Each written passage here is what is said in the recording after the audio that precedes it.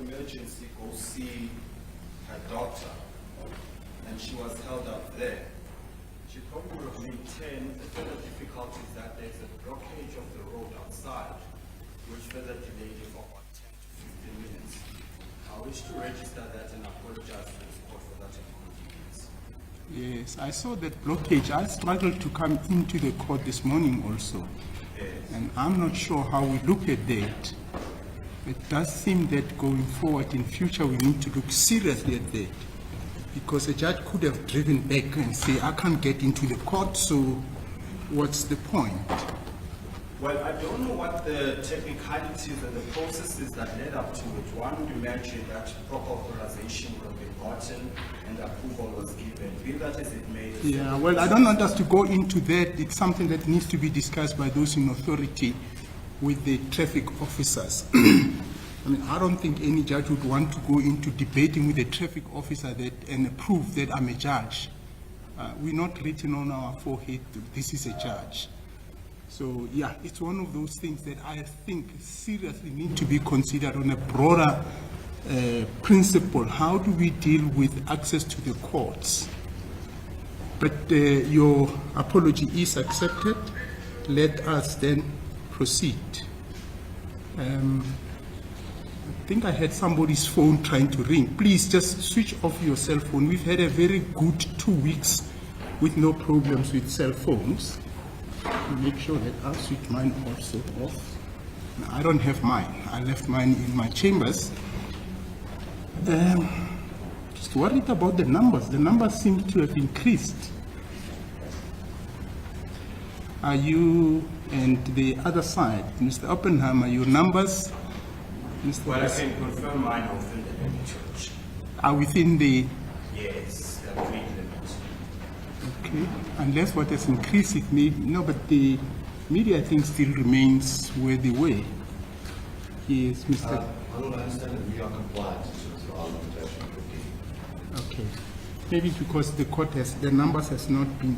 In any case, I see here it's written the maximum capacity for this venue is 51. And I think throughout the week we've been getting less than 30, less than 25. So probably that's why the numbers are, or the court appears like that. But please still keep your masks on. The rule when we started was that only the lawyers up front and myself would take off the mask. Now I'm taking the mask off because on the assumption that I'm far removed from everybody else. And the other thing, I had brought my own personal sanitizer. I don't know what happened to it, but between the witness and the defendant's attorney, can we get that sanitizer back so that when you exchange your computer, your laptop, you try and sanitize and play safe? That being the case, I'm ready if you're ready. Thank you very much. You can then use that. Thank you. In fact, I think today we won't use that because we're going to use the screen. In fact, also before we start, you know, to increase the font even further, what you could do is as soon as you open a document, you can also close the section part. If you close the section part, it gives you even a bigger yes, like that, so that the witnesses don't struggle in reading. And then you can always go back to it if you're looking for a particular portion. Thank you. Right, thanks. Mr. Kasimoto. As the court pleases. My Lord, we intend to start with the response to the claim that has been brought by Afriforum. And in doing so, I beg leave of this court to call the first witness on behalf of the first and the second respondent, Mr. Julius Malema.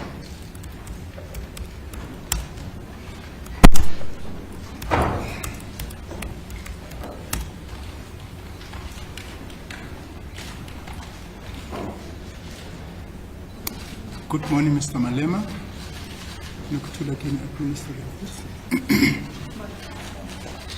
Please state your name and surname for the record. Julius Malema. Do you have any objection to taking this oath? No. Do you swear that evidence about your give is the truth, the court should testify for the truth? If so, raise your right hand and answer how you go. Thank you, Mr. Malema. You may be seated. Just my usual protocol. I just don't like this thing of people's surnames not being properly spelled, and I've taken a policy stance on it. Malema is spelled as M-A-L-E-M-A for the record. Thank you. Your Lordship, can I please, with the court's permission, request that the witness remove the mask for the sake of audibility? Yes, that's fine. You can remain seated, Mr. Malema.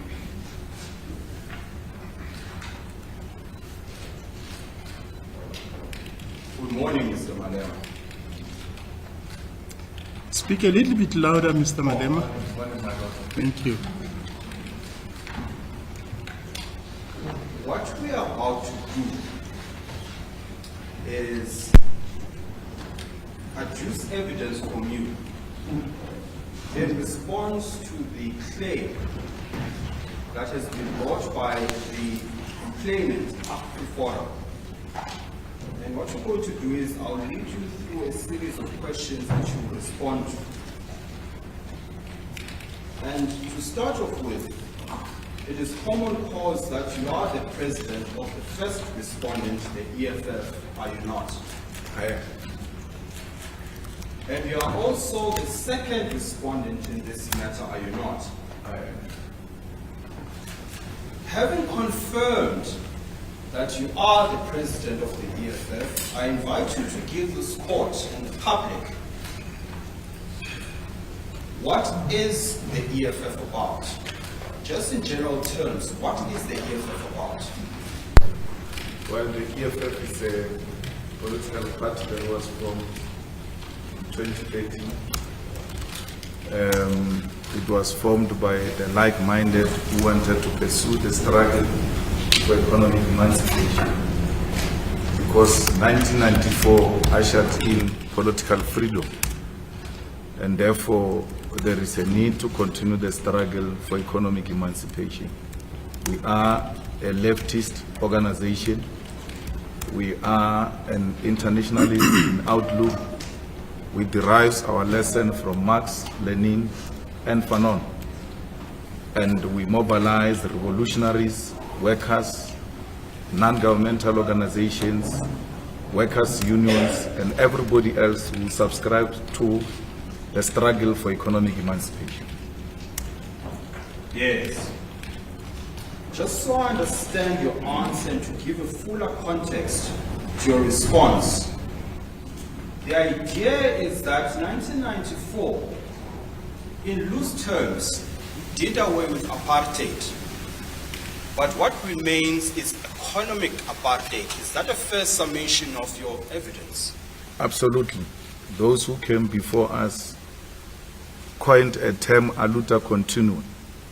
When they said aluta continua, they appreciated that the struggle continues. And therefore 1994 was not the end of apartheid. It was the beginning of a process to end apartheid and destroy everything else that it stands for. So when you say we have a political power, they wanted to use the political power to usher in both social and economic power. Yes. As I understand you then, the economic aspect has not been dealt with. Is that your evidence? It has not been dealt with. It remains in the hands of the minority few.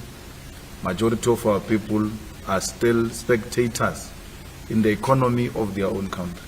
And there is a systematic exclusion of our people, irrespective of the expertise they have and qualifications.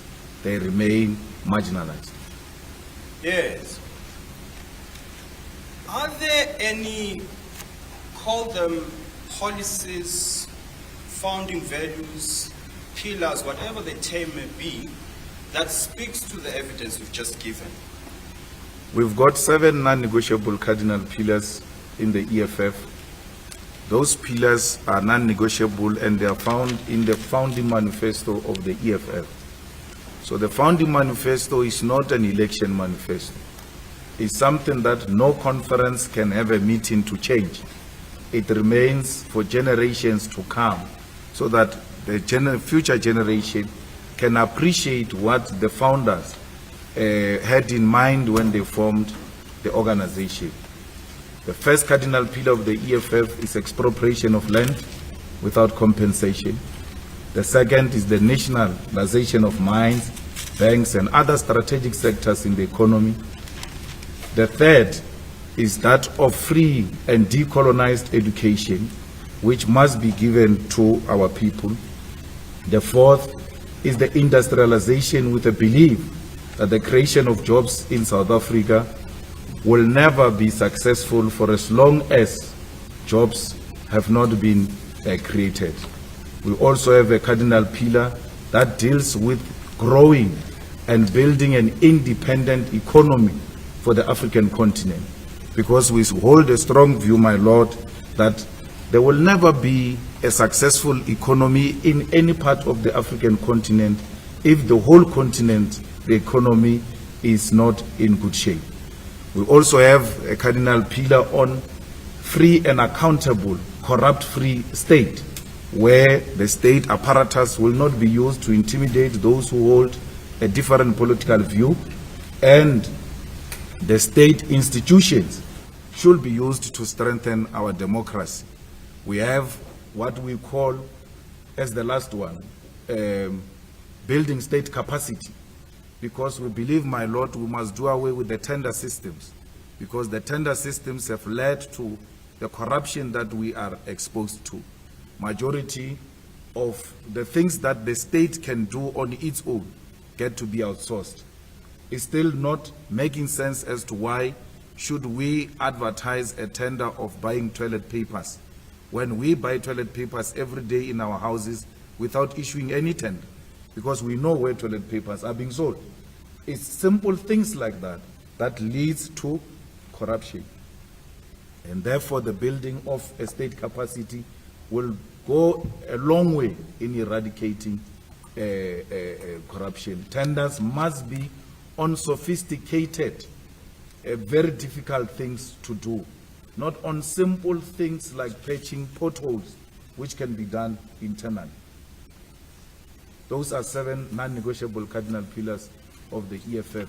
The first, which is the main, is the expropriation of land without compensation, because land represents the economic struggle that we are pursuing. Land is fundamental in a sense that when the colonialists and the settlers arrived here, they took our land by force.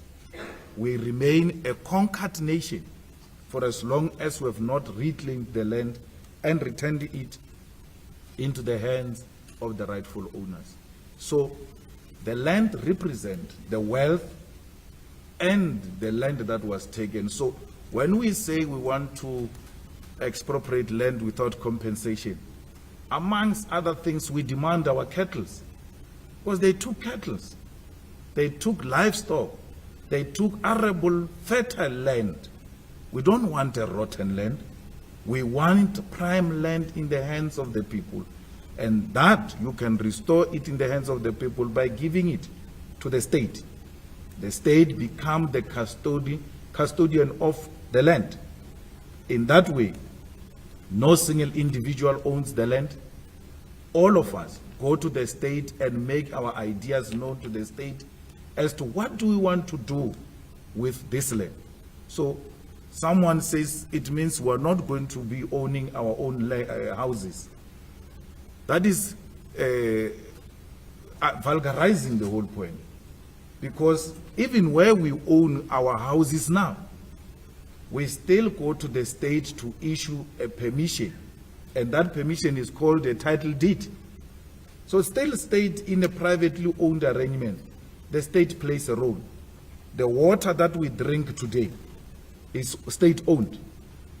But no one has ever woken up in the morning and say, today I feel less ownership of my water, because it's state ownership. We all drink the water free.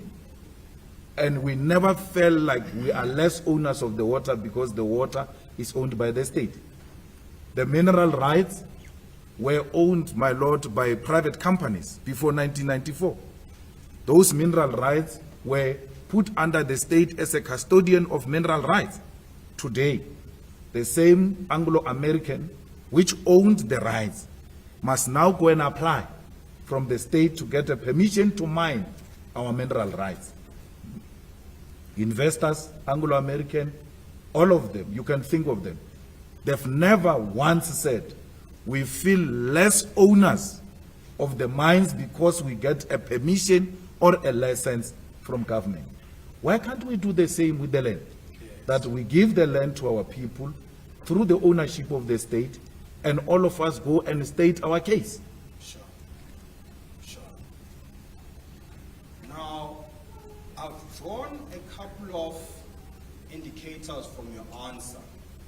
And I want to zone in on a couple of them, just for the sake of emphasis. The first you suggested is that land is fundamental because it speaks to the whole concept of the economy. Am I capturing you correctly? Absolutely. What that means to me, correct me if I'm wrong, I'm just drawing conclusions from what you said. If I understand you correctly, then you're suggesting the idea of land reform and land justice is not limited to the question of land for its own sake, but there are economic aspects that flow from that issue. Is it not so? Absolutely. And you say land represents wealth. What do you mean by that? Land comes with everything. There is nothing that you can do without the land. Whether you want beautiful beaches, you want the land.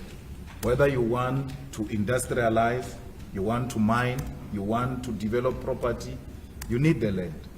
Land is everything. Hence, when they arrived here, they didn't take anything. The first thing they took is the land through the wars of dispossession. So that they had an appreciation that if they take the land, everything else will fall into place. Yes.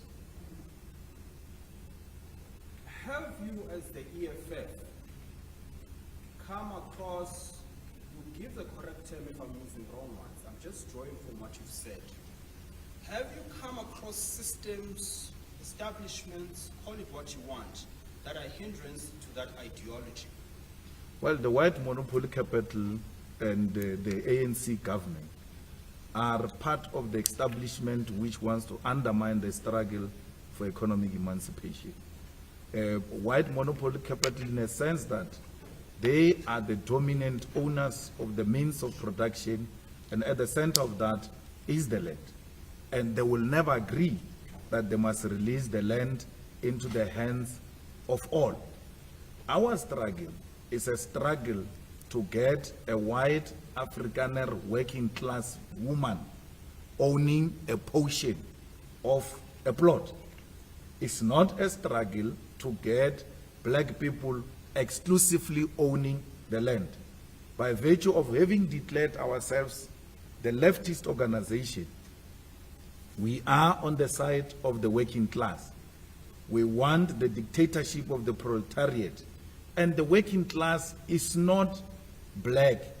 The working class is a class on its own, and the determination of such class is its relationship with the means of production. And therefore, when you are an Afrikaner female who doesn't own a piece of land excluded by Afrikaner males, and you don't own any strategic means of production, you belong to a working class. And therefore, the struggle that the land should be transferred into the hands of our people in this contest for a leftist organization with an internationalist outlook that subscribes to Marx and Lenin, who are white, by the way, will mean that every person, black, white, Indian, or colored, should benefit from the ownership of strategic means of production in South Africa. Yes. to the question or the concepts of establishment and system, what do those concepts mean? The white monopoly capital is those who own the monopoly of the economy. They own monopoly industries, they own the land, they own the banks, and they own anything that you can think of strategically in the economy. Then the ANC government has been reduced to the manager of the affairs of the state on behalf of the ruling class, which is the white monopoly capital. Let me understand. And therefore, the sensitivity of being white and not listening to the rest of the sentence is actually naive. That when we say white monopoly capital, because I'm white, they mean me. You'll have to work very hard. It goes beyond the skin color, Papa. So it's not that every white person owns in the economy of South Africa. There are a lot of them, especially the white females, who are excluded from the ownership of anything strategic in the economy of South Africa. They too remain victims of their white counterparts who are refusing to allow them participation in the economy of South Africa. So let me understand. The ideology is not race-focused.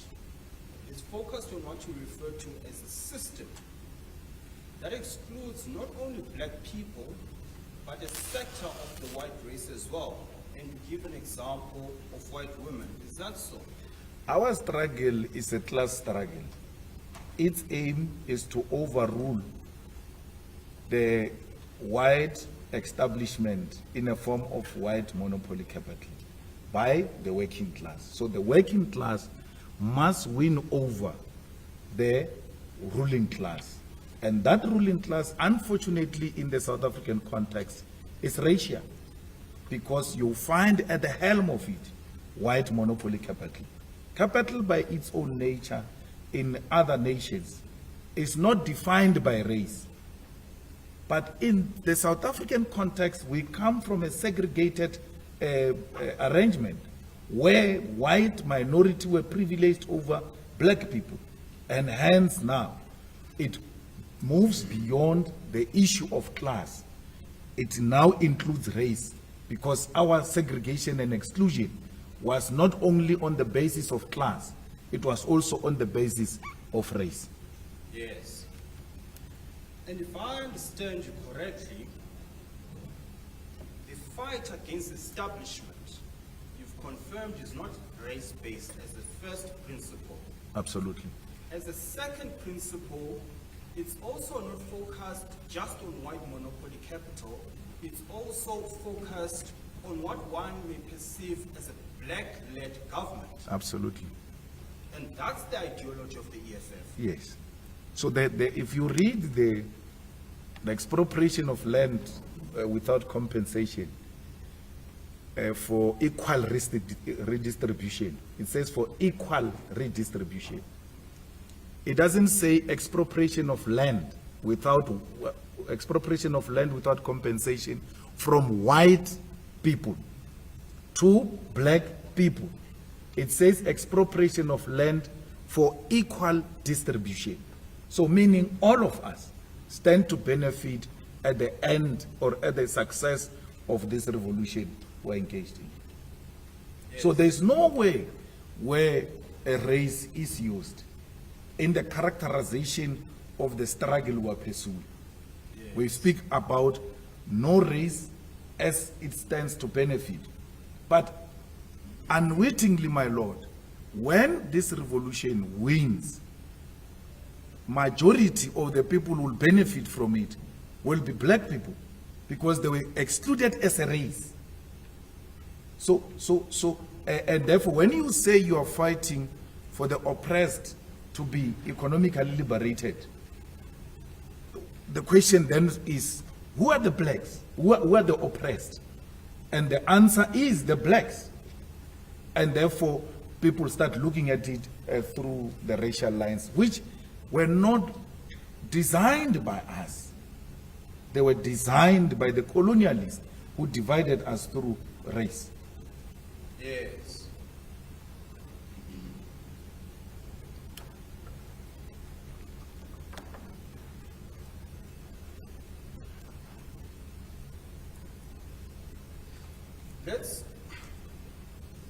Sorry, I just want to finish this thought. Let's pause there for a second. I'm going to ask my attorney to play a video for you. And I want you to watch it carefully, because I'm going to ask you questions around it. Just capture the essence of the video. My Lord, there is no place here to... You will see it. I came with a pen to write, but there is no place to put... No, I wanted to write, but I'm saying there is no table. Oh, I see. Yeah. Let's see if we can organize one for you with the court's permission. Are you comfortable there, Mr. Malema? Yeah, no, that's fine. I wanted to write if something comes up in the video.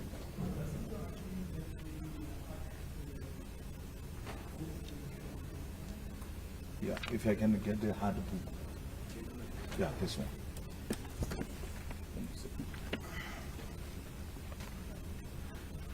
Yes, maybe we should just pause here, Mr. Malema, and just indicate to you we've had some experience with other witnesses. You're not permitted to read from any book. Yes. Unless with the permission of the court and prior indication what it relates to, or if you don't have your cell phone with you. No. Good. You like me. I always say to people, if anybody dies, even if I have the cell phone in front of me, I'm not going to change. Yes. Thank you very much. Just to give the context of the video for the benefit of the court and the public, what we are about to broadcast is a clip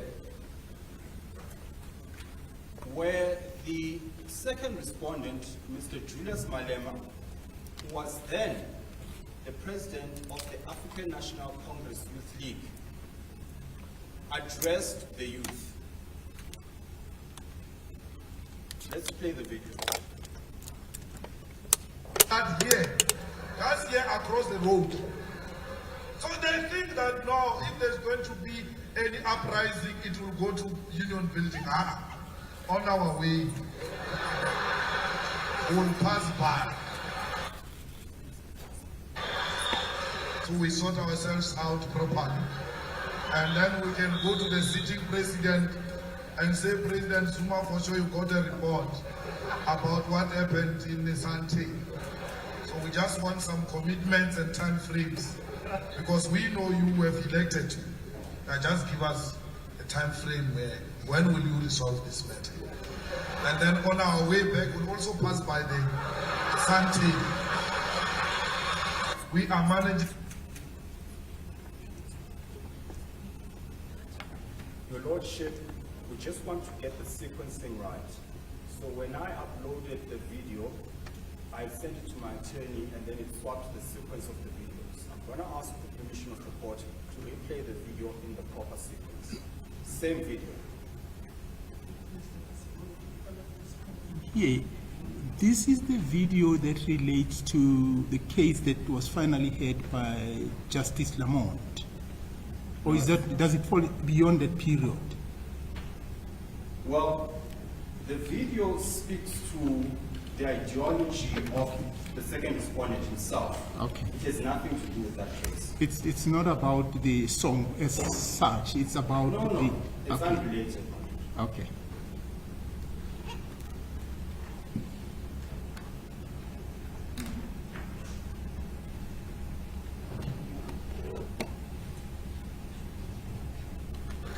That colonizers stole us. That colonizers stole the land. It's them who told us. We get this from all these leaders of the ANC. Today they are in government, of course we understand they may try to be diplomatic. But you taught us that colonizers stole the land. And when you steal, you commit a criminal activity. And once you commit a criminal activity, you are a criminal. You must be treated as such. That's what we learned from them. They can disassociate with it today. We understand. They must be honorable in approach. But we don't have that responsibility. It's their responsibility. We say it the way it is. They must come and polish it. So that as long as the product is the same, we have no problem. Because capital has got some small mentality. Capital suffers from a mind of a rat. They think if there's going to be an uprising, it's only the ANC which is going to be overthrown. They don't know that we'll start with them. Here in Santenia, our people will just walk from Alexander, just across the street, open the fridge, and just mess themselves with cheese and everything else they find in that food. Before we even reach Union Building, we will start here. We'll now play the second part of the scene. Start here. That's here across the road. So they think that no, if there's going to be any uprising, it will go to Union Building. On our way, we'll pass by. So we sort ourselves out properly. And then we can go to the sitting president and say, President Zuma, for sure you got a report about what happened in Nisante. So we just want some commitments and time frames, because we know you were elected. Just give us a time frame when will you resolve this matter. And then on our way back, we'll also... Now, Mr. Malema, I'm just going to draw what I perceive from the video. You either confirm, deny, or qualify what I'm saying.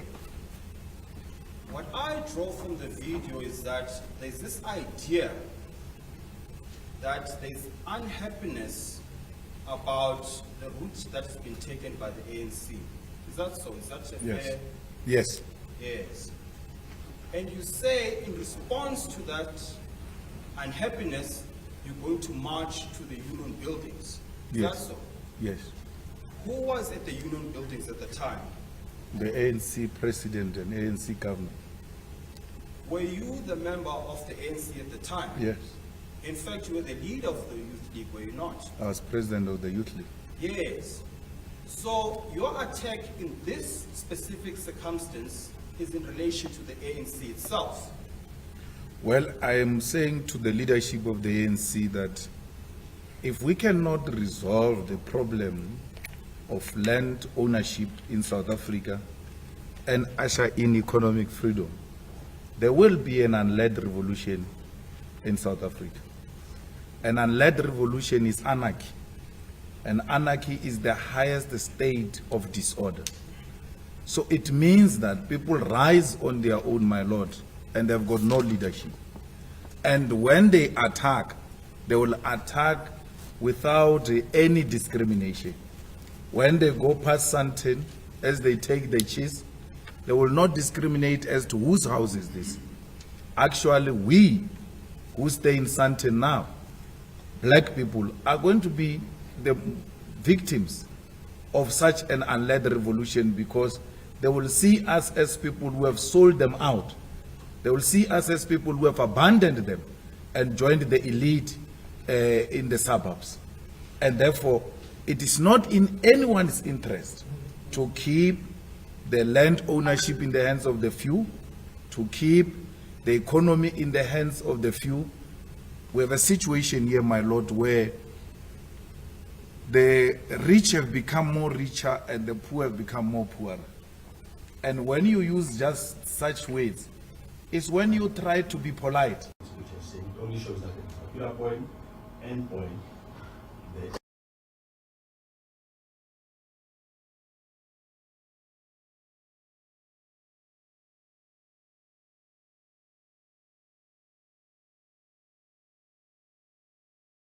And he said to me, Julius, had we known that democracy was going to be this nice to us as white people and we can make money even in the townships, then we would have given you freedom before 1976 and avoided children dying. Because We are now even trading in the areas we couldn't trade, and we're now making more money. And we could have given you this freedom long before had we known that actually we're going to be the beneficiaries. He was insulting me because we thought it was going to benefit us, but they became the beneficiaries more than the oppressed. Yes. With that being said, let's now zone in onto the impugned song, which is the subject matter of this trial. Did you observe the videos that were presented by the complainant showing you singing and chanting? Yes. From your viewing of those videos, did you sing "Kill the Boer"? No. I think you've got the wrong man. I didn't sing "Kill the Boer." Very well. Even in the videos that they have presented before my Lord, not a single video shows me singing "Kill the Boer." So I think they are looking for a wrong person. Yes. But let's try and deconstruct the song anyway. And the song in question I'm referring to is "Kill the Boer." Yeah. Do you know where it started? No. Did you start the song? No. How did you know of the song? Well, I sang the song. I was taught the song when I was very young. I joined the struggle when I was 9 years. Part of what they did to us, my Lord, was to try and teach us struggle songs.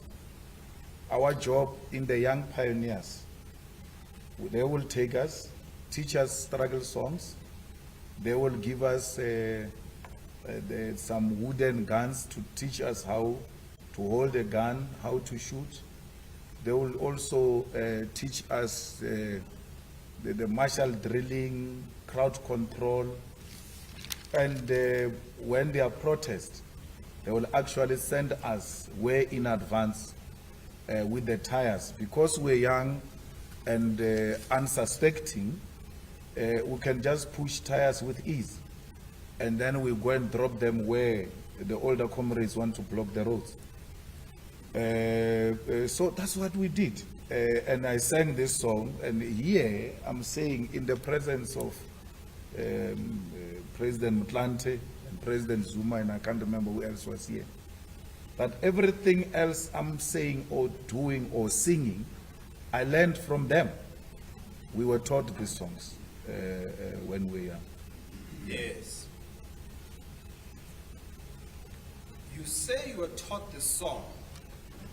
Did they teach you what the song means? Well, we understood through political education what the songs meant. They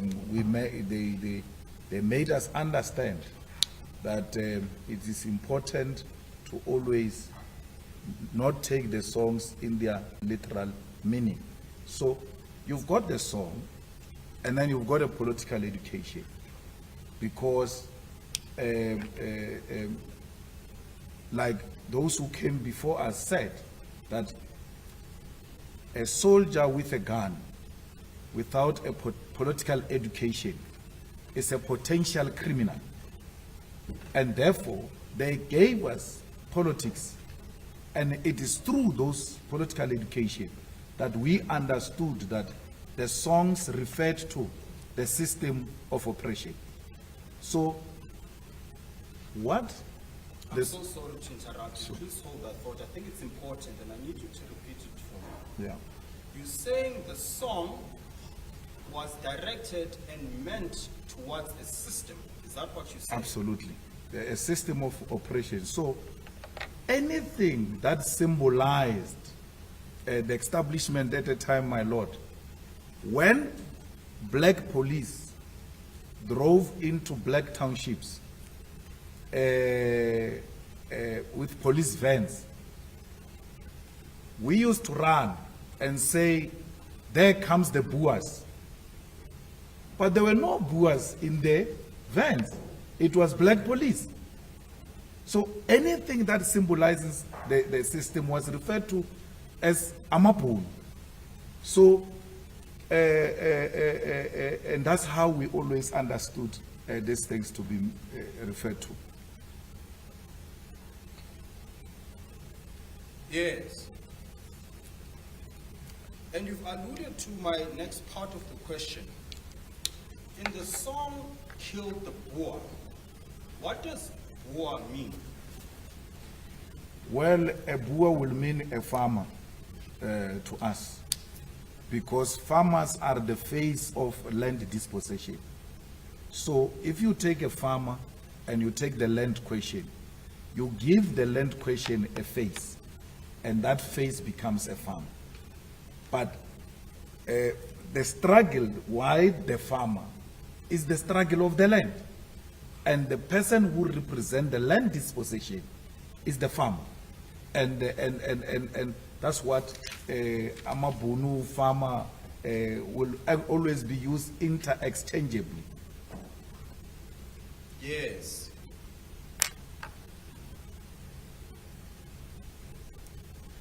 Let's pause for a second there. But do you know that today, and it has always been the case, that to show that the concept Boer or white or Mulungu does not refer necessarily to a particular race. Today, my Lord, if you are rich and you employ people, in my language, they say to you, hey, white man, even when you are black, because whiteness represents the ownership. So a person who says to me, Lokhua or white person, Do you mind Oh, sorry. allowing your lordship? I think he's inundated with something for a second. You covered. Okay. Yes, please Yes, make so- the point again. if a person says to you, Lokhua, right, you can't say to a person, no, don't call me a white person. You understand the context it is used in. And that's how those who are black and being called Lokhua or a white person, or Mulungu, they even call you Mulungu, because you are the owner of a farm, or you are the owner of a shop, or you are the owner of a restaurant, and your employees refer you as such, because that's what came to be the face of the ownership of the economy. Yes.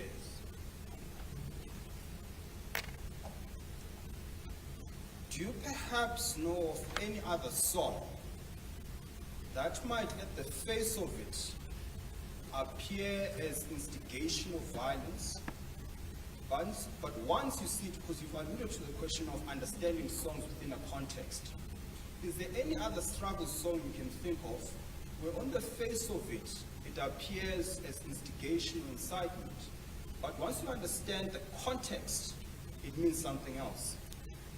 Well, my Lord, firstly, we must agree that these are struggle songs, and they represented a particular cause against the system. And therefore, to declare it as a hate, it means declaring that our struggle was a hate. At the trial here is our struggle for justice. That must be declared a hate by the court, which will be extremely wrong. There's a song we used to sing, and we still sing in the political gatherings, my Lord. It says, "Gibela phezu kwendlu batshela, umama uyajabula masishaya amabhunu." So it says, go on top of the house. My mother becomes happy when we hit white people, right? And what is interesting about it is that it uses mother. Our mothers will never be happy that we are hitting or killing other people. But our mothers, who have enjoyed the pain of oppression for a very long time, became happy with us when we started fighting the system of oppression. They became happy with us because they were at a point when they could no longer tolerate that which was happening to them. So we use this song to tell everybody that our mothers, the non-violent people, are now even approving of our struggle. Masishaya Mapunu means Masishaya system of oppression and exclusion. Our parents are happy. How can our mothers be happy that we kill people? Our mothers are not monsters. Our mothers have never been known to be monsters. And we use them to demonstrate that if it can be approved by mothers, it means it's a justifiable call. We don't use the father figure in that song because the father ordinarily, and because of masculinity, is associated with violence. So if you say my father approves of me hitting white people, but it's obvious those ones is violent people, why do you even say that? But we use a mother because mothers are peaceful people who never and will never agree to hitting or killing of anyone. But at a face value, if there is anyone who doesn't understand the context within which we are using the mother and the hitting and all of that, you will think that these people are saying their mothers who have no history of murdering people are now approving that we must murder them, which is a complete distortion. We seeked our mother's approval. We still do even today, because that which mothers can approve, it means it is on the correct path. Yes. On that very idea of analyzing and interpreting struggle songs and the importance of context in understanding the underlying message to the song, I'm going to play a video. Just to give context to the video again, what will be broadcast is a clip of the former President Thabo Mbeki addressing the Truth and Reconciliation Commission, explaining the meaning of the song Kill the Boer. That's the context. I'm going to ask my team to play the entire video.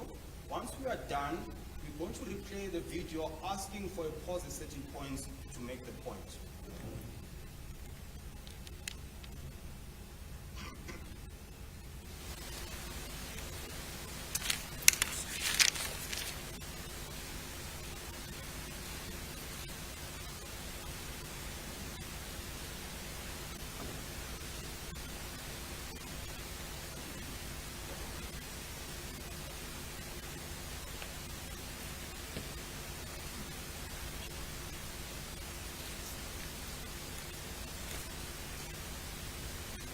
My apologies, my lord. We seem to have connectivity issues again.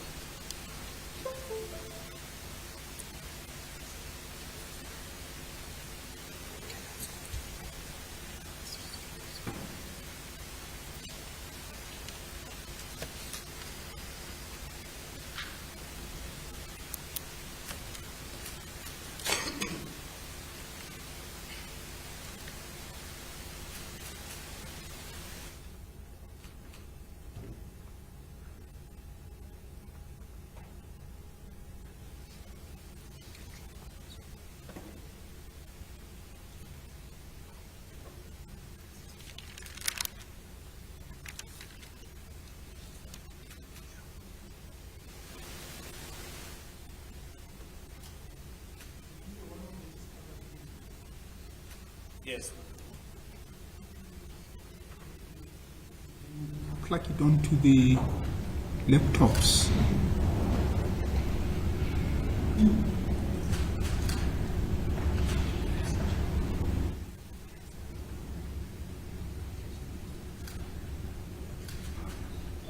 Perhaps let's do this, my lord. We'll come back to this point once we've dealt with the technical issues.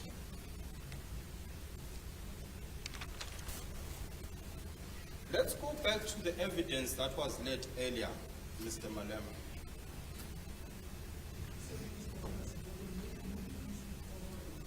His assistants, do you want us to call them because they could probably help? Would appreciate that, my lord. Okay, Nokuthula. Nokuthula.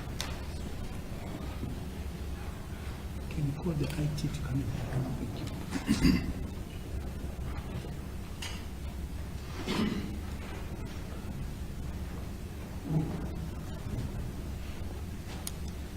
You wanted to proceed in whilst waiting for the... Yes, perhaps we should do that, my lord, while they sort this out. Mr. Malema, let me take you through the evidence that was led on behalf of the complainant, Afriforum. There was a suggestion by an expert witness on behalf of Afriforum, Mr. Ernst Boers, that he sourced material from your Facebook page. In other words, let me be specific. He says he sourced a screen grab of a comment by one of your supporters from your Facebook page. Have you ever had a Facebook page? No. No. Have you ever had a Facebook profile? No. Do you have a Facebook page? No. Do you have a Facebook profile? No. I have Twitter.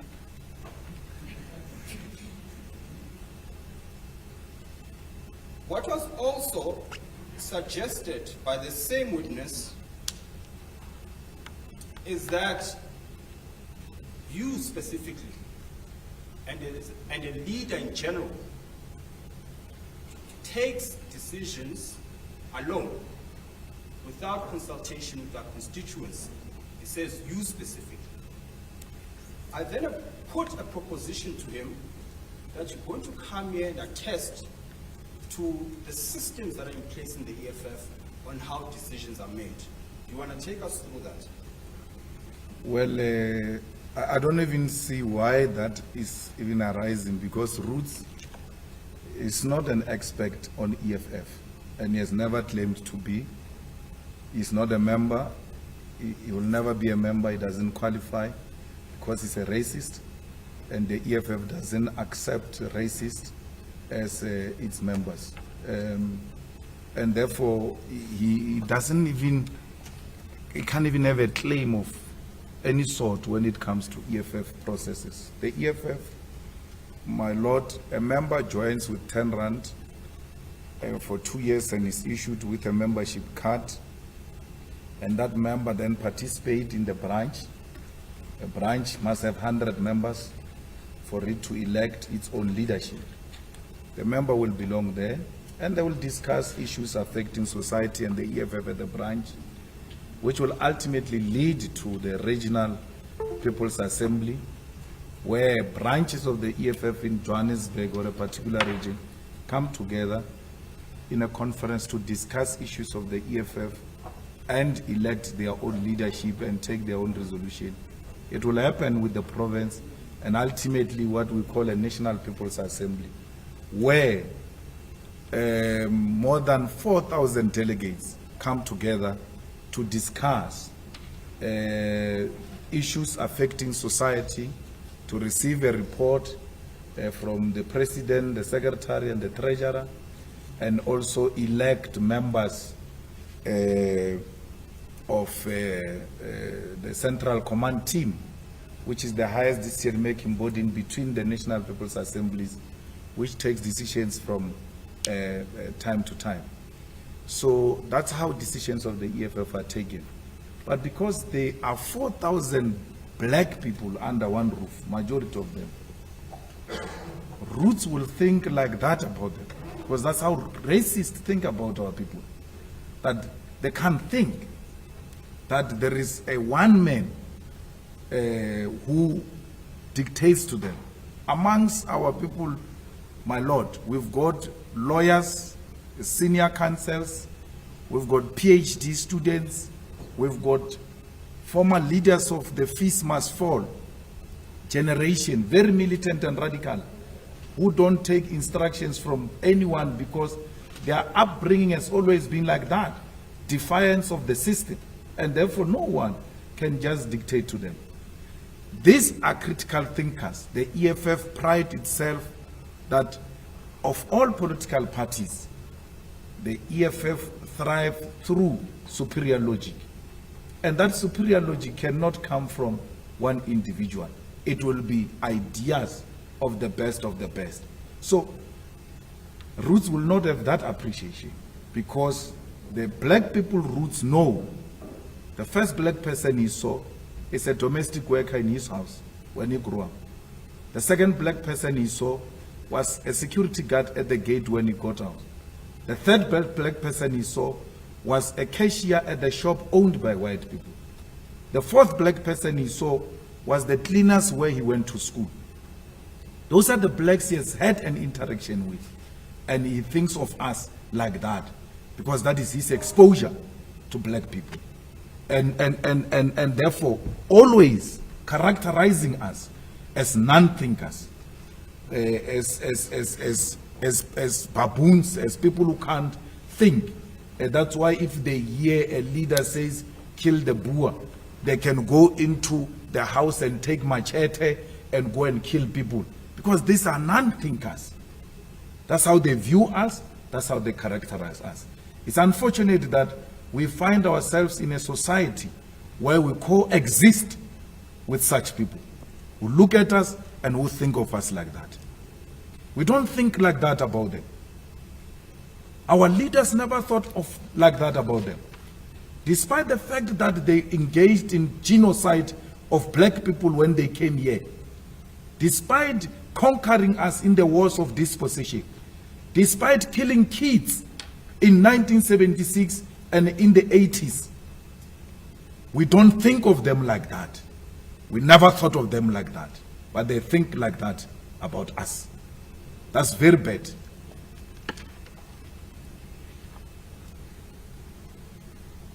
Just to wrap up this point, has Mr. Rhodes ever been to any of the EFF processes that lead to decisions that you've referred to now? No, he has never been. Let's then revert to the video I wanted to play earlier. I understand now it is on the screen, it's available. Just to give the context again for the benefit of the court. It's a clip of the former president, Mr. Thabo Mbeki, giving evidence at the Truth and Reconciliation Commission.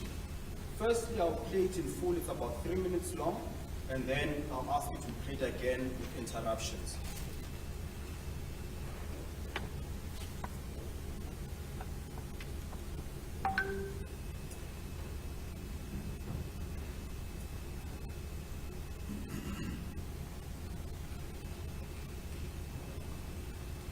They would be doing this thing. It's not a statement. You see, part of the problem with this is that somebody who comes from outside of that African culture interpreted it. And indeed, when you then write there, Peter Mukaba said, kill a Boer, kill a farmer, he didn't. In the sense of a statement which represents policy. And it would not have been taken as a statement that represents policy. So there's no ANC policy which says kill a farmer, kill a Boer and all that. But there would be a language of all sorts. You have a Zulu song, not quite a Gwijo, but it's traditional songs.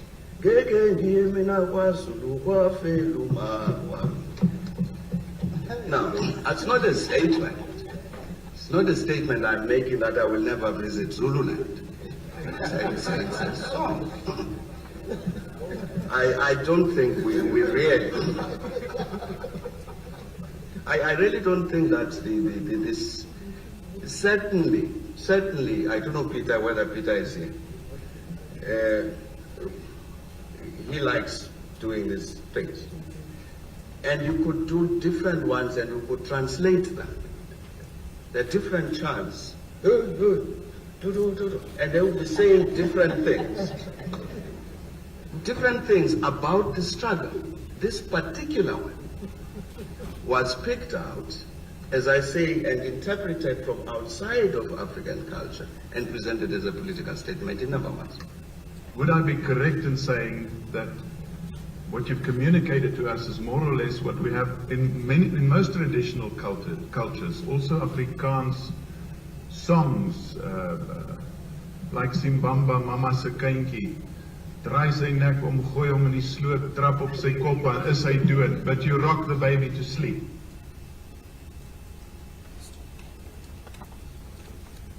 Now, I'm going to replay that video, and this time I'm going to ask for your comment at every pause, Mr. Malema. Perhaps I should have the laptop so I'll just have the pause. Is that fine? Yeah. They would be doing this thing. It's not a statement. You see, part of the problem with this is that somebody who comes from outside of that African culture interpreted it. And indeed, when you then write there, Peter... Now, did you hear the statement? Yes. Does it align with the testimony you've given earlier? Yes. In literally 2 sentences at most, nothing more. Just capture the idea again. Well, the songs, like former President Mbeki says, they are not taken in a literal meaning. They are understood to be the songs, they are chants that get to be sung in political gatherings for agitation. But, you know, the struggle songs were also used to communicate the difficulty we're confronted with through song. Because we Africans, That's when we are angry, Mr. Malema. oh, I'm so sorry. I think you've captured the point, and I really apologize for that. no problem. Cuba said, kill the Boer, kill a farmer. He didn't. In the Again, let's stop there. He makes reference to Peter Mokaba. Do you know who Peter Mokaba is? Yeah, I know Peter. I was mentored by Peter amongst many other people. Peter comes from Polokwane. Peter, at that time, was one of the few popular politicians from Polokwane and the entire Limpopo province. And we grew up looking up to him. I worked with Comrade Peter, and even when he passed on, we were still in contact. He's a former president of the ANC Youth League, and I'm a former president of the ANC Youth League. Yes. Do you share any of his ideas? I share all of his ideas. We were brought up by him. Peter, Winnie Mandela, Thabo Magunyane, Castle Matale, and many others. They are the ones who mentored us. They are the ones who taught us the ABCs of politics. Yes. And Peter didn't have a policy of killing people. Actually, Peter operated with a lot of white patriots and white comrades in South Africa. I think he had more white people involved in his life. Actually, we were getting introduced to white people by Peter. Some of the white people I know were introduced to me by Peter.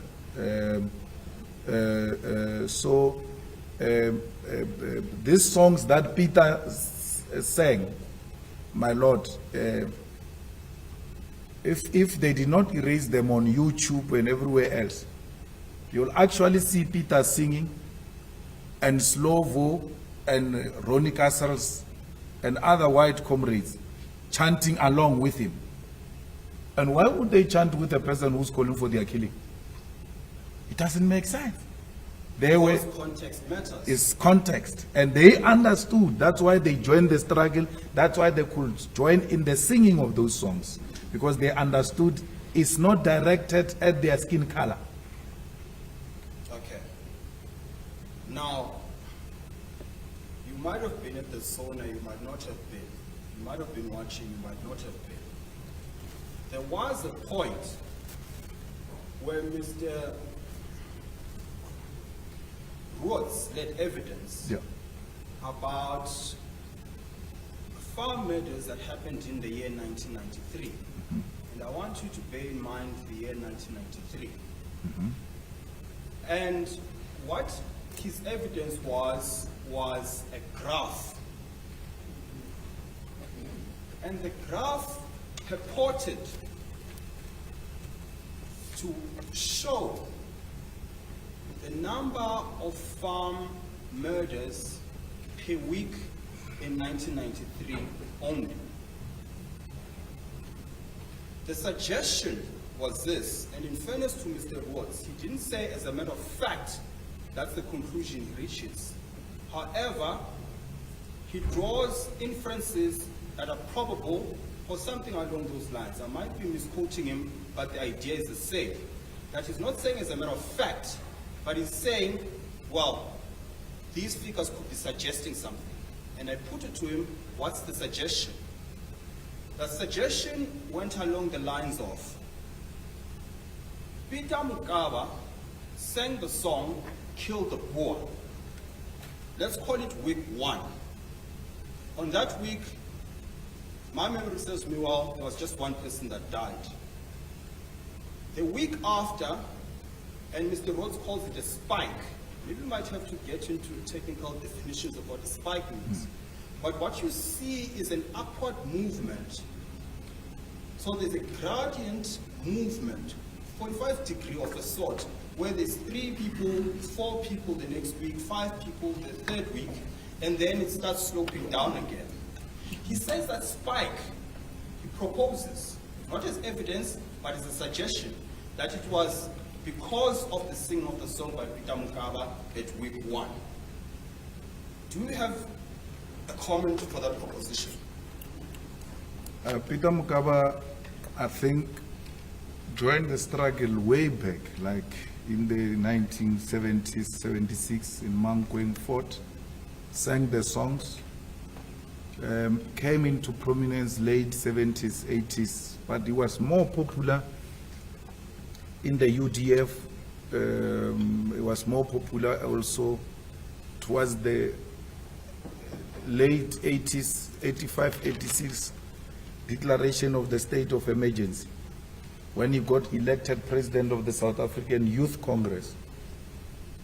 Peter sang the song throughout that period until 1993. So Rhodes, if he wants to be a scholar who came here and he wasted costs time to advertise his personal book at the state resources by sitting here and keeping the court busy, promoting a book without thorough research. If he was honest, he should have said to us, Peter Mokaba sang this song so many times. And every time Peter Mokaba sang the song, there was a spike. Not only in 1993, because that type of research is extremely subjective and seeks to favor a certain narrative. Let's do this, my lord. Peter Mokaba has long died. Peter has long died. The farmers are still being killed today. Unless Ruth says Peter is singing the song from the grave. But farmers are being killed today. Why are the farmers being killed? It's not exclusively farmers. There is a problem of violent crime in South Africa. And farmers are not saved from that. Women are not saved from that. Children are not saved from that. There is a spike in murder in South Africa. There is a huge increase in murder in South Africa. It is not exclusively farmers who are being killed. South Africa, it's a crime scene. We exist in a crime scene. Anyway, if you want to take the farmers and compare them to what is happening in the township and compare them to what is happening to women, it's a drop in an ocean. Our people are dying like flies. But coming back to 1993, that is the year Chris Hani was killed But before that, from the 90s coming this way, we had a problem of violence in South Africa. Black on black violence. There was political instability. People were killing each other. People were angry. And those who might have resorted to killing farmers as part of the attack that they are attacking the system, it happened in that context. We wanted to kill, by the way, and in a literal sense. They must thank Mandela for a very long time. Because when they killed Krisani, all we waited for was a statement from the Commander-in-Chief, President Mandela, saying to us, now let's go for them. Everybody was agitated at that time. I'm so sorry, and I'll take you back. Yes. I just wanted to follow chronology. Yes, You've made reference to Mr. Mandela. yes. Do you know him as being militant? Very militant. Madiba was the most militant man who, president of the ANC, visited his home at some point and said to Mamwini, you must tell this Walter and Nelson that they don't own the ANC. They were the most militant and radical young people. Madiba, before prison, the ANC NEC used to remind him many times, you are going to die because you are adventurous. They will kill you. Yes. That's how radical he was. Let me understand. He was radical in that sense. Did his radicalism extend to literal military warfare? The also was worse because it formed a military wing. Mandela's Youth League said to the ANC when it got formed, you are a sweetheart organization, we must turn you into a militant organization. They forced the ANC to adopt a radical program of action in 1949 as the Youth League. And that program, my lord, included the armed struggle as one of the 4 pillars of our struggle, which led to the formation of Mkhonto weSizwe. Mandela carried guns, by the way. They are still looking for his gun that he left at Lily's farm. Mandela carried guns for this country to be where it was the first trained combatant of Mkhonto weSizwe. And that's the school and ideology you go under politically. Yes, those are our leaders. Yes. Your Lordship, I'm minded that it's now 11:30. With that being said, the entirety of my evidence will be summed up as soon as this video finishes. I do not intend to keep it for more than 15 minutes. With the court's permission, can you conclude on the video and then we can start with the cross-examination after the tea break? As the court pleases. We will resume with the video where it ended.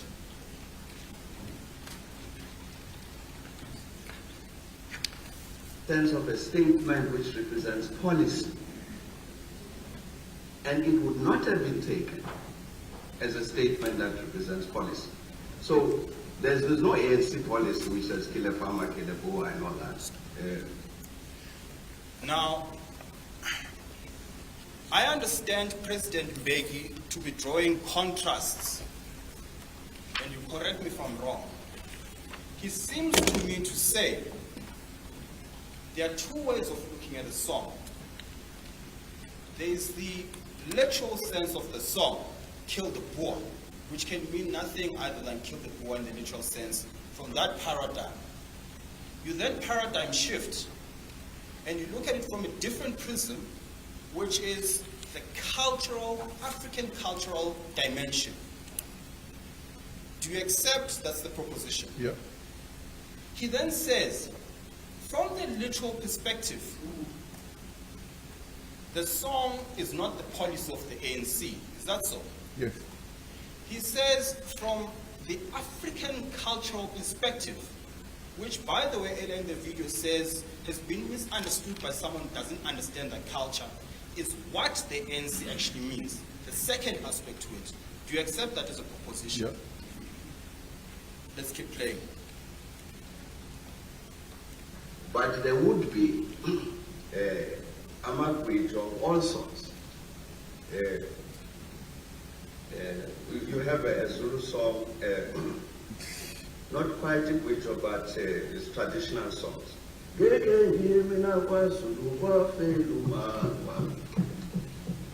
Now, that's not a statement.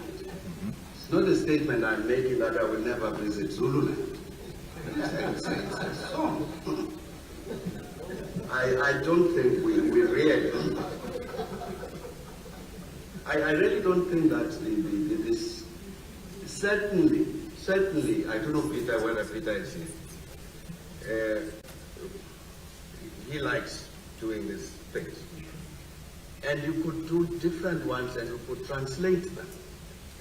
They're different chants. And they will be saying different things. Different things about the struggle. This particular one was picked out, as I say, and interpreted from outside of African culture and presented as a political statement. It never was. I'm not going to ask you to comment on that. You've laid sufficient evidence in respect of what you just said now. What now will come up is the commissioner from the TRC. In response to the evidence that was given by the former president, Thabo Mbeki,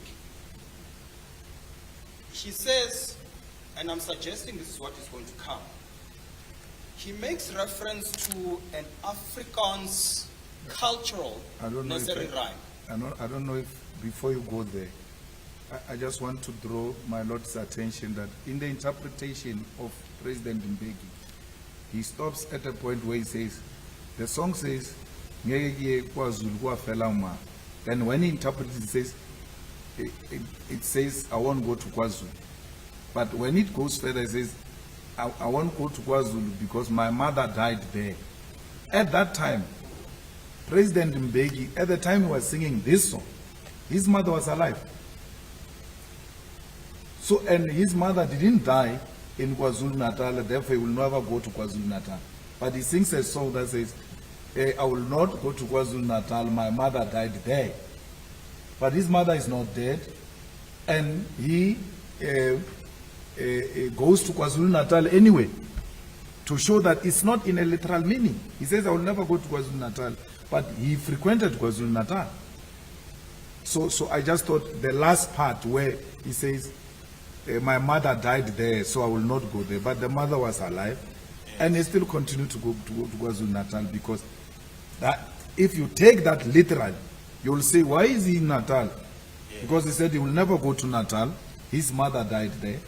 Why is he saying his mother died there when his mother is still alive? Yes. Maybe then I should have asked you that question, and I hope you will not deduct my invoice and put it in half because I didn't ask you a relevant question. No, that's fine. Let's then play the video. Just hold on, let me give context to it. This is now the TRC commissioner, and he's responding to the evidence of Mr. Mbeki. Let's hear what he says. Would I be correct in saying that what you've communicated to us is more or less what we have in most traditional cultures, also Afrikaans songs, like Simbamba, Mama se kindjie, draai sy nek om, gooi hom in die sloot, trap op sy kop en is hy dood, but you rock the baby to sleep. Now, that's in Afrikaans, and for the benefit of the public and of the court, I mean, of course, it can be put in dispute if the complainant so wishes. But the interpretation of the song we have in the English version is this. Again, context matters. This is a nursery rhyme, an Afrikaans cultural nursery rhyme. The translation of that rhyme is this. Siembamba, mommy's little one. Turn her neck around and throw her in the ditch. Stand on her head, and then she's dead. It's a nursery rhyme in a cultural context, Afrikaans cultural context.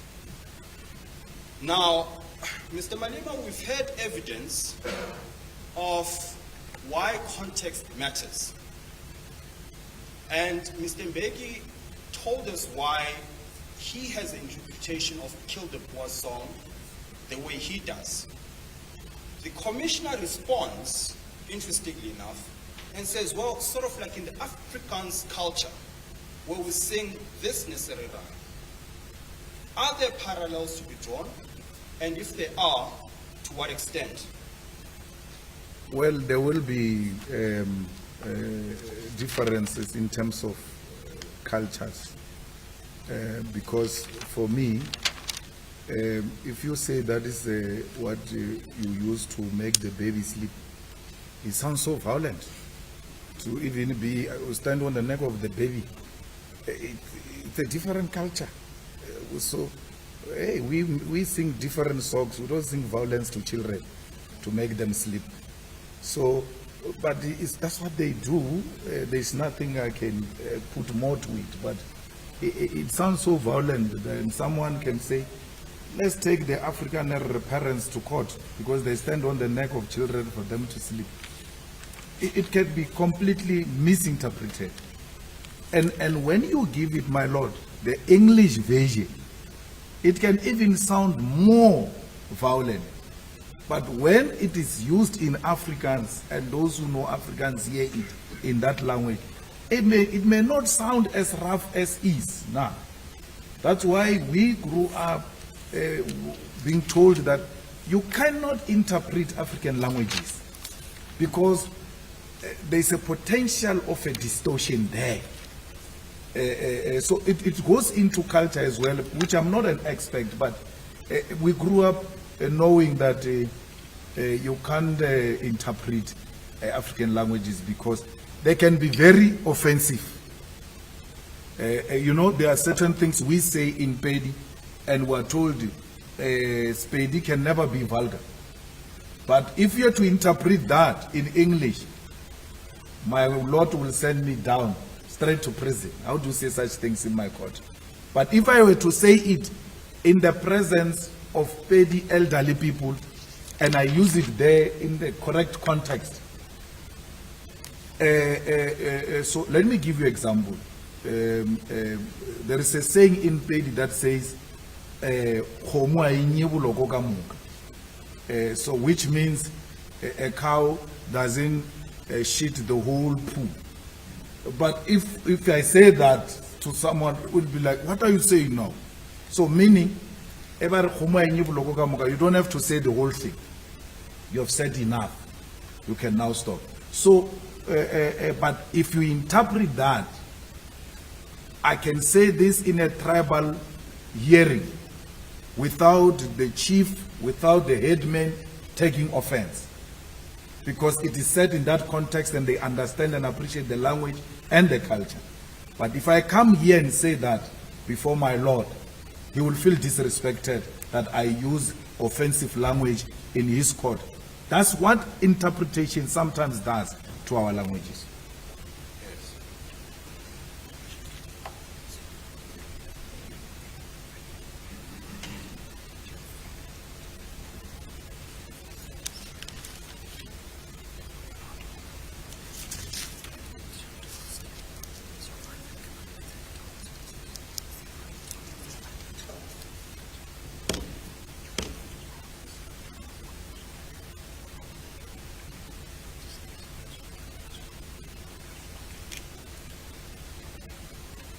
Your Lordship, you will please excuse me, and I really apologize for this.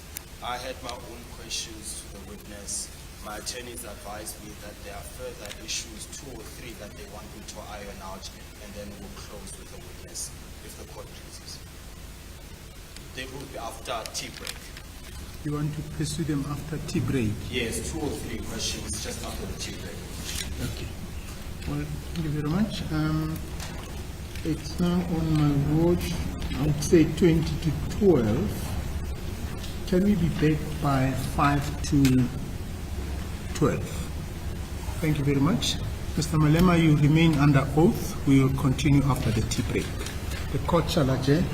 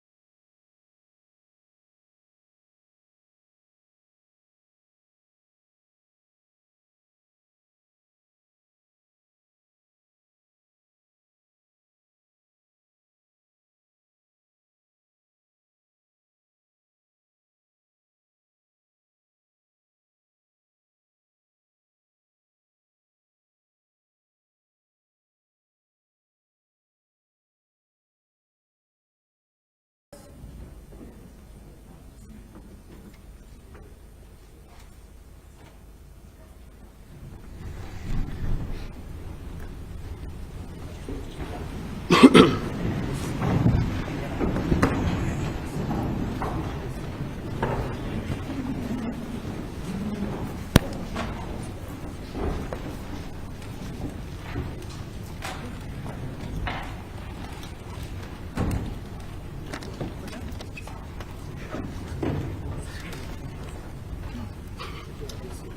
Mr. Castillo.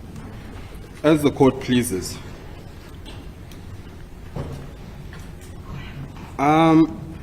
So before the adjournment, Mr. Malema,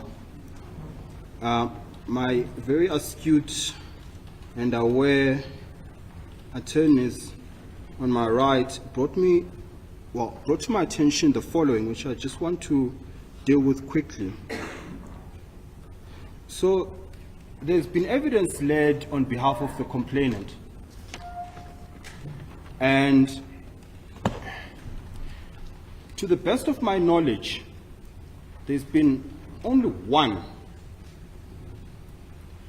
confirmed instance where there was a link drawn between the singing of the impugned song and a farm murder.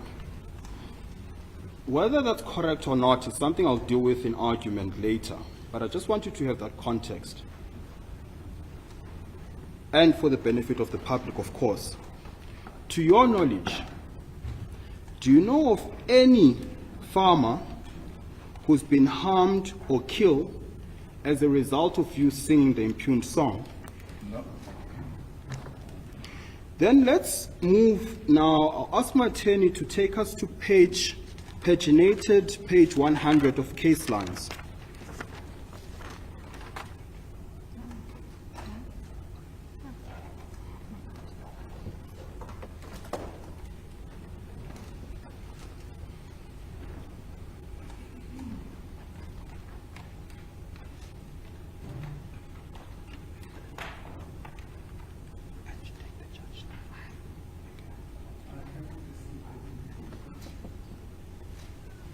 That's fine. Just give me the page number. I'll get there myself.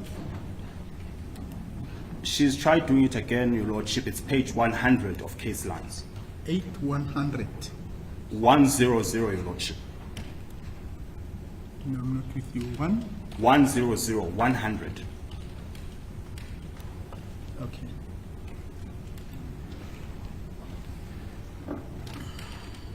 Mr. Malema, what appears on page 100, which is in front of you, is one of the pages to a settlement agreement. And I'll be very careful here, Your Lordship, I promise. It's a page from a settlement agreement of the trial that came before this one in relation to Dubula Ibun. We of course know now that the Lordship's brother, Lamont J., declared it hate speech. An appeal was brought to that judgment. And the appeal, before it was heard, was abandoned. And the reason it was abandoned was because the parties came to an agreement, which was made an order of court. That's what that page is about. So let me read the relevant excerpts of it. Paragraph 3 specifically. It says, the parties have agreed to a full and final settlement of their dispute on the following terms. The first one is, the parties agree. Perhaps it's important that I make the point of who the parties are here. I should have started there. If you can just take us there, Ange. So it's an agreement between these parties who are parties at the Kotako. It is the African National Congress, it is yourself, it's Afriforum and Tau SA. Let's go back to 3. This is what these parties agreed to abandon the appeal. In other words, the appellants were never given an opportunity to make arguments as to why the song is not hate speech. because they came to this agreement. The parties agree that it is crucial, now this is important, mutually recognize and respect the right of all communities to celebrate and to protect their cultural heritage and freedom. If you then go down to D, it says, the parties commit to deepening dialogue amongst leaders and supporters of their respective organizations and formations to promote understanding of their respective cultural heritages and for the purposes of contributing to the development of a future common South African heritage. You would have obviously been one of the parties that agreed to this agreement, which was made an order of court, not so? Yes. I have no further questions for the witness, Your Lord.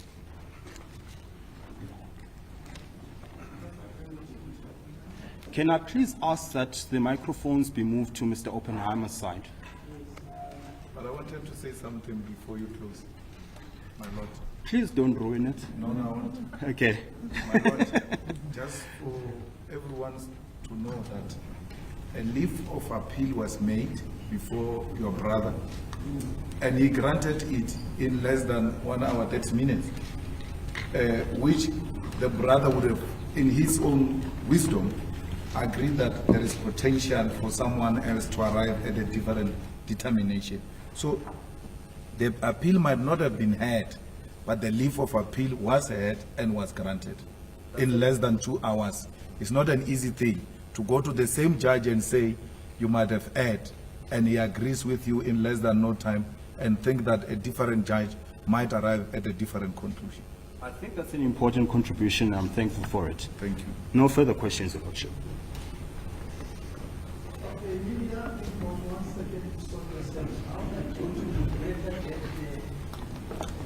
Organized.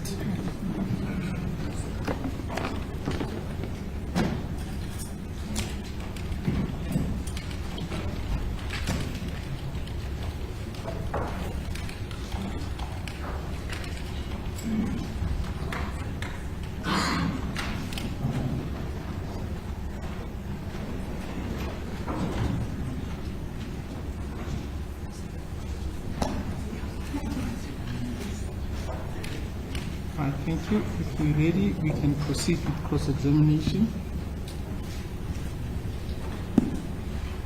My Lord, at some juncture, I will ask my attorney to play a video that I can then present to Mr. Malema. I said at some juncture during my questions, I will ask my attorney to play a video that Mr. Malema can then respond to. So that might just, I'm just alerting the court to the fact that at some juncture that will be done. Connected to the screen. He is. Okay. Okay. Thank you very I much. will just We give may that proceed. signal at that point.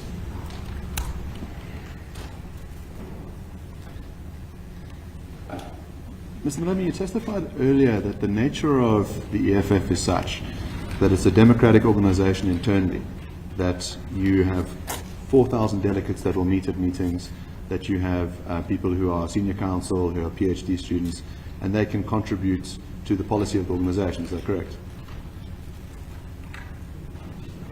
Can they contribute to the policy of the organization, those members? It's very soft. I'm struggling to hear him. No problem. It's not only the softness, also the accent I struggle with. So please bear with me. Acoustics of this court. Oh. Yes. Go ahead. Yes, so I'll try and project. Is that all right? Can you hear me? Sure. Okay. So, Mr. Malema, you testified earlier that the nature of the EFF as an organization is that it is internally democratic. So you have, I think you said, 4,000 different delegates that will participate in conferences. Yes. And that includes people who are PhD students, people who are senior counsel, and that they can contribute to policy. Is that correct? Yes. Now,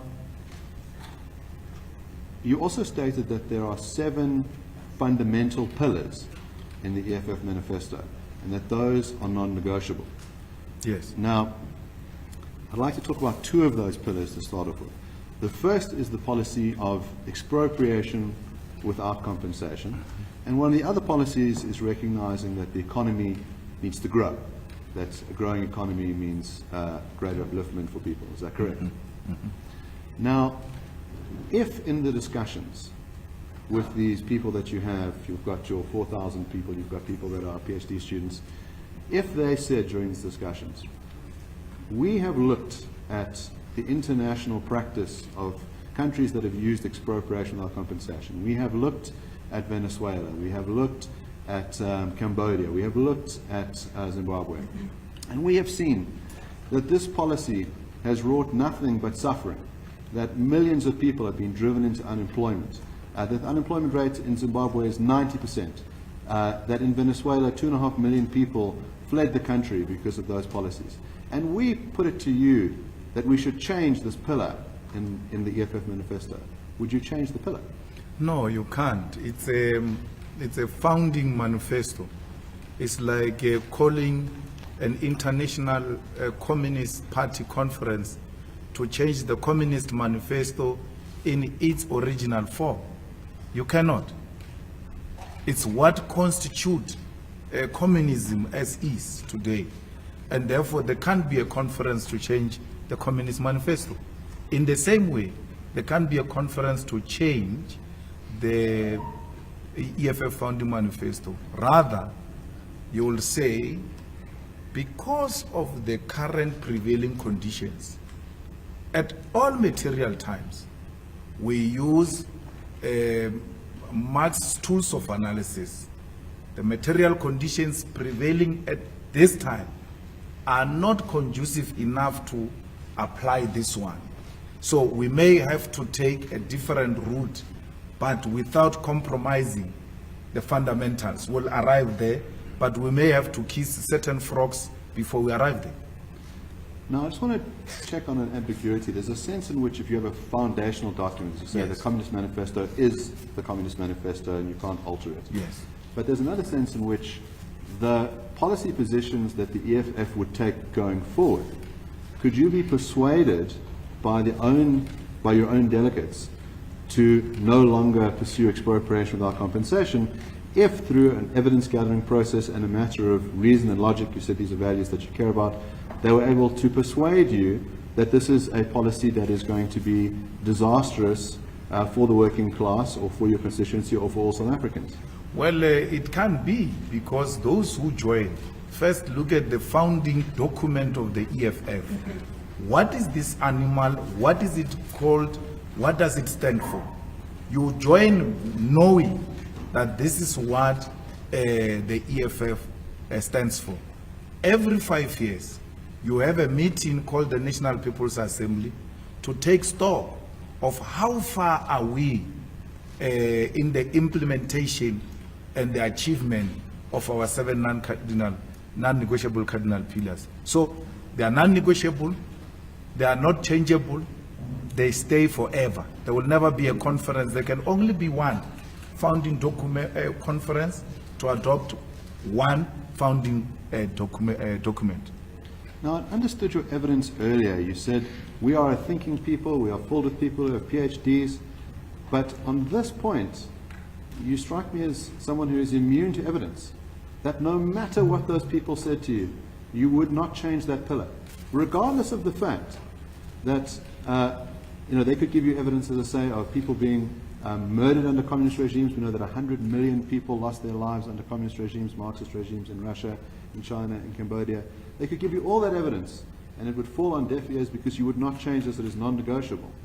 Well, you might be a lawyer and be obsessed with the word evidence, but politics don't work like that. Politics work according to the fundamental principles that you stand for as a political party. You don't just change with the wind, because that turns you into an amoeba. You become shapeless because you are torn apart and pulled from different directions by different interests. So politics, you don't say, I abandon, my Lord, my fundamental founding principles. You say, the prevailing conditions are not conducive for the application of these principles. And therefore, We may want to adopt a different tactic, but the strategy remains the same to arrive there. So it doesn't mean that evidence presented today may be the same evidence a decade down the line. The leftist organization may gain power in different parts of the world and may come together and make these policies to work. Because what makes these policies not to work in Venezuela, for instance, is not because the policies are unrealistic. It's because the imperialist forces always make sure that they engage in economic sabotage, which will lead to the collapse of the economy in those countries.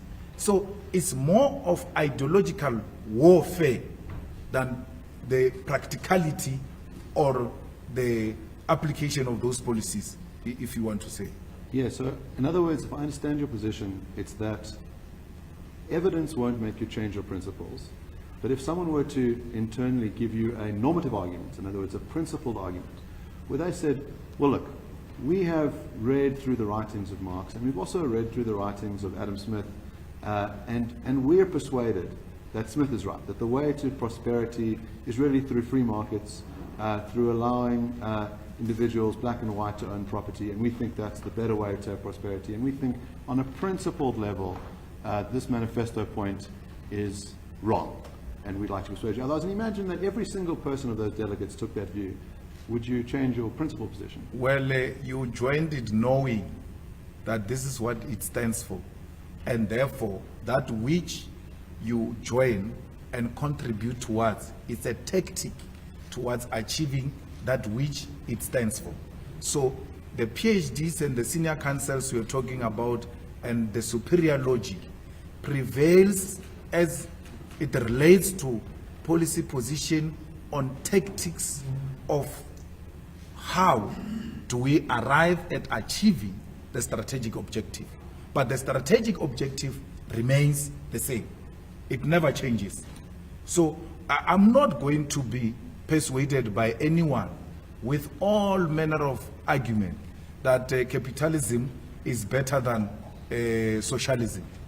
That's what I believe in. That's what I stand for. You can give all those examples you want to give of Venezuela, of China, and all of that. But I know politically they are in the situation they are because of the dominance of the imperialist forces who have launched an onslaught on any economy that is not consistent with principles of capitalism. So if I understand your position, it's that whenever communism was tried in countries, it was not the failings of those running those countries. It was not the failure of the Khmer Rouge, where 2.5 million people were murdered. It was the failings of imperialist forces. Is that correct? 2 million people plus get killed in a capitalist society, by the way. People don't only get killed in a socialist society. But let's deal with what you're talking about. Let's take Cuba, for instance. Cuba is a communist state. The inability of Cuba to survive, it is because of the imperialist embargo imposed on Cuba by the Americans, which President Obama, towards his late years in the presidency, was trying to uplift. Cuba has got everything it needs for it to survive. So it cannot be correct that communism in Cuba failed because of your definition of what should be a successful economy. Cuba, for me, has survived. The highest level of literacy in Cuba, the life expectancy in Cuba, the free quality education in Cuba, free healthcare in Cuba. There is no capitalist state that produces more doctors better than a communist state of Cuba, yet they've got limited resources. Imagine if the embargo gets lifted in Cuba, what's going to happen? So your lifting of the embargo, in other words, would be to allow countries to freely trade with Cuba. That would be the lifting of the embargo. Come again? If the embargo were lifted, it would mean that America and Cuba would be free to engage in financial transactions. They could trade with each other. No, not to allow countries to trade with Cuba. To allow Cuba to trade with whoever she wants to trade with. put differently, not the way you are putting it. Yes. So the Cubans will choose. Now, if South Africa wants to transact with Cuba, for instance, you run a risk of being isolated by the US imperialism. The Cubans must choose who they want to trade with, and we must choose if we want to trade with the Cubans without being taken through harsh harassment by the US imperialism. All I'm saying to you is, here is a country under embargo. It produces all these things that I'm talking about. Can you imagine if there is no embargo in Cuba, how Cuba will thrive?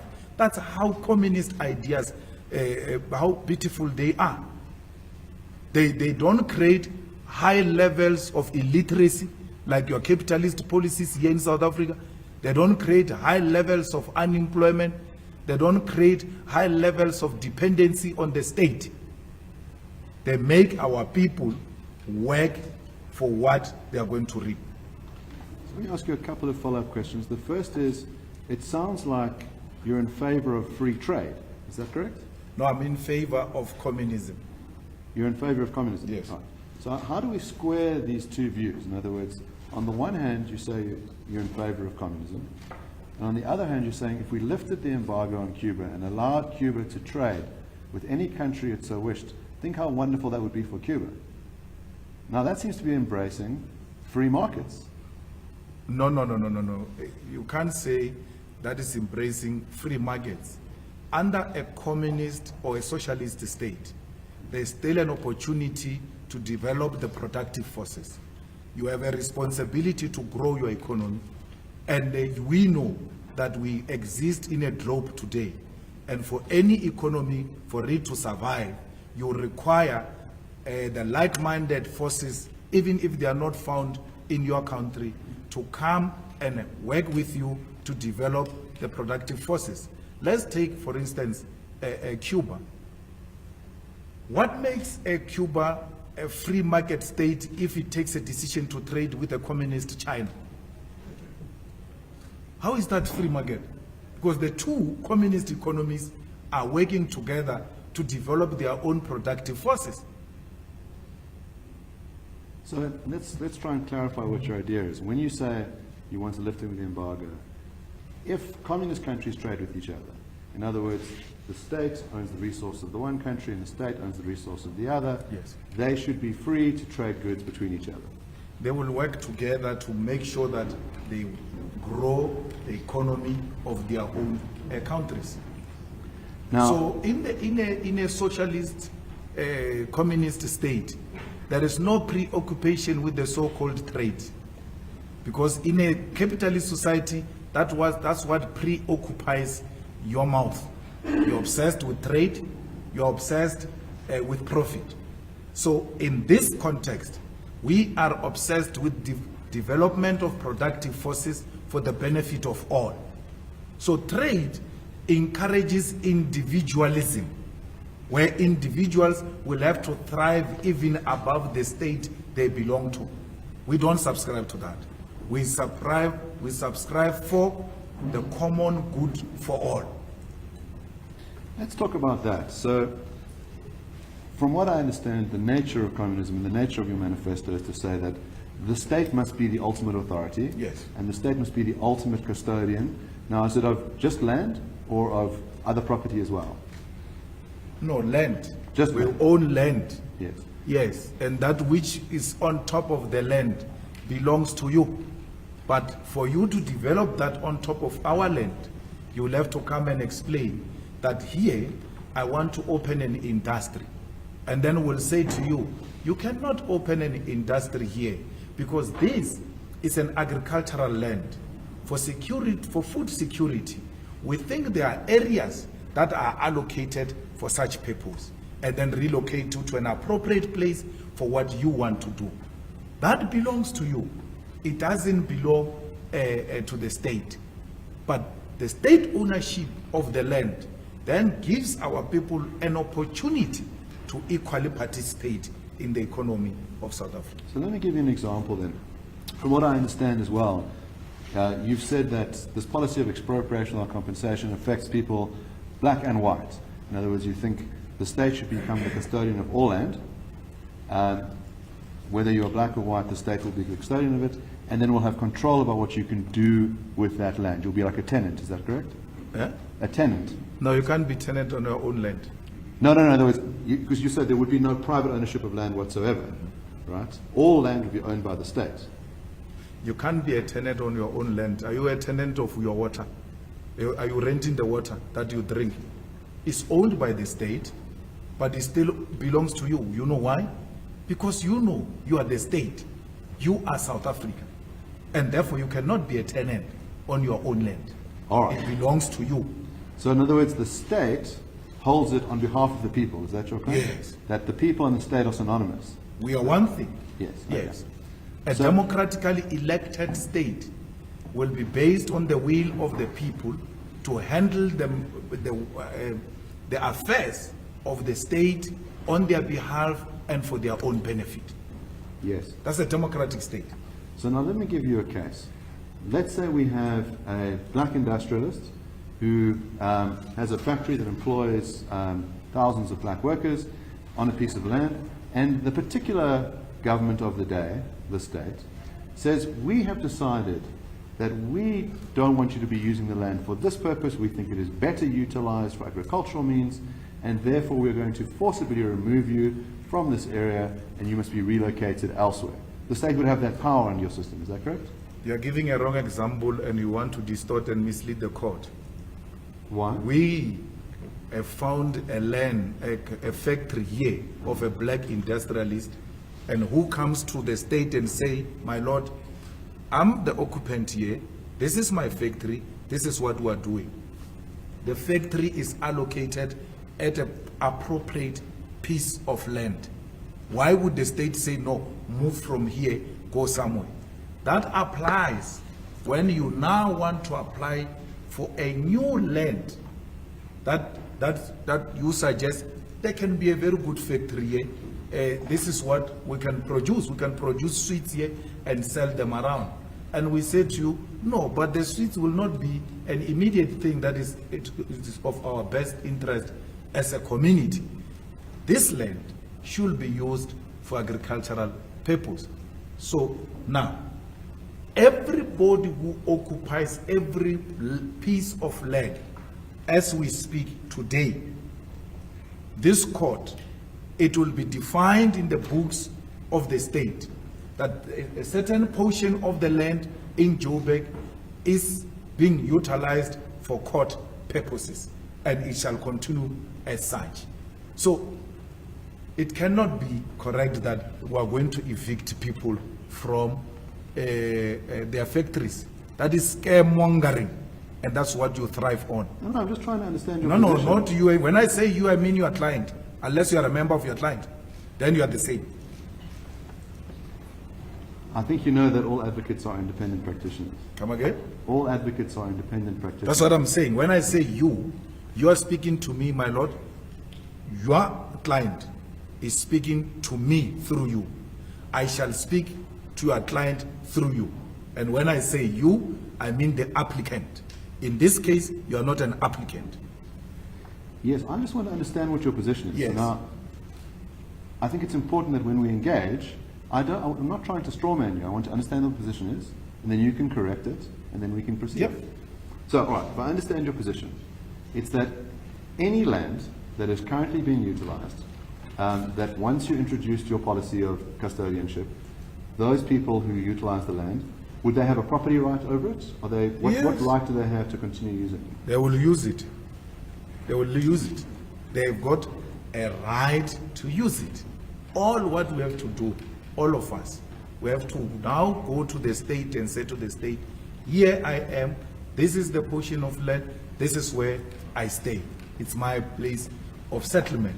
Here I am, I'm running my business here. Here I am. Every piece of land, my lord, must be accounted for. We cannot have a piece of land in South Africa that the state cannot give an account as to what is the activity there. What are they? That's why we've got these things of human trafficking and brothels and all of that, because you've got a state with no capacity to account as to what is the business of this place. What are they doing here? So the state will now give an account as to what is happening there. And if that is not being used for that purpose, my lord, then the state has got a right to evict them. That here, we gave you a right to open a factory.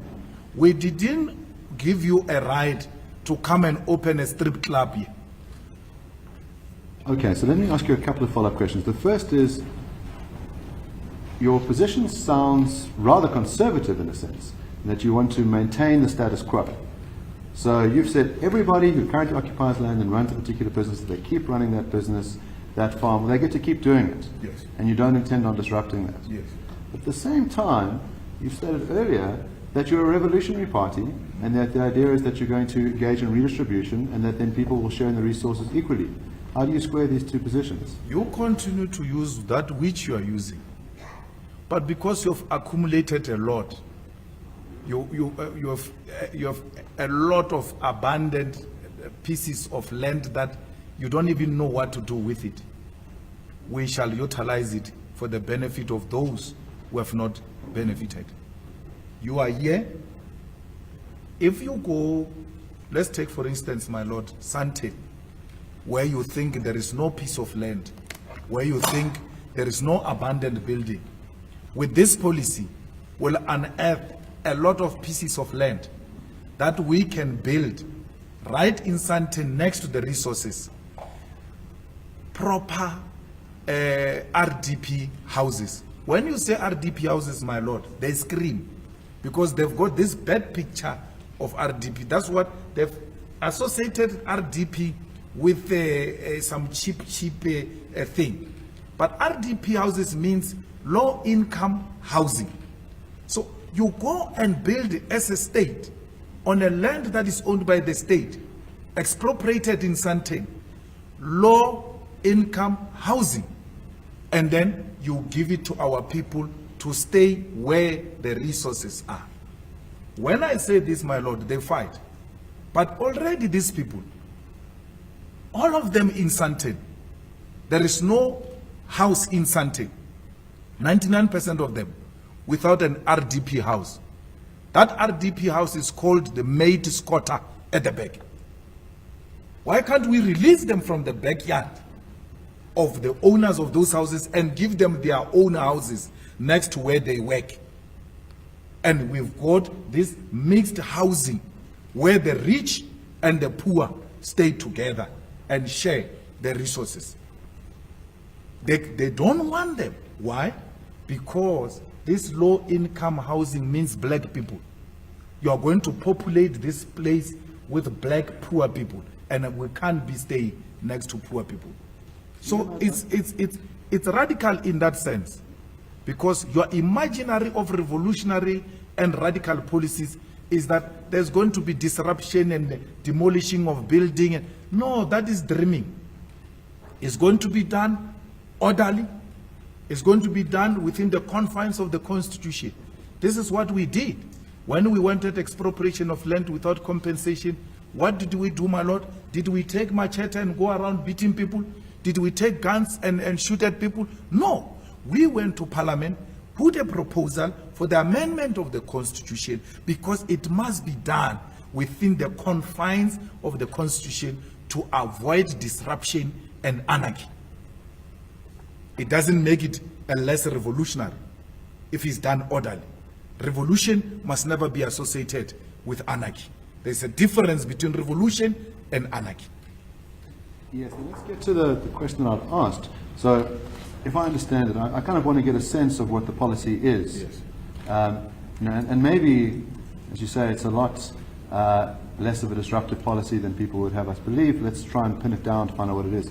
So if you are currently an owner in Sandton, and you own your building, and your policy were to come into play, and that building is functioning, would you think that it can be, is it okay to take that piece of land, expropriate it, and pay no compensation to the prior owner? To pay? To the prior owner. So in other words, There's a person who owns a piece of land currently under the current system. They have a title deed, it's registered with the government, it's zoned in a particular way to operate a business or whatever it is. And you now have your policy of expropriation without compensation. It would give the state this ability to, well, it becomes the owner, right? In other words, the state is the owner of all underlying land. Is there, just for clarity's sake, the person who owns the building, do they remain the owner of the building or not? Yes, but the land belongs to the state.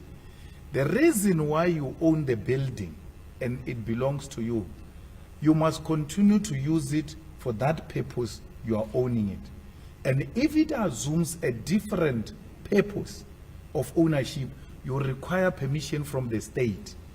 But if you completely lost the purpose of that building and you've got no any other idea, none whatsoever, as to what you can use that building for, it is well within the right of the state to expropriate that building and use it for a proper program that will benefit public, for public purpose and public interest.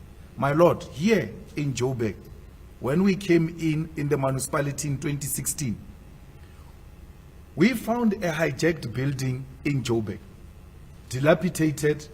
Some landlord hijacked the building, he makes people pay rent.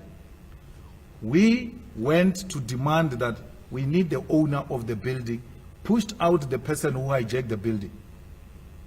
You know what happened, my Lord? The building was owned by the Bank of Mozambique, which was liquidated in the 90s. It was one of those properties that they didn't have in their register, and someone saw an opportunity and hijacked it. With the current laws, there's nothing we can do. There's the building, it's dilapidated, it's hijacked by thugs. We have to go and find the non-existing owner. But if we owned the land, would have known that this building is no longer serving its purpose. Therefore, the municipality must expropriate it and convert it into low-income housing if there is a problem of housing, convert it into student accommodation if there is a problem of student accommodation, or convert it into any other thing that will be productive for our economy. It gives the state that power to intervene and intervene decisively. Let's talk about giving the state this power. Your seventh pillar is this idea that we need to have accountability in the state, you need to fight corruption in the state. Is that correct? Yes. You're aware of the term power corrupts and absolute power corrupts absolutely. Yes. Do you accept that there's a danger in giving the state enormous amounts of power? No, there's no danger. There's no danger, my Lord, because any corrupt state can be removed after 5 years without violence. We've got a recourse. South Africans, you want to create an impression that we are helpless when a state is corrupt. No. There is now, as we speak, my Lord, huge corruption taking place in South Africa. Is the state owning the land? No.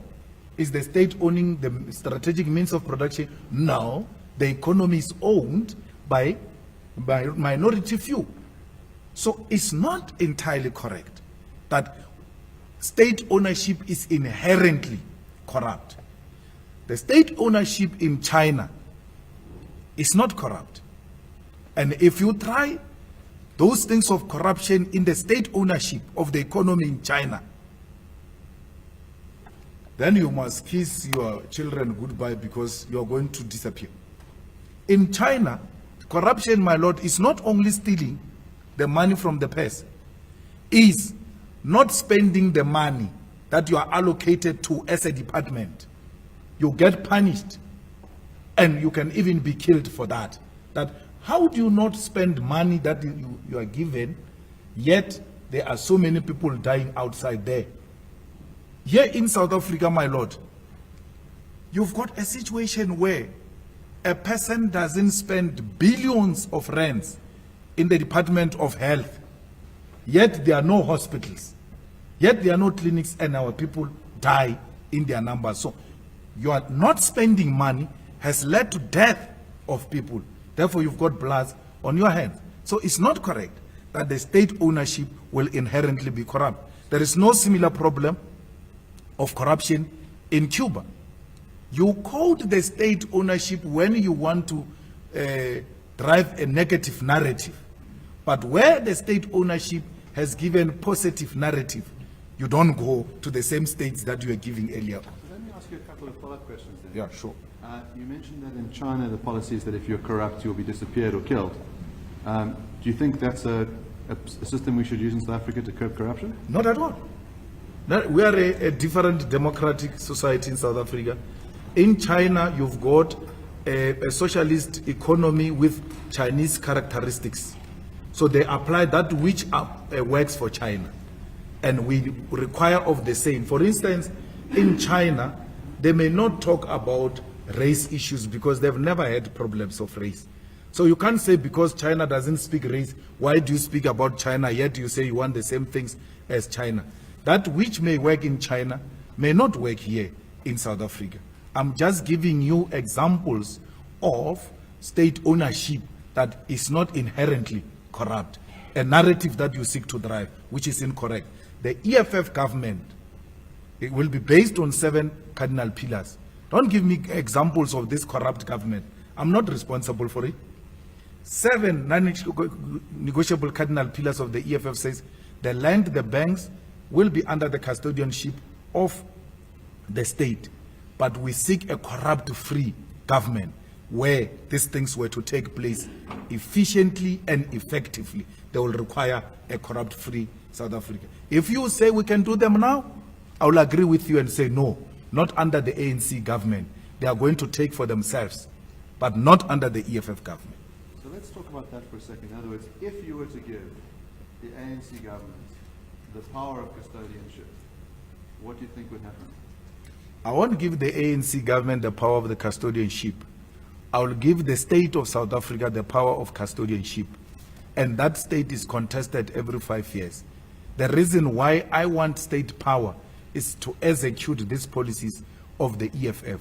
The ANC may not have the similar policies, and I'm not here to speak on their behalf. But one thing that I know is that they are corrupt to the core. If we give them anything, leave the land, anything, they steal it, including money of funerals. So how can a person steal money of funeral? You are so immoral to a point that you even steal from dead people. That's your ANC government. So I won't trust these ones with such responsibility. But South Africans have got a recourse. The question should be, what if the state becomes so powerful, so much that it becomes dictatorship? What recourse do we have? My Lord, we've got a recourse. There is 5-year elections in South Africa. Any government that is not acting in the best interest of the people, it can be removed. So let's talk about this. In other words, the notion is you say you'd like legislative change which would empower the state to have the power of custodianship, and you accept that the current government run by the ANC would abuse that power and act in a corrupt manner. That's correct? I don't know if they will abuse that power. All I'm saying is that they are corrupt. Yes. Yes. And I don't ask me about ANC people. I don't work for those people. I don't know what they do. But what I know generally is that they steal. So I don't want to talk about those. Ask me about me and the EFF, not about the ANC. Now, I take it that it would be an ANC policy to not be corrupt. Now, you have a similar policy to say we're not going to be corrupt. At least you know the ANC policy. For sure you're a member. I don't know it. You're a former member. I'm not I don't know of such a policy of the ANC of no corrupt. I see them, when a person is accused of corruption, I see that person getting promoted to a much higher position. So that policy, I don't know if it's still there of no corruption. The person, my Lord, who was accused of stealing the money of President Mandela's funeral and Mama Winnie's funeral, got removed as a mayor in Buffalo City and went to be put in parliament, the higher echelons of power, bigger than the municipality. And then you come here and say to me, the ANC has got a policy of no corruption. I don't know. I don't want to confirm such things. Their actions don't suggest there is such policy. Maybe it was before when we were there. For now, I don't know. What I'm getting at is there can be a difference between a policy on paper and a policy in practice. Absolutely. Yes. In other words, it could be that a political party could say, we are against corruption. I know of no political parties that say they are in favor of corruption, but that in practice they are corrupt. That's correct? Absolutely. Now, the concern, of course, will be that if the FF were to come to power, and you have a paper policy of we're not corrupt, and you have the enormous power of state custodianship, that you say the check will be 5 years down the line. Now, that seems to provide 5 years where your party could be in power and abuse its powers and act in a corrupt manner. Is there not that concern? Not in South Africa, you can't. Not with the type of the constitution we have. You've got the courts, which will always be there to protect our constitutional democracy. You've got parliament, which can at any time pass a motion of no confidence or impeach a president or the whole entire cabinet, even before the 5 years. So there are many recourses that we have as a democratic state, and our courts have shown their fearless character when it comes to acting outside the Constitution of the Republic of South Africa. So there will never be a state that is too much powerful, because ours is not a parliamentary democracy. Ours is a constitutional democracy where the Constitution is supreme. So the seeking of the amending of the Section 25 to include expropriation of land without compensation did not do away with many other rights, which majority of them which are fundamental in Chapter 2 of the Constitution, protecting the human rights of our people. So this type of policy, my lord, I argue that it doesn't attack the rights of our people, and it doesn't make the state more powerful and more powerful than the Constitution itself, because ours, it's a constitutional superiority. So do you see yourself and the party as being bound by the Constitution? We passed a motion in Parliament, sponsored by the EFF, that the Constitution will have to be amended so that we can expropriate without compensation. What does it say? It tells you that the EFF will never do anything that is outside the Constitution. EFF understands through its superior logic that for its policies to be implemented, they must find an expression in the Constitution of the Republic of South Africa. So in other words, you see yourself as a constitutional party that is bound by the Constitution, and that if you want to change the Constitution, you must go through a constitutional process. You cannot be a registered political party in South Africa if you don't pay allegiance to the Constitution of the Republic of South Africa. Otherwise, you are a gangster. So EFF is a political party registered with the IEC because it signed that it respects and obeys the Constitution of the Republic of South Africa. We're not a stock fair. I can then ask you a bit about some of the Constitution. So the preamble of the Constitution says, "We, the people of South Africa, recognize the injustice of our past, honor those who suffered for justice and freedom of our land, respect those who have worked to build and develop our country, believe that South Africa belongs to all who live in it, united in our diversity." Do you accept that? Absolutely. Now, during evidence in chief, Mr. Roots testified about some of the speeches that you have given, in which you describe white people as visitors in South Africa. Is that correct? Absolutely. Now, how do you reconcile this constitutional notion that South Africa belongs to all who live in it, and that white people are visitors in South Africa? You arrived here as settlers in 1652. It's a historical fact. And you were using South Africa as a refreshment station. You were not here to settle. You were passing. Because of our Africanness and the spirit of Ubuntu, we have embraced you and we have shared our land with you. And we have accepted that you have naturalized in this country. But it doesn't change the fact that you came here as a visitor. So let me ask you that, let's clarify that. Yes. do you accept that there are many people in South Africa, black and white, Indian colored, Chinese, who came to South Africa from another country at some point? Not blacks. Not blacks. We came from one country called Africa. Ah. Huh? I understand. So in other words, the claim is anyone who is on the continent of Africa belongs in South Africa, is that correct? Or is not a visitor? No. South Africa is Africa. We are one country called Africa.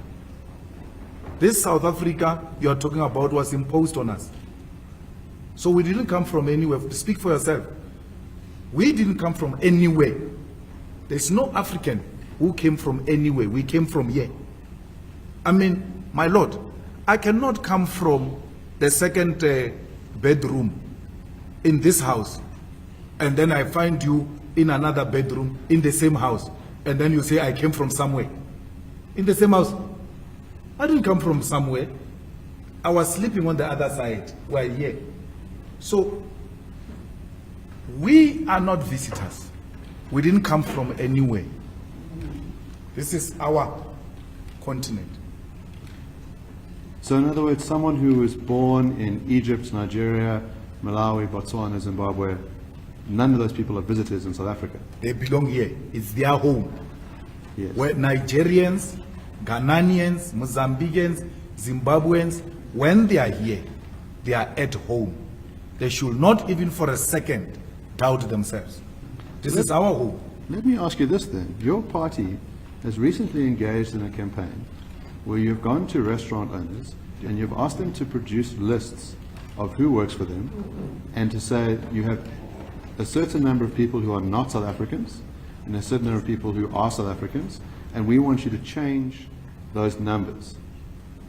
Now, how do you reconcile what you've just told us, which is that all people who are born in Africa are part of one house, but you want to say these people are different and they should be fired from the restaurants they work in and they should be replaced with real South Africans? How do you reconcile that? We've never said fired. So when you are in a court before my Lord, don't misrepresent facts.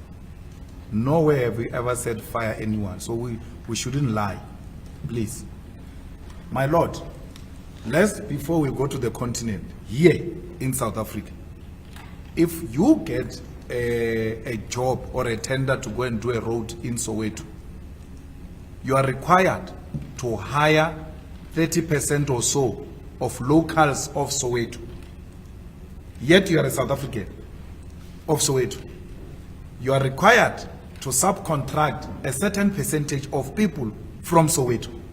So because the locals at that space should not feel excluded, they should embrace the project, they should feel they must welcome the project and they must protect it as their own. Now, what the white ownership does to our people, my Lord, is that they hire our brothers, African brothers and sisters who are not locals to the exclusion of locals so that they can ignite the xenophobic war amongst our people. They want to thrive, which is what made you survive. Divide and rule. You are dividing us by hiring some of us. I'm a South African. If I were to go and open a restaurant in KwaZulu-Natal and I come with everybody from Limpopo, the people of KwaZulu-Natal, one, they will not feel like this restaurant belongs to them. They will not feel a need to defend it because I just impose people from the other side to them. They need to be involved for them to know that this belongs to them. But it doesn't make the Limpopo people less South African or less home because I said you must be mixed with the people from KZN since our project is in KZN. It doesn't make it lesser home because I said so. No, I am saying the unity of Africa must start from the shop floor. Zimbabwean, Mozambican, Nigerian, South Africans, come, let's work together on the same floor. Mozambican, Zimbabwean, let's go to school together. Let's grow up together. and know each other, so that by the time we defeat these colonial borders, we already have embraced each other and we don't start from scratch. So that's what we're doing. It's in line with what we're saying. We're saying Africa is one, and let one Africa be seen at Cream Restaurant. We're not going to allow the bosses to divide our people by excluding others. Now, so if there is a shop, my lord, that says here we don't hire Zimbabweans, I will go there and fight with them and say, why would you say that? Why do you classify our people and want to isolate them? It will be a wrong practice.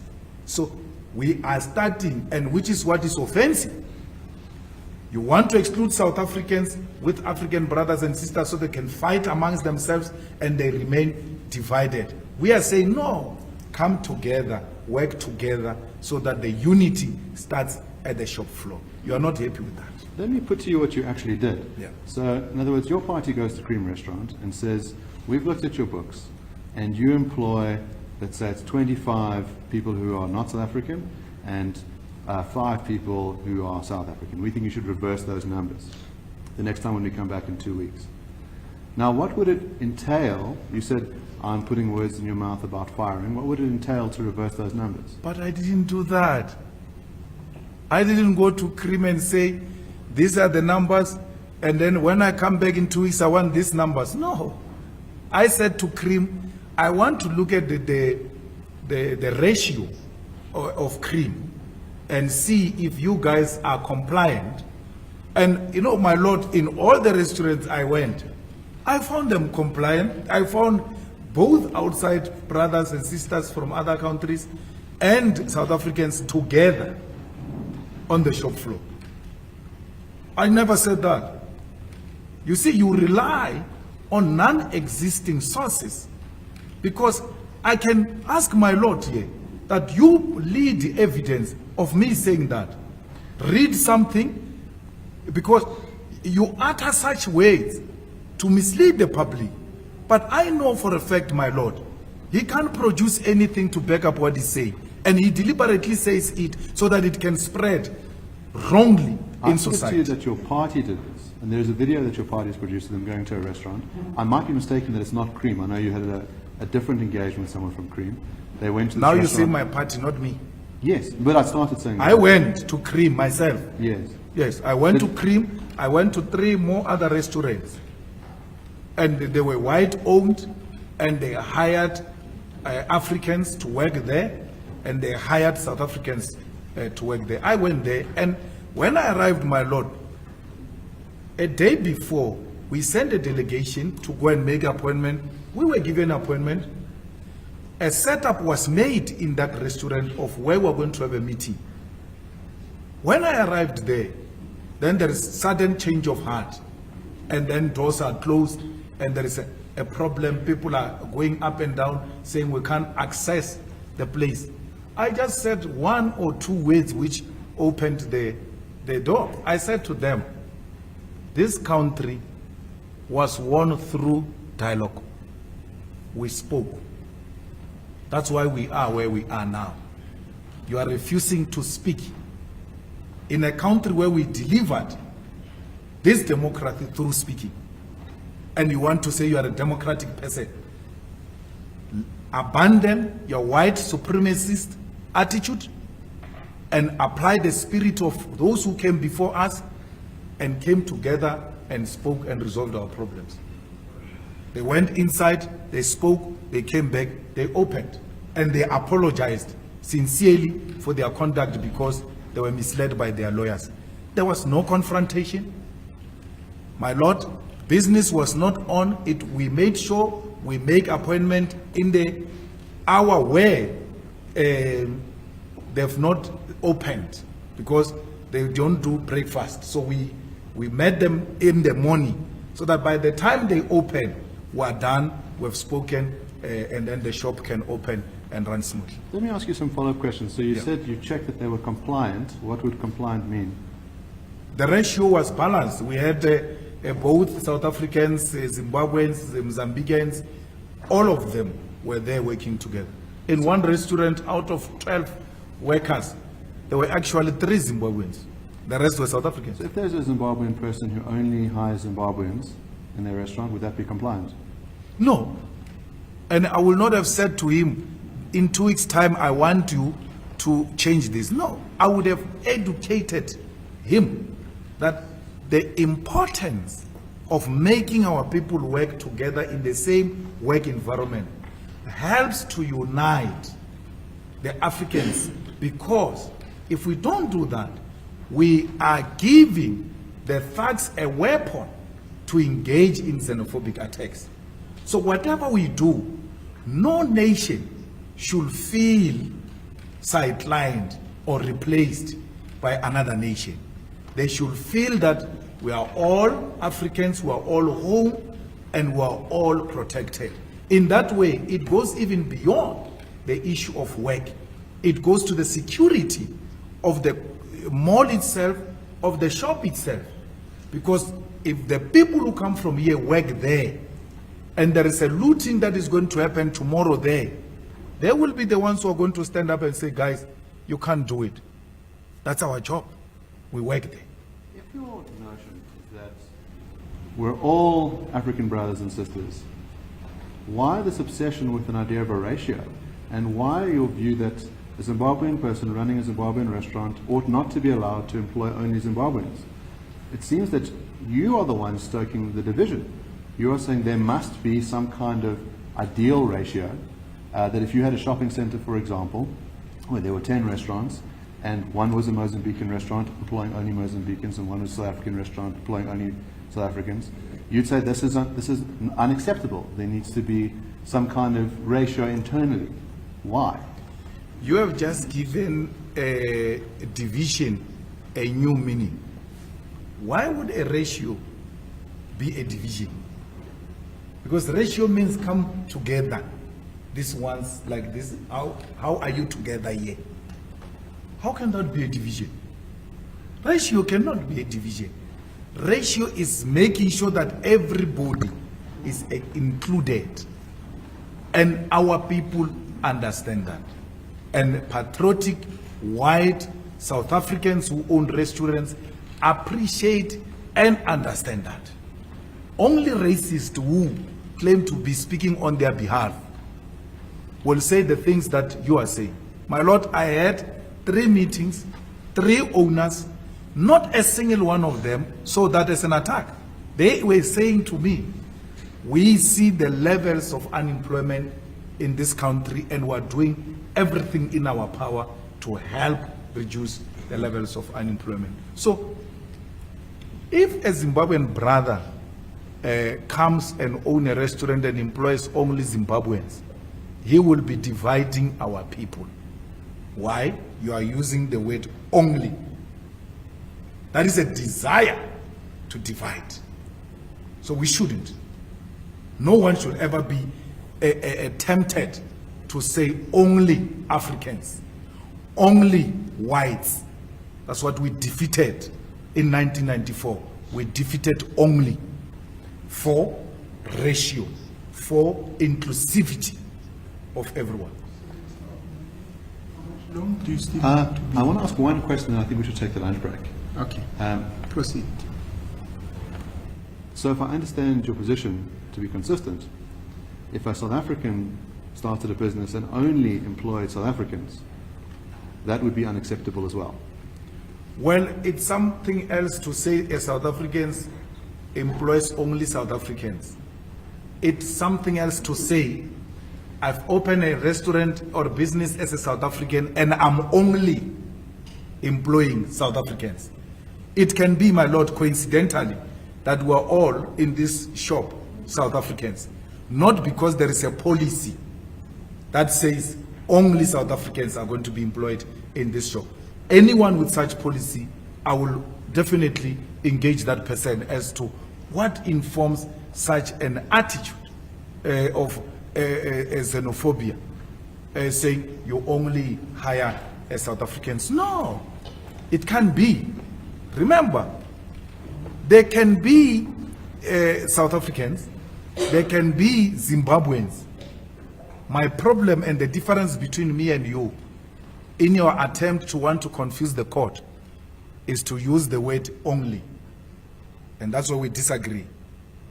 If a person opens a shop and says, I'm only employing South Africans, I'll have a big problem with that. I'll have a big problem with that. So just to clarify, your position is if someone opens a shop and happens to employ people that happen to be South Africans, but they have no policy in place, you have no objection? Absolutely. And if someone is Zimbabwean and happens to only employ Zimbabweans, you would have no objection? I will not. As long as you don't say, I only employ Zimbabweans. Yeah, no, I will not have a problem, but I will still engage, because I need us to be conscious of the fact that the disempowerment of locals is going to lead to the empowering of criminals to engage in xenophobic attack. So we should consciously take a decision not to fall into a trap of this operation to Dula people who are going around saying to people, take out your ID. If you are not South Africans, we don't want you here because you are taking jobs from our people. You are empowering those thugs. So I'm doing the opposite. I'm saying, when you employ, please be conscious of the fact that this business you're opening has got a responsibility to stimulate local economy. And at the center of that local economy will be the employment as well of locals. It doesn't only apply to the Africans, brothers and sisters. It applies to all of us. Everywhere where you go and open business, be aware of empowering locals. Well, I suggest we take the lunch agenda. Thank you very much. Mr. Malema, we're going to take a lunch break. You will remain under oath, and thus you can't discuss this case unless you get prior permission from the court. Thank you very much. The court shall adjourn.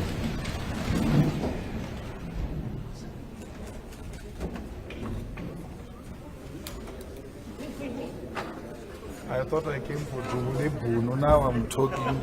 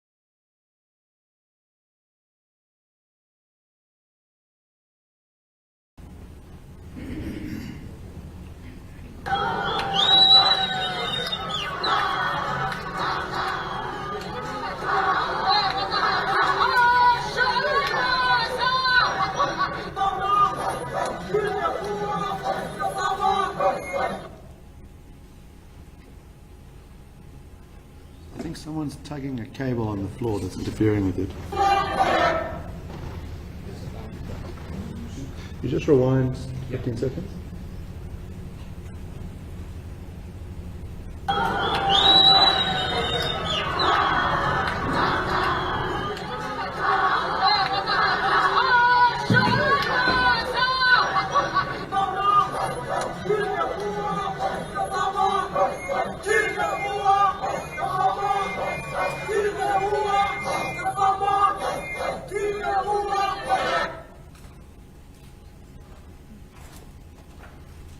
Now, the video that I've shown shows you at a rally with thousands of people singing the song Shoot to Kill, and you've changed the words kill the Boer to kiss the Boer. Is that correct?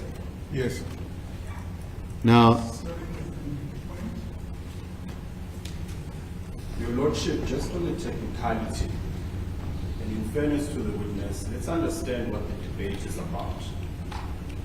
If you go to paragraph 26 of the complainant's affidavit, and you don't have to go there, Your Lordship, I just want to make the point.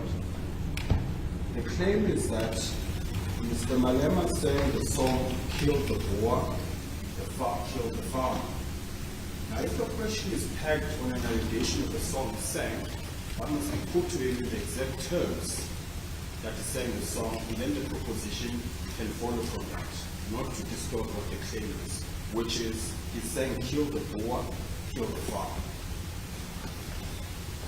my Lord, if we turn to paragraph 37 of the complainant's bundle, at page 17 of case lines, it says, I pause to mention that on various previous occasions, Mr. Malema substituted the word kill to kiss the Boer. Despite substituting the word kill with kiss, the chant still says shoot to kill, kiss the Boer, the farmer. In other words, it's made very clear in the complainant's case that there's a song where one word is changed, but they're the same song. Just in 1 second. What page is that? At page 17, my Lord, paragraph 37.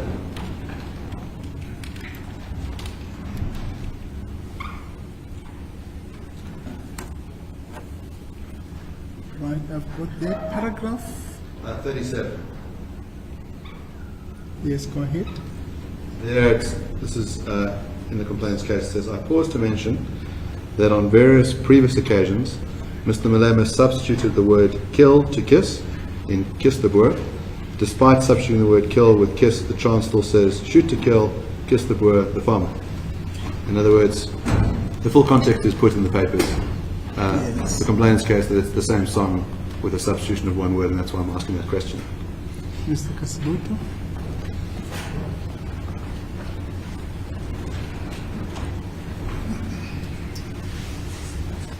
If you can allow me.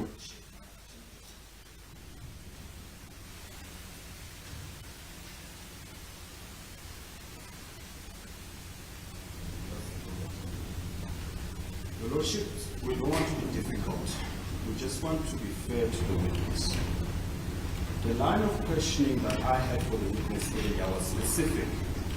Did you sing the song, Kill the Boer, Kill the Farmer? His answer was no. Then a video is played of the witness singing in Newcastle. And then a question follows from that video. What my learned friend is referring to is a different occasion altogether. The one that was played here is in relation to a rally in Newcastle. And the claim in the papers that I read earlier is that she sang in Newcastle, kill the Boer, kill the farmer. And I'm saying that must be clear and understood, so it's not to mislead the witness. No, I think I tend to agree. I think you need to phrase your question different. There are two situations that arises. So maybe, in fairness to the witness, if you could put it that way. Yes. We've shown a number of occasions, which are outlined in the papers, of you personally singing a song. The lyrics state, shoot to kill, shoot the farmer, kiss the Boer. Is that correct? Yes. Now, when I asked you, do you sing kill the Boer, you said no. Absolutely. But you said that in principle, if your party sings that song, they must be free to sing that song. Come again? If your party, if the EFF sings the song "Kill the Boer," that they must be free to do so. Yes. It's a struggle song. Yes. Now, what is the difference between these two songs? In other words, as far as I can tell, the only difference is that one word is changed. In fact, 2 characters, from "kill" to "kiss," and you sing the one version, and the party we showed that it sings the other. On separate occasions, when you're singing "Kiss," I imagine they're singing "Kiss" with you, and maybe you're not present when they're singing "Kill." But is there a difference? That is not a song. It's a chant. It's a chant. Yes, President Mbeki explains that very well if you listen to the video. That the chants change from time to time and different chants get to be sang at different occasions, trying to describe the political situation at that particular point. So that's what I sang, and that's not what I came here for. It's a chant. So you're chanting, not singing? That's a chant. What's, just for clarity's sake, what's a chant? Which version is a chant? It's a toy that you see. You see those things where I sing and then people say, hi, hi. That's a chant. And then a song will be a person leading that song in melody, and people, I mean, if there's a chorus, there will be a chorus and things like that. But with a chant, you get to say all types of things, and it doesn't remain the same. So you can't say, because you sang this chant today, it must be sang the same way it was sang the following day. President Mbeki deals with that point. So if I understand it, you're saying that chants, by their nature, you can shift the lyrics, but they remain the same kind of chant, but you can shift. You can change the lyrics. Yeah, so from you were time to chanting time to describe a particular epoch of struggle we find ourselves in. Yeah, so would you say what's fair to you is that in that video you are chanting, shoot to kill, kill the farmer, kiss the Boer? What? I think we must start listening to ourselves now, because we are saying something else. Your Lordship, again, can the words used by the witness be the words attributed to him? If it requires literally reading from the papers, then let's do so. Because then the witness is going to answer a question on a misrepresentation of the facts. My Lord, I'm just trying to inquire that the witness seems to say that there's a distinction between a song and a chant, and I'm just asking him if he was chanting or singing. I want to find out what the activity was. And in other words, there's some ambiguity about what constitutes singing, what constitutes chanting, and I just want to unravel that ambiguity. Okay, yes, I think I'll permit that question. Mr. Malema, can you explain the difference between chanting and singing? I think you explained it, but let's go through it again. So a song, my Lord, will be that it's consistent. It doesn't change. So we know this verse is going to come followed by this verse and this verse. So that's why we're able to say, let's sing this song. Let's sing Nkosi Sikelel' Africa. So we know the sequencing of it, what follows afterward, and all of that. That's a song. A chant, you will never know what's going to follow. It depends on that person who's leading the chant. So he can change as in when he deems fit, and they normally use the chants to describe a particular epoch of struggle. So the chants or the lyrics that were used in the chants in the 80s may not be the similar lyrics that are used today in 2022. But the song that was sang in the 80s can still be the same song sang today without anything changes. I sang a song earlier this morning. Even if you like, you can't change it. It's like that. You either decide to sing it or you leave it at all. Otherwise, it's a distortion. So then let me ask you this simple question. That video has multiple occasions at which you are on a stage, yes, and at the end it has footage of a crowd. So let me ask you, when you're on the stage, are you singing a song or saying a chant? I'm chanting. You're chanting, okay. And so what are you chanting? Struggle song. You're chanting a song? Yeah. No, a struggle song. I see. So you're not singing the song, you're chanting the song. Yes. What is that struggle song? They don't have names. Okay, so it's an unnamed. Yeah, you can't say Maria Carey, my love. They don't work like that. So then, all right, so it's an unnamed chant. We call them, all of them, struggle songs. But amongst the struggle songs, you find chants. All right, so how would you identify that chant? Would you? You find it the way I described it earlier. You see, where a leader leads, and then the ones who follow with one or two chants. So, if I say shoot to kill, they say hi. Nyamaza, hi, hi. So what doesn't change is this chanting of those who back up the song. But I can change as in when I feel like. Yes. Were there changes? I've shown you chanting that on multiple occasions. Yeah. Is it the same throughout? No, they're not. What are the differences? No, you start from where you want. You didn't start, so before I even arrive there, my Lord, I sing a song first before I do the chanting. So that is not a complete video. Mm-hmm. I sing a song, normally, I can sing any different song, but normally I sing a song, Nomabayas to Wula Siya, even if they shoot us, we're going. So I sing that song, and then at the end of that song, I start chanting. And the words that you are chanting, let's focus on that. Mm-hmm. What are those words? Come again? What are the words that you are chanting? You can't hear them. They're you want me to do it? Yes. Hey! Yamaza! You see? So those are the words I see. And the rest of it? Are you embarrassed to No, chant the no, rest I'm of not it? embarrassed. I can't sing the words that I don't want to sing. Because there are no words that are written that I must sing. So, depending on where I am and what is the mood and what I seek to achieve, I will sing. So in those videos... So this one I sang for you, this is how that I start. Then from there, I start borrowing whatever I want to deliver to the people. Okay, so what did you deliver to the people in the video I just showed? I don't know where was that. I hear him saying it was Newcastle. I don't know. From here, I can't know where I am. One of them's from your 4th birthday party. Absolutely. I wouldn't even see a birthday there. They all look the same. It's like there's political gathering somewhere. So I wouldn't know.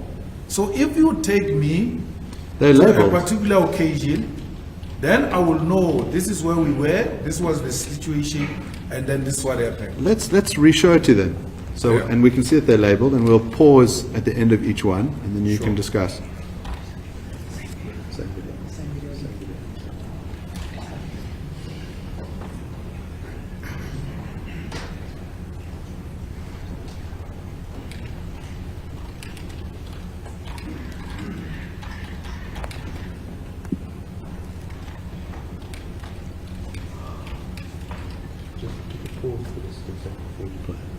So over here you can see it's labeled at the bottom. It says EFF Rally Newcastle, 7th November 2016, and you'll see throughout they're labeled so you can see where you are and you can watch. But let's watch this first segment and I'm going to pause. Also tell my Lord the date.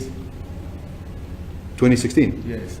So my Lord, I do this every day of my life. I address people. When I finish, I sing. When I finish here, I'm going to address people outside. I'm going to sing. And all of that. So, from 2016 until now, I would have sang in a lot of places and in a lot of events. And to say to me, I must capture the mood of what was happening at Newcastle on the 7th of November 2016, it's impossible. I'm not asking you to capture the mood. I'm just asking you. What was the mood? You asked me. When you were singing this, what message did you want to deliver? What was the mood? I wouldn't know because this, if you put the speech, then you put the occasion, then you put the whole singing, I will tell you what was happening here. But for you to just come with a piece of a video and say, on the basis of singing, I must remember what was happening here. what was going through my mind here. No speech, no full video, no context, no anyone who spoke before me. I must hear who said what before I spoke, what if I was responding to that person, all those type of things. They cannot be dealt with through a piecemeal. Mr. Malema, you asked for a very bizarre thing. Yeah. In other words, this is a chant that you say you've been chanting on a regular basis. Yes. And you're saying it cannot be understood without hours and hours and hours of footage of all the other speakers, knowing what the mood was on the day. I would say that any reasonable person can listen to what you're saying and they can understand what it means based on that. We don't need hours and hours of prior speeches, of knowing what other songs were sung. The question is, what does this song mean to those that are listening to it? And what I want to do is I want to play this for you, and I want you to tell me what it is that you were saying, because it sounds like you're really struggling to remember what you were saying when I've asked you now. No, I'm not really struggling to remember what I was saying. I'm not even trying to remember 2016. I'm not trying to do that, and I won't do it. Well, let me play the video because for you. You can tell me there are what so you're saying. many times I've sang this song. As to why particular at 2016, way back there, there's no way I can help you. I'm not asking for your motivations for why you're singing the song. Huh? I'm not asking for your motivations for why you're singing the song. I'm asking what it is you were singing in the song. I'm going to play it for you, and then you can respond. Okay, let's go. Shoot to kill, shoot to kill, kill off man, kiss the poor, the farmer, kiss the poor, the farmer,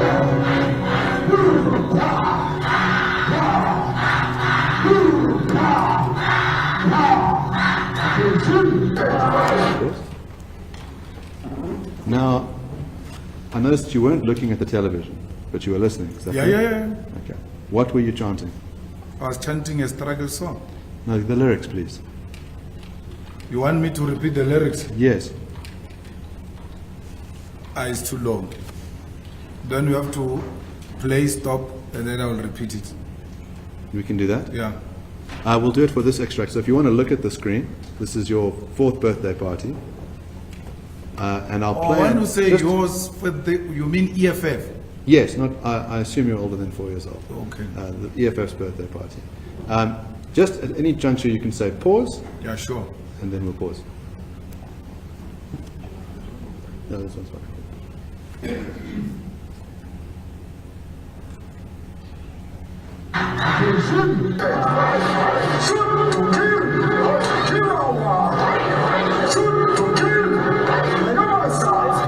Shoot to kill.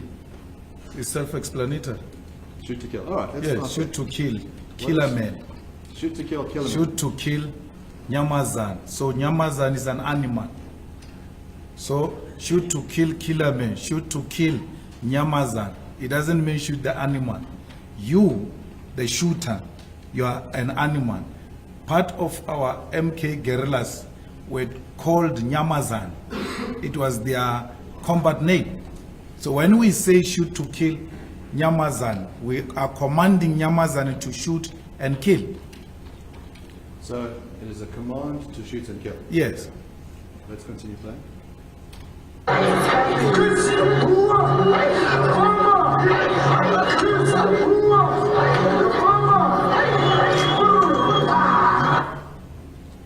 You also want me to interpret the language you hear? Yes, just so we're clear. What are you saying? Kiss the Boer, kiss the farmer. I thought it's English. It is? Yes. And what does that mean? It means kiss. Kiss how? So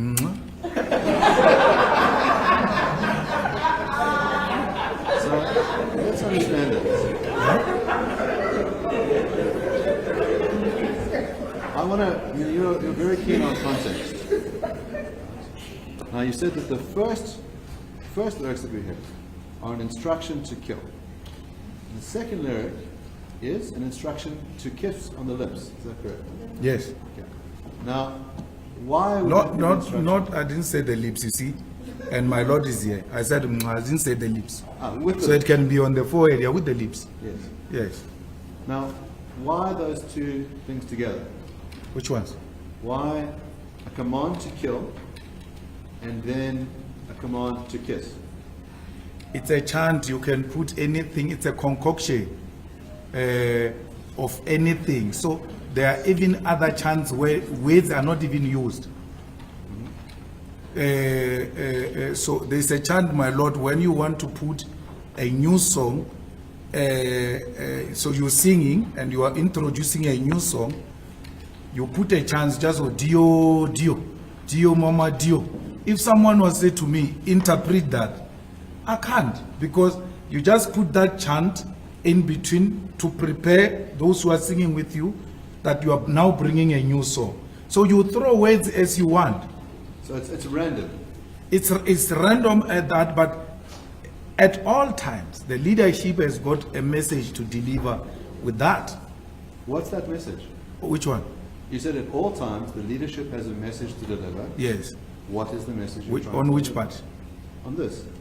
You said, in other words, in the chant, I'm assuming there's a message for the chant in its entirety. No, I'm saying on the shoot to kill or what?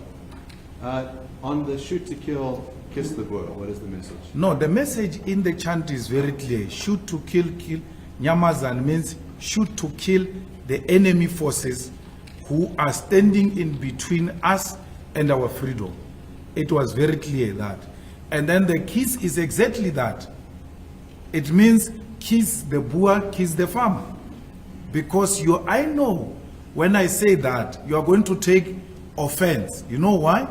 Because you don't want a black person kissing a white person. It's an immoral act, according to the immoral act of during apartheid. Even to embrace love and kissing of black people to white people, it's a criminal offense. Because we must not be seen to even suggest that it's possible for a black person to kiss a white person. If I want to kill, if I want to sing my Lord, kill the Boer, kill the farmer, I will sing it. I said to you, I don't sing it. It doesn't mean I will not sing it. I can sing it. Anyone who sings it will be well justified to sing it. It's a struggle song. And our struggle was not hate. It was a struggle for freedom. So don't confuse me to be saying, because I don't want, I'm singing kiss, it means I've replaced kill with kiss. No. I know that the racist will still be offended by a call to kiss. Do you have any other chants where you call for interracial relationships? I think that is the most profound one, a kiss.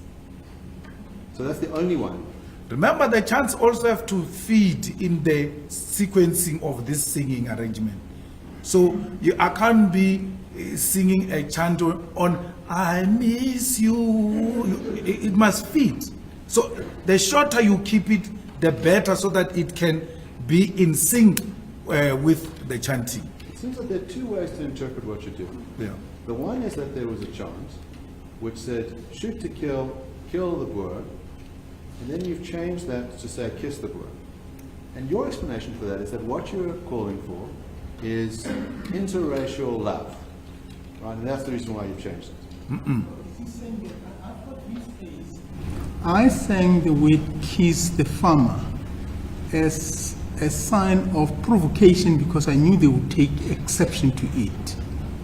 Yes. I don't think he was saying he sang it. Reconciliation. He was saying as a way of a reconciliation yes. I think that's true. To be fair, in other words, you're saying the reason why you're singing it is because you want to offend people by putting forward the notion of interracial love. Is that?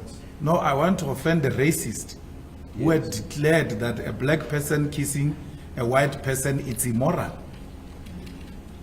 which is wrong. That alone, it's immoral to say black and white can kiss. So I know when I sing this song, the racist white supremacist will still be offended. But my Lord, if we were to take his argument that I replaced kill with kiss when it comes to that part, it's as if this is a song written and then you know that when you arrive at this portion, then there is a kill. And then now we're no longer finding kill in that portion, we find kiss. It's not correct. Because in the chant, my Lord, you can just start with kill the Boer, kill the farmer, without chanting shoot to kill, killer men. It's not a sequencing. You can start either way. You can say, Amandla, awetu, Amandla, awetu. Kill the Boer, the farmer. Kill the Boer, the farmer, immediately. So it's not like you have to follow certain things. Then now when he arrived there, he now realized and then he changed. No, I would have changed the flow of the song if it was flowing like that. The chants don't flow like that. You can use it anywhere if you want, or you can choose not to use it at all. It all depends on what you want to chant. It's a democratic free country. So what would be meant if you chanted shoot to kill, kill the Boer? What would be meant by that chant? No, it would have meant the same thing. It's a struggle song. Shoot at the system of oppression that has oppressed our people for a very long time. You testified earlier that Boer means farmer, is that correct? Yes. So would it be kill the farmer? No. In a literal meaning, that's your interpretation. In our understanding, because we are not barbaric, we know that farmer gets to be used as a phase of land disposition, and the system that has rejected us and stolen property from us. That's what we mean by the farm. So, but you're not singing about a system, you've personalized it. In other words, your complaint is that there's a system which you don't like, but you've now personalized it to a particular group of people being farmers, and the lyrics of the song say, kill the farmer. No, we've given it a face, Shep. Yes, you've given it a face. Yes. And a target. Not personalized it, we gave it a face. Yes. Every oppression, every system has got a face.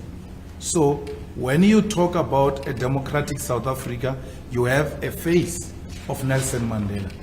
When you talk about an oppressive system that has stolen property from us, you'll have Jan van Riebeeck, you'll have the farmer as the face of that oppressive system that has stolen from us. You have to give it a meaning. People should be able to relate to it.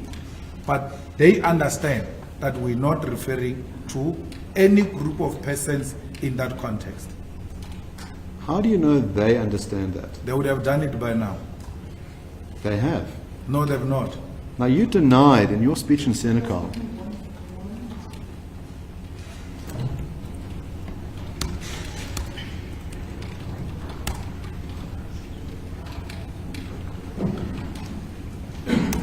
So, Mr. Malema, you're saying we are not referring to a group of people? No, we're referring to a system. To a system? Yes.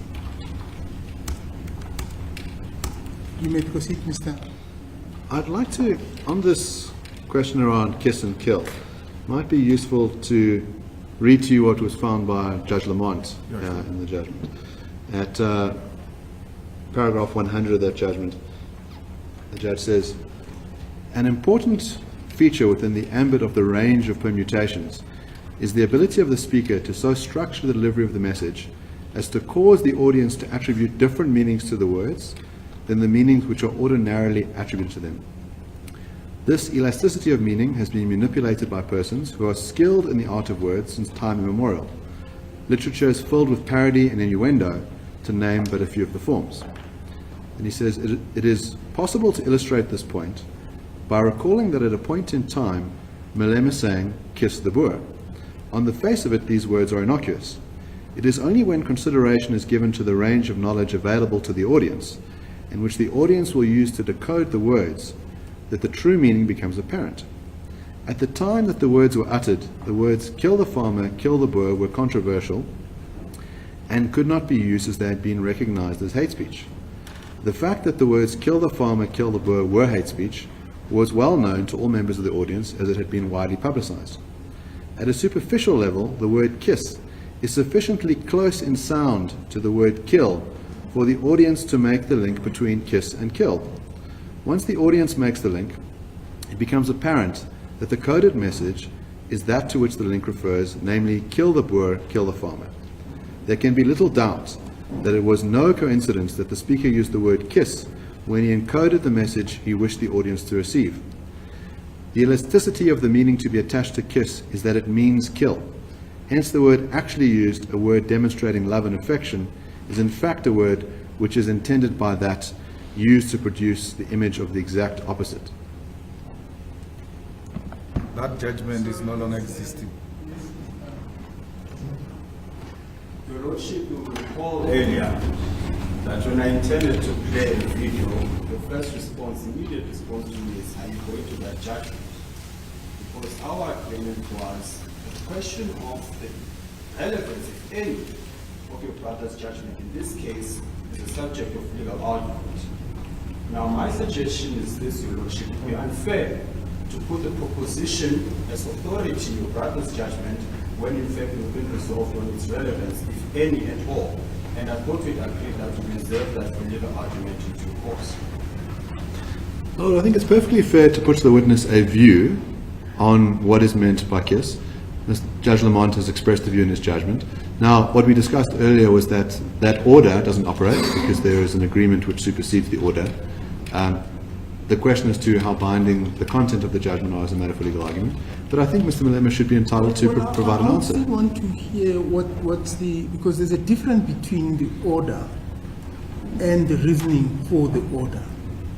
I'm not sure whether, and I said to both of you, I think in chambers, that this is a matter that may require in-depth debate as to what's the status of Judge Lamont's reasoning and the status of his order, and also the agreement which was concluded, which was subsequently made an order of court. All those things I think are going to require a debate. But however, Mr. Kasiboto, the question that's been put to the witness, I think it would be fair to also hear from the witness, just that that paragraph is so long, I'm not sure it's fair to then expect the witness to recall everything else that's been said there.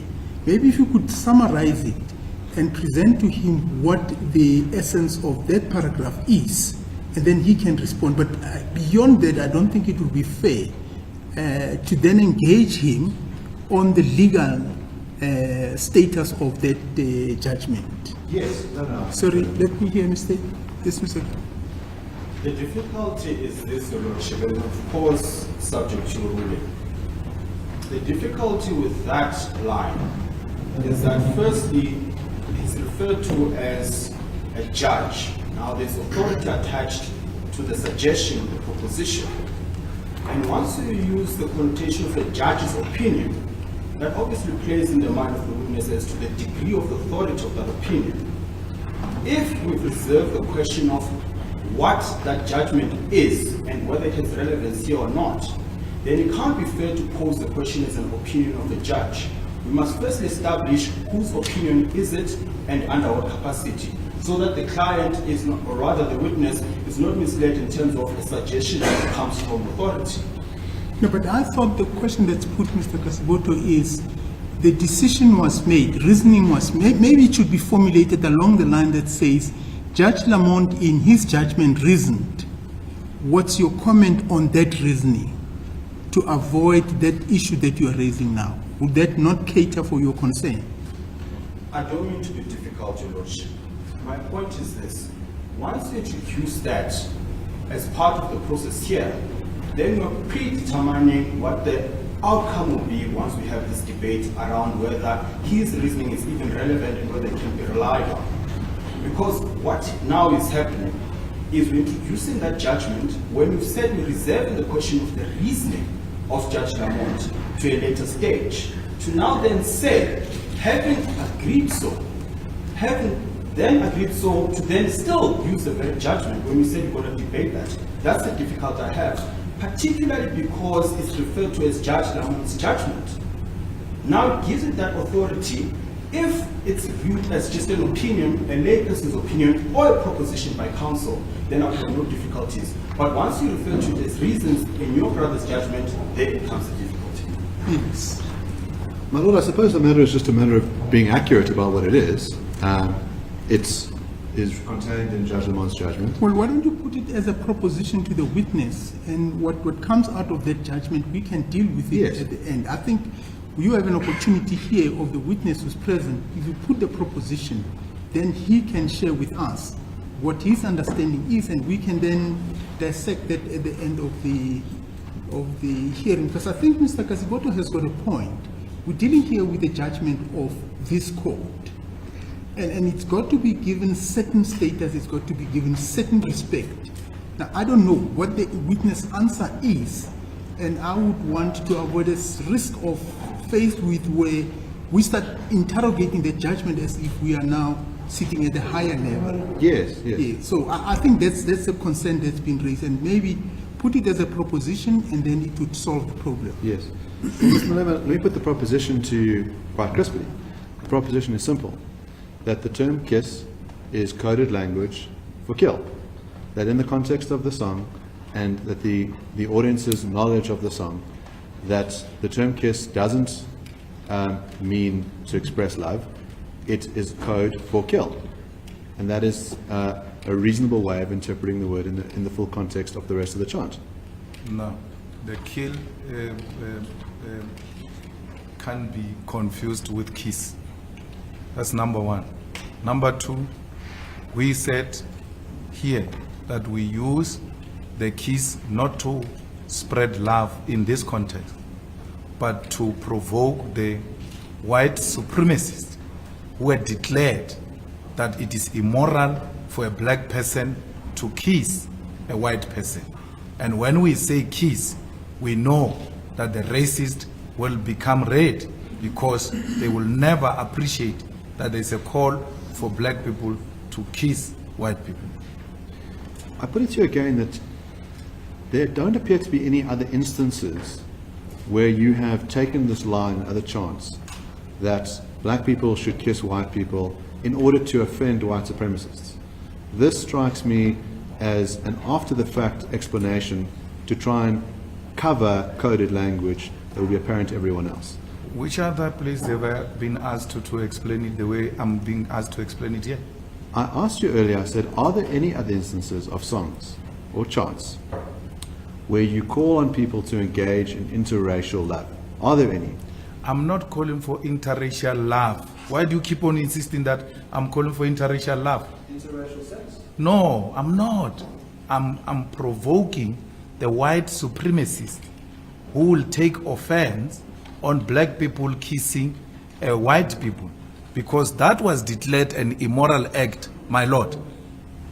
That's what I'm saying. And the lordship tried to explain it to you even much earlier, that he never said he's spreading love. He said he's provoking the people who will take offense out of black people kissing white people. It's a political discourse. Are there other songs? It is used in that context. Are there other songs where you do that? In other words, where you try and provoke white supremacists on this question? He says it's a chant. Can we keep maybe to the chant? Yes. Let the question be. Yes, chant. Is there any other chant?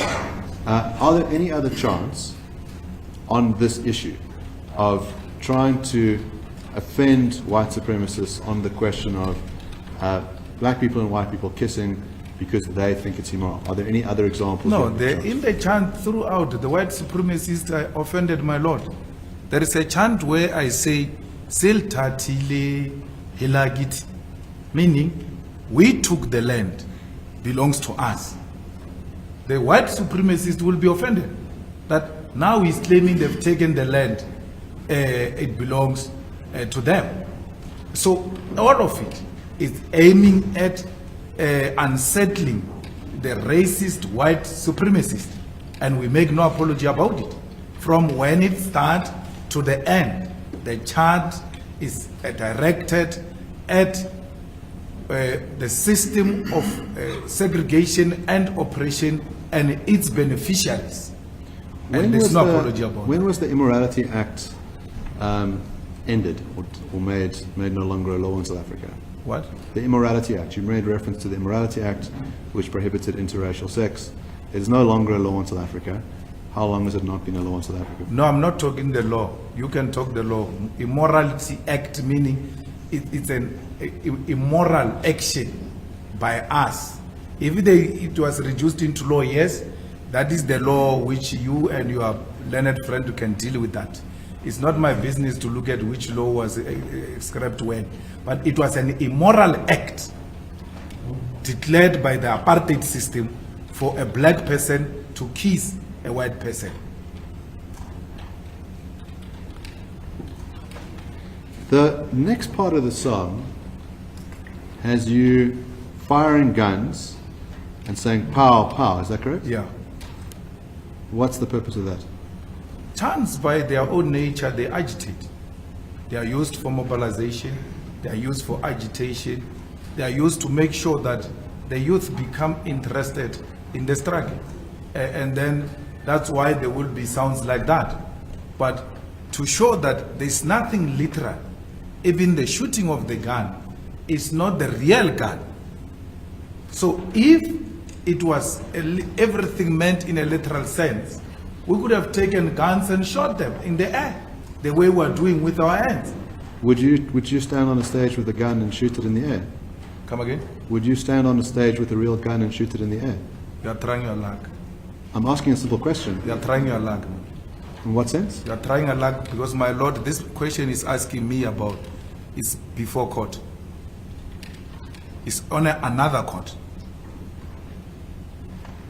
It's trying his luck now. It's a simple question. You can say yes or no. This matter you are asking me. Your Lordship, I think the point is clear. Can't persist with that line of questioning, honestly. My Lord, the witnesses said that they fire guns with their fingers and don't use real guns. I'm asking a simple question, which is whether he would use a real gun on the stage. You answer yes or no. But to what extent would his answer seem to be there is another case related to the shooting of a gun? To what extent does the answer he gives prejudices or may prejudice whatever is happening in the other case? Does he want to say that he doesn't want to incriminate himself? That might be an answer he could give. Yes, Mr. Kasbu. Your Lordship, whatever form of an answer gives is prejudice, regardless what the response is. The matter is lies before court. We're talking self-incrimination, fundamental constitutional rights here. The answer is clear. I will not answer the question before another court. However, if it's the question, if it relates to the merits of that, or has an implication to it, you can't be required to answer that question. My Lord, the witness himself has opened the door to the question. Mr. Oppenheimer, my concern is sitting here, and this is a matter that may require a serious interrogation, because the essence of the answer he's given is, I'm not going to answer that question because that issue is before another court. Sitting in this court, being a different court to the ordinary courts, what crosses my mind is, how do I interrogate that issue? And to what extent could the court be blamed for if it permits the question to go through and the answer be given? Because we don't know what answer he's going to give. And the consequence thereof result in the complication of prejudice. And I may be incorrect, but the sense I get, it's referring to a criminal case. Well, you see also there we now confronted with a situation where this court doesn't apply the same standard as the standard that would be used in that court. That court uses a very high standard. And this court uses ordinarily a much relaxed standard, in fact much relaxed than even the ordinary civil court. Aren't we running into the risk of compromising certain constitutional rights?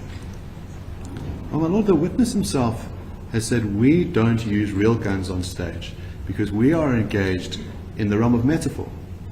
Now, I asked him a simple question, which is, would you use a real gun on stage?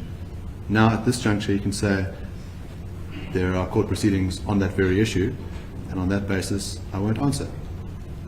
That's what he has said. I thought maybe he didn't put it in those, that's my interpretation of what he said, but maybe let's just get him to put it properly on the record and permit me to put the question to the witness. Yes, ma'am. Mr. Malema, you've been asked the question as to whether you would use the gun if you're on a stage. Now, you've suggested that the answer is obvious because there's a going case. Are you suggesting by that you wouldn't want to answer the question, or you're giving an answer that may require somebody to interpret? The criminal case is before the East London Magistrate Court, and his clients are involved in that matter, where they are alleging that I shot a firearm on the stage in an open space where there was public. Whatever answer I give here, it will have implications on that matter. And he's asking it knowing that there is such a matter before the court. Okay, so yes. I will not be answering the Okay, question. thank you very much. So I'm satisfied with that answer. Okay, thank you. Thank you, Mr. Nana. Now, we spoke earlier about you embracing the Constitution, is that correct? Yes. Now, do you embrace the Human Rights Commission as a Chapter 9 institution? Absolutely.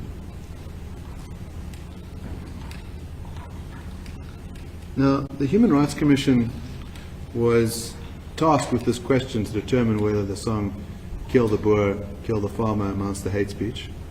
And I'd like to read you what their finding is and some of their reasoning. The final determination was the slogan "Kill the Farmer, Kill the Boer," as chanted at the ANC rally in Kimberley and at the funeral of Peter Makabe in Polokwane, is hate speech as defined in terms of section 16(2)(c) of the Constitution. And that tribunal held the slogan under consideration this appeal was chanted at high-profile functions organized by the African National Congress, the ruling party in this country. These events and the chanting of the slogans were widely publicized. There can be no doubt that the slogan, given its content, its history, and the context in which it was chanted, would harm the sense of well-being, contribute directly to a feeling of marginalization, and adversely affect the dignity of Afrikaners.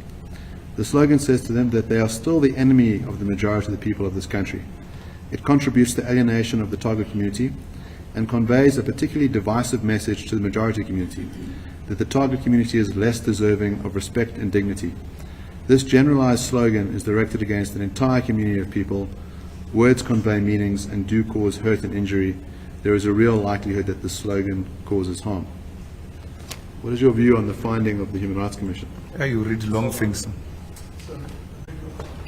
We're back here, my lord. The first problem is that is one of many other findings of the very same institution on the same subject matter. What is put to the witness is one version, not the second version, which found the exact opposite of what is being suggested. Prejudice one. Hold on a second, just on that question. The implication is that there's a second version. This is the appeal tribunal. This is the higher authority on it. An implication is being drawn that I've misled the witness by reading something that had been overruled. It's not the case. I insist, Your Lordship. There are two decisions coming from this process which vary, and one version is given to the client, to the witness. That's the first prejudice. The second is this. It's being asked as a lay witness to interpret the law. It's being asked to interrogate. Firstly, do not have the benefit of reading what it's referring to. Does not know the merits and the demerits of what it's referring to. And then it's asking him to make a legal analysis on the basis of the document he isn't read or consulted on. The third prejudice is that is precisely why we're here. He's being asked to give an opinion of what this court should find. That's the essence of the question, and that can't be permissible. On the first question, Yes. he's read to him the decision of the appellate, of the appeal. Yes. Why can't you address the shortcoming in that question in reply? Because I would assume that in your reply, you could say, once this is the only finding related to the Human Rights Commission, and that can be clarified at that point. Yes. So that doesn't seem to me to sustain. But I would want to get the comment by Mr. Oppenheimer on the second point of it seems to come back to the issue of an opinion. You said prejudice, it doesn't, because that was finalized, as I understand. Yes. My Lord, I'm not asking the witness for his legal expertise. I'm asking him to respond to the finding of that Human Rights Commission Appeal Tribunal. They've made a finding on this question, on the slogan, kill the Boer, kill the farmer, which is, of course, an issue in this matter. Mr. Malema can respond to it however he likes. Yes. It doesn't usurp the power of this court to make determinations about, this present matter. I don't seem to see any problem with that, Mr. Kasiboto, because all what the witness has been asked, your comment, and you can comment and say, look, this is what the Human Rights Commission found, I agree with them, or I don't agree.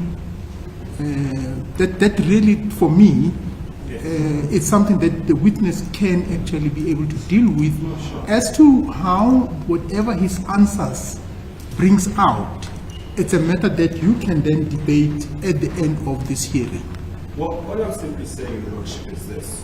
The prejudice to the witness is that, one, he has no access to what is being referred to. He can't interrogate the merits and the demerits. The second issue is he's being asked to comment about the subject matter before Your Lordship. That is the very question before this court. And you're asking a lay witness who's here to give factual version of his account to comment on, in essence, how this court should find.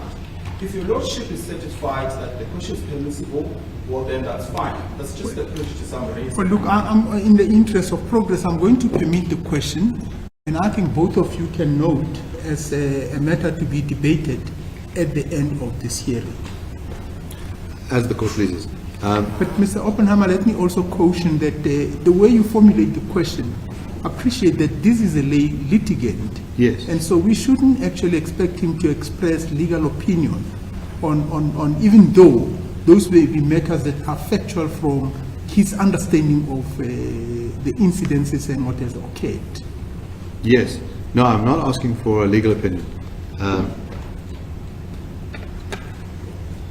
It's just given that we've had quite a long discussion between it might be fair to the witness for me to state it again. Yes. And maybe I'll do it a bit, I might break it up as well, and we can do it a bit more piecemeal. Yes. Okay, so I'll start with the determination. The determination of that tribunal was the slogan, kill the farmer, kill the Boer, as chanted at the ANC youth rally in Kimberley, and at the funeral of Peter Makabe at Polokwane, is hate speech as defined in section 16(2)(c) of the Constitution. Let's start there. What is your view on that determination by the body? I disagree. Our struggle was never a hate. Our struggle was a struggle for a just cause, and it still is to date. Then in the reasoning it states, the slogan under consideration in this appeal was chanted at high-profile functions organized by the African National Congress, the ruling party in this country. These events and the chanting of these slogans were widely publicized. There can be no doubt that the slogan, given its content, its history, and the context in which it was chanted, would harm the sense of well-being, contribute directly to a feeling of marginalization, and adversely affect the dignity of Afrikaners. Let's start there. The reasoning of the tribunal is that the singing of this song targets a group, an identifiable group, farmers, and it says, you are worth less, you are worthy of being killed, that it creates a sense of marginalization. What is your response to that? It's incorrect, because I've explained to you that we're not targeting any individuals. Ours is a struggle against a system of oppression that has robbed us of our land and our economy, and that's what we're engaged in. Do you think that those farmers are a part of that system of oppression? They are the beneficiaries of the system. Are they responsible? Should they be held accountable, those farmers? Well, when the system collapses, they will all appreciate that we are all equal and therefore there's no one who's superior to the other. And that's how they will take accountability. Are they equal now? They are not. They've got more. And we have less. Do you understand there's different kinds of equality? There's equality in terms of material assets, and then there's equality in terms of inherent worth and inherent dignity. Do you think inherent worth and inherent dignity and an equality before the law? Yeah. Do you think farmers have inherent worth, inherent dignity, and should be treated equally before the law? They are treated equally before the law. And they are equals, they are moral equals. They are equal to all of us, but the difference, my lord, is that economically they are at an advanced stage and they were privileged for them to be there. That's an inequality I'm talking about. Remember when we started in the morning, I know it's in the afternoon, we said political freedom has been ushered in. What is incomplete now is an economic freedom. There is still an economic apartheid that must be dismantled for the benefit of all. And if I understand your evidence as well, the dismantling that those that have more, that must be taken from them and it must be given to those that have less, so that you have equality of items. Is that correct? We must share. Yes. Yes. And that, in other words, if there is a wealthy black farmer, he must give to the poor black farmers. I'm happy you mentioned it, because when we say farmer, we don't say white farmer or black farmer. We say farmers who have become the face of land dispossession in this country. So there is no black farmer or white farmer who's going to lose a farm. All we are saying is that those who have, they will continue to have their own, and this abundant land that people just go around bragging to boost their egos and not using it for any productivity will then be given for those who don't have. And in that sense, we are now equal. Now, the finding of the tribunal is that the song contributes to the marginalization of a community. It makes them feel less worthy because they are being isolated and targeted. What's your response to that? Their economic standing in society will never make them feel less worthy. It's not. That's what actually makes them to behave as supremacists.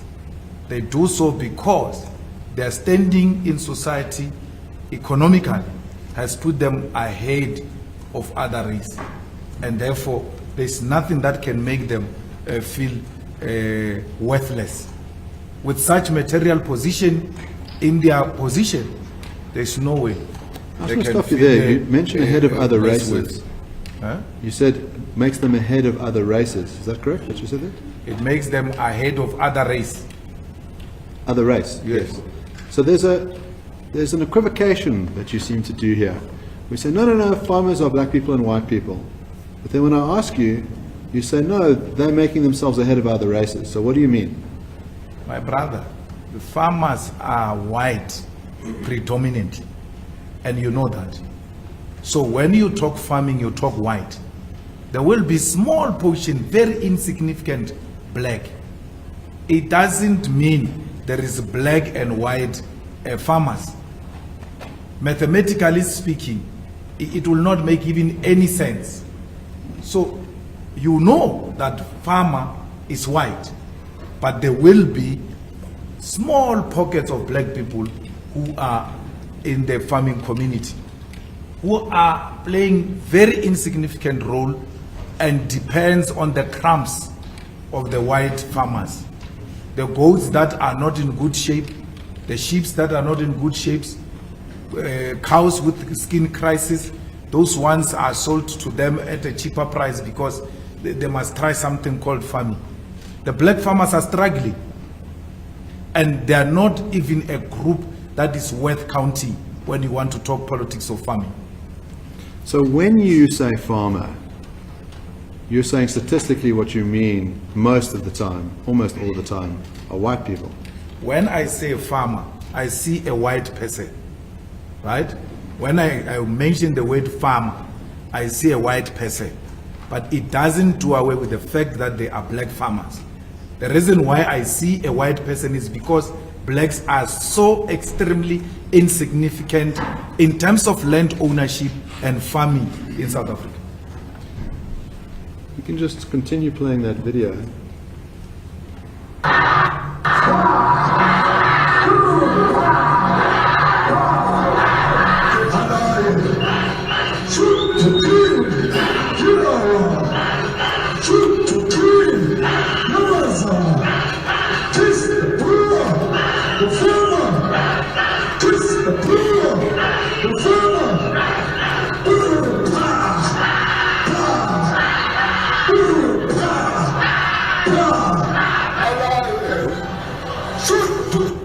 So there, we've just established that when you conceive of farmers in your mind, you think of a white person.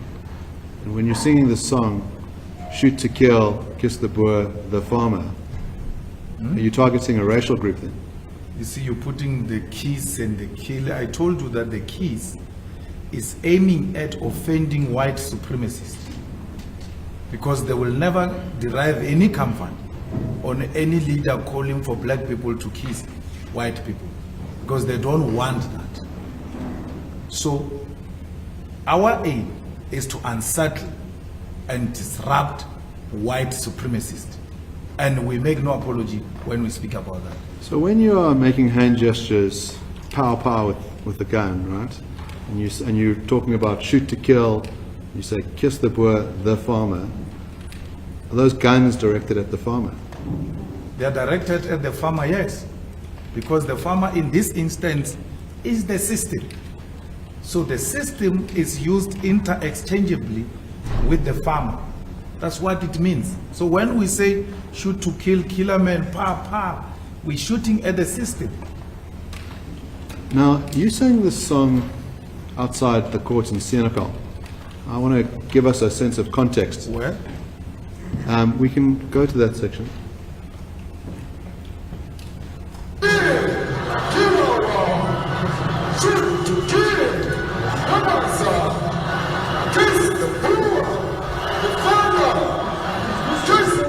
No, I'm going to ask him to fast forward to Senegal.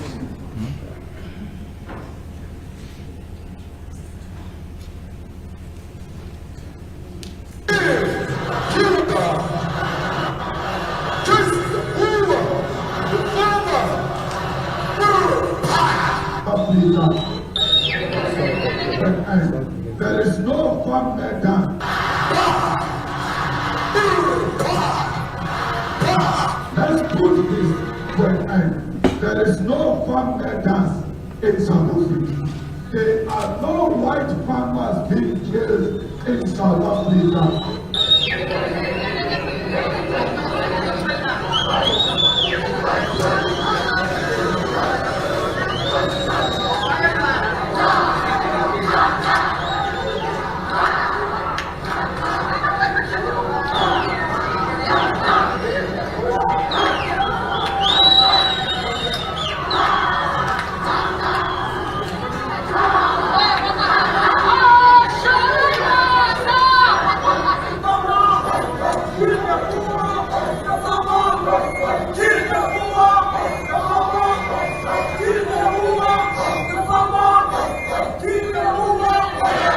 Now I've got two questions. The first is the beginning of that video. Just before we get the lordship, can counsel correct himself, because the proposition was he sang the song in Senegal and he purported to show a video of him singing that. So if this line of questioning is going to move from that false premise, it would need to be corrected first. Yes, no, I'm trying to correct that. I think it's fair to say that when I say you, I mean the EFF, not Mr. Malema, and I'll proceed on that basis. So that video starts with an extract from a speech that you gave in Senegal. Is that correct? Which one? That the where that starts. There's a speech in Senegal in October where you were present. Is that correct? Mm-hmm. And the extract of that speech says, "There are no farm murders. There are no white people being killed." Is that what you said? Yes. And then there's footage of the crowd. In other words, the party singing the song, or the chant, kill the Boer, kill the farmer. Is that correct? Now, Just one more thing, Your Lordship, again. In fairness to the witness, if a proposition is put, it must be factual, because the answer will move from an assumption that the proposition is correct. The proposition by counsel is that, by my learned friend, is that members of the EFF led and sang a song. I've just been advised by my attorney, who's more astute than I am, that the person who was actually leading the song has no suggestion that he's an EFF member. One is not wearing a t-shirt of such a nature, nor does he declare himself to be one. So if you can just correct that again, my Lord, then maybe we should just go back to that extract and we can see and the witness can respond.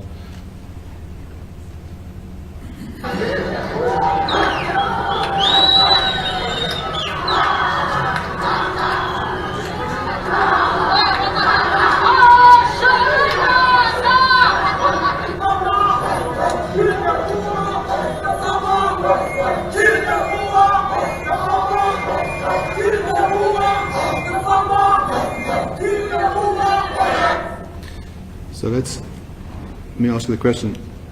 Are those members of the EFF singing the song or chanting, kill the Boer, kill the farmer? I wouldn't know, my Lord. For you to be a member of the EFF, you have to pay 10 rand, get a card, and that card gives you a status of a member. So there's no display of cards. There's no, the person in the main doesn't wear the EFF regalia. So membership is not a t-shirt. Membership is a card. Then will you condemn those people that were singing that song? No, I won't. You won't? No, I won't. Why You not? see, in Senegal, my brother, is that it's a community, those people you see there. It's a community protesting against white supremacists. They are agitated. They are angry at what the white supremacists have done in that court, where they broke into police station, chased the police away, broke into the court, fired guns right on the face of two females who were managing the door at the court. And the people respond in a manner they did to show their displeasure at what happened. They never killed any Boer. They were singing to show that they are angry. Do not take away the right of our people to show the white supremacists that they no longer have a place here in South Africa. So for me to condemn them will be to promote the white supremacists. So I'm not going to do that. Why do you play this funny game where you say those guys wearing EFF t-shirts, I can't see their cards, I don't know if they're EFF members, but of course I'm not willing to condemn them. Why play that game? No, I'm not playing any game. Two things that you must get right. One, are those EFF members? I'm answering the question on membership, and I clarified to what is a member of the EFF.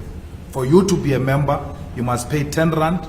That 10 rand must be deposited and must have a card of the EFF. That's number one.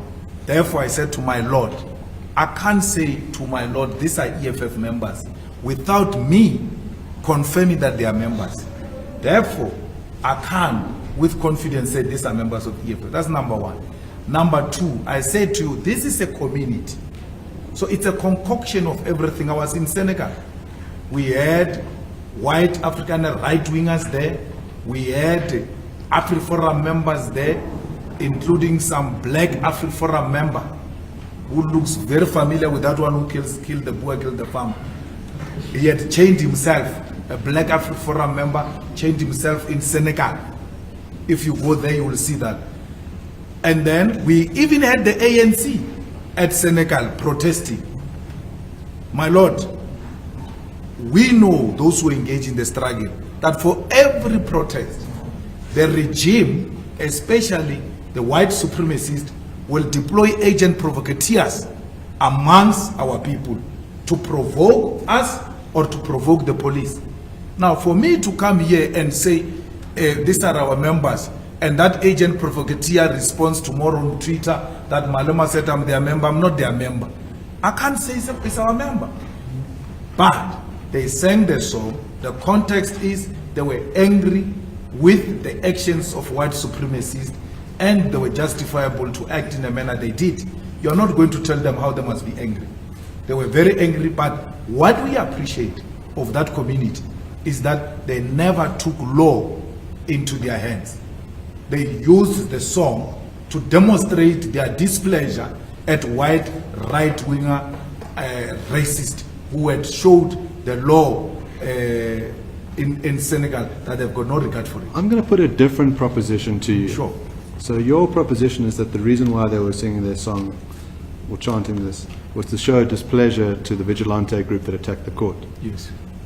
Now, the reason why there was a court hearing in the first place was that Brendan Horner, a 21-year-old, was murdered and his body was put on display on a pole.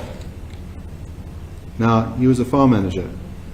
The simple reading, when a crowd sings, kill the Boer, kill the farmer, is that they are celebrating the killing of Brendan Horner. You're thinking very low of black people. Must be ashamed of yourself. Be ashamed of yourself. How can our people celebrate death? Our people have never done that. These people are, my Lord, they were not even going to court. They were never part of the court. Until the court staff had to go and lock itself in a room where right-wingers, gangsterism went to break the court, where right-wingers turned the police van upside down and police were helpless. The people said, we will defend our institutions of democracy, and they did that. And when they arrived there, they were showing their displeasure. These people are angry at what these white right-wingers have done. And in showing their displeasure, you say they were celebrating. My Lord, after that, one, those white African right-wingers never went back to court to mess up the court. Two, our people never went back there because order was restored in Senegal. Police had given up and ran away. Our people went to defend their police, which is a revolutionary thing to do. When the democratic state is under attack by vigilantism, the people themselves have got a duty to take up the streets and make sure they defend the institutions of democracy. And I'm happy that I was leading from the front to restore order in Senegal against vigilante groups which were destroying the courts and the police station in Senegal. There is no celebration there. There is no single poster, my Lord, that can be shown on this video. What a good riddance. The Boer died. Good thing, happy. And when we celebrate, we bring all types of things, by the way. If you see us celebrating, there is trumpets, there is gubu, all types of things. We bring them together and we celebrate. So here, it's not a celebration, my Lord. It's an occupation of picket lines where people demonstrate their dissatisfaction with the conduct of Afrikaner vigilantism that displayed itself some few days before. Let me ask you, you started that speech by saying there are no farm murders. Yes. And no white people are being murdered. Yes. What did you mean by that? There are no farm murders, my Lord. There is murder. It's not directed at farmers. There is just a general killing of people in this country because the security of this country has collapsed. So you can't classify it like that, because then you are suggesting a certain group of people, because of their race, must be elevated over the matter that we see in the township. That's not the suggestion. You don't, the way you phrased that, you said there are no white people being murdered. Let's talk about that. No, there are no white people who are being murdered. There are no farmers who are being murdered. If you complete that speech, there is murder going on in this country because we are occupying a crime scene. South Africa has become a crime scene. So leave putting the race to it. To stop saying white people are being killed. Stop saying farmers are being killed. You must say our people are being killed. Yeah, that strikes me as very strange, because your approach throughout is to focus on racial suffering. So black people are being targeted by colonial oppressors. Yes. Right. You have no problem saying that. But then if you want to say, well, these farmers are being attacked, and you identify farmers as being white people, then you want to deny it. Then you want to say, no, there's nothing to see here. Why? White, black people were discriminated as a race. It was a conscious decision to discriminate black people as a race. And in dealing with that violent, racist attack on black people, you have to classify them as black people because they were discriminated as a race. In this context, my lord, farmers and white people are not being killed for race purposes. They are being killed because crime is out of hand in South Africa. And to even equate that to the segregation of black people as a race, to what I'm talking about, that there is no program, there is no conscious decision taken anywhere, but farmers and white people must be killed. There is just general problem of crime, there's a problem of murder, and it's increasing, and police are failing to handle it. I'd like to refer you then to the evidence of Mr. Roots. You could turn to page 202 of the bundle and page 164 of the book. I don't know if your counsel have a copy that they can give you.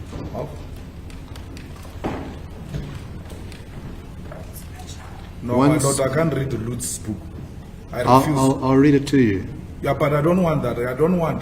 I'm not going to be used, my lord, to promote Ruth's book.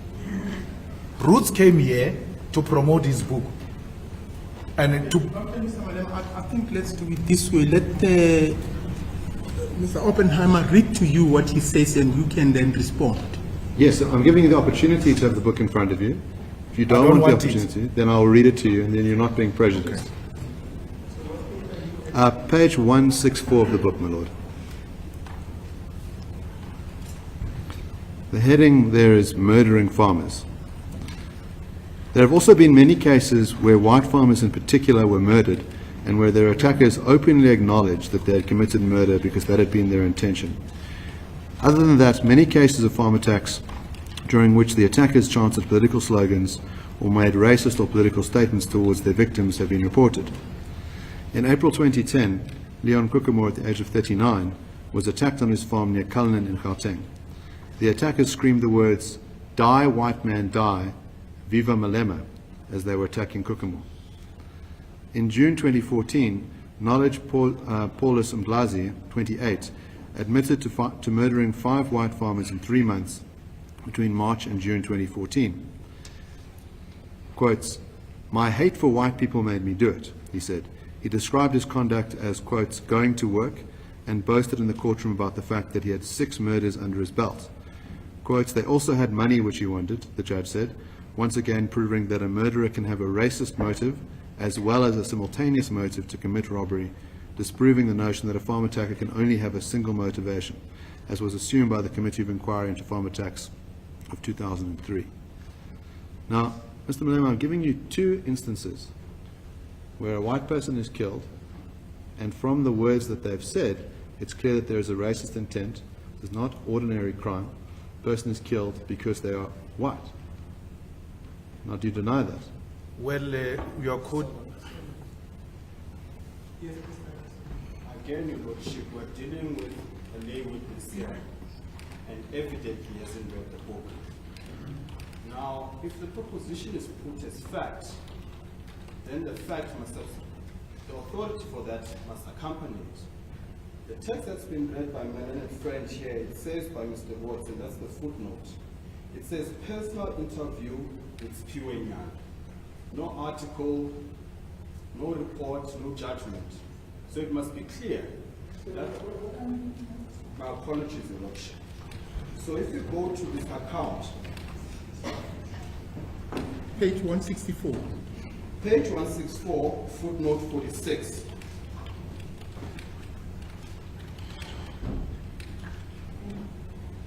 Footnote 46 appears on page 365.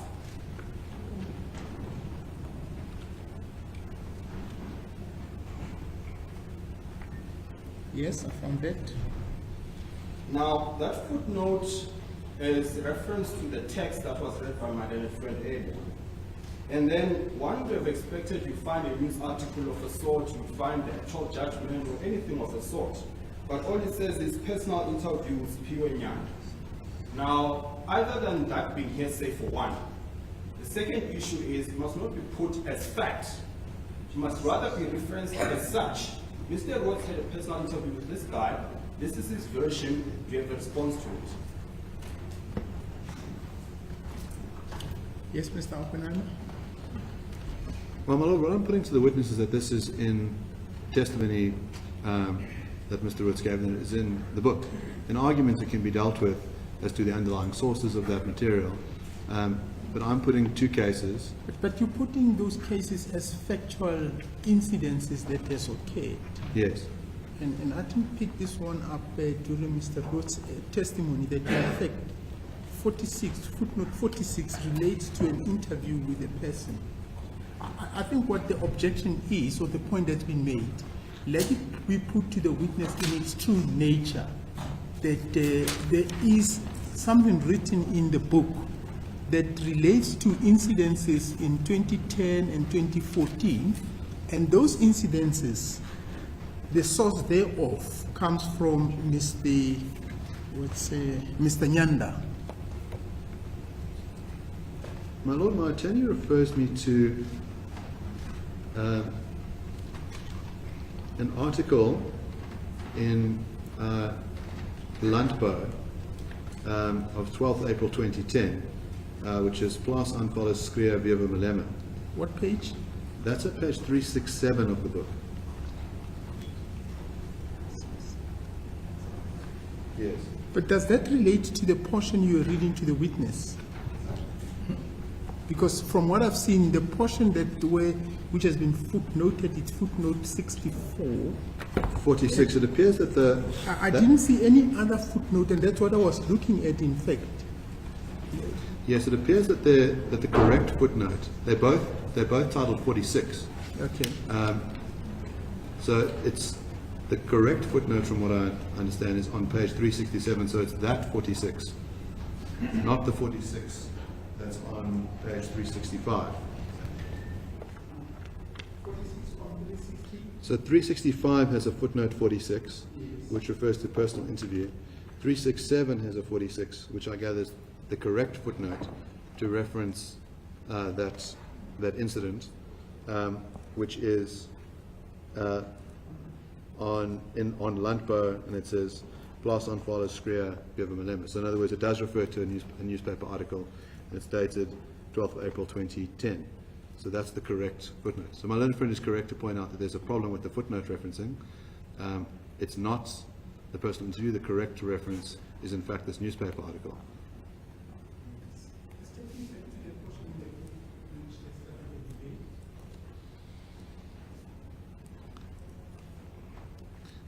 So my Lord, it's, in other words, the portion that is stated, the first portion is in April 2010.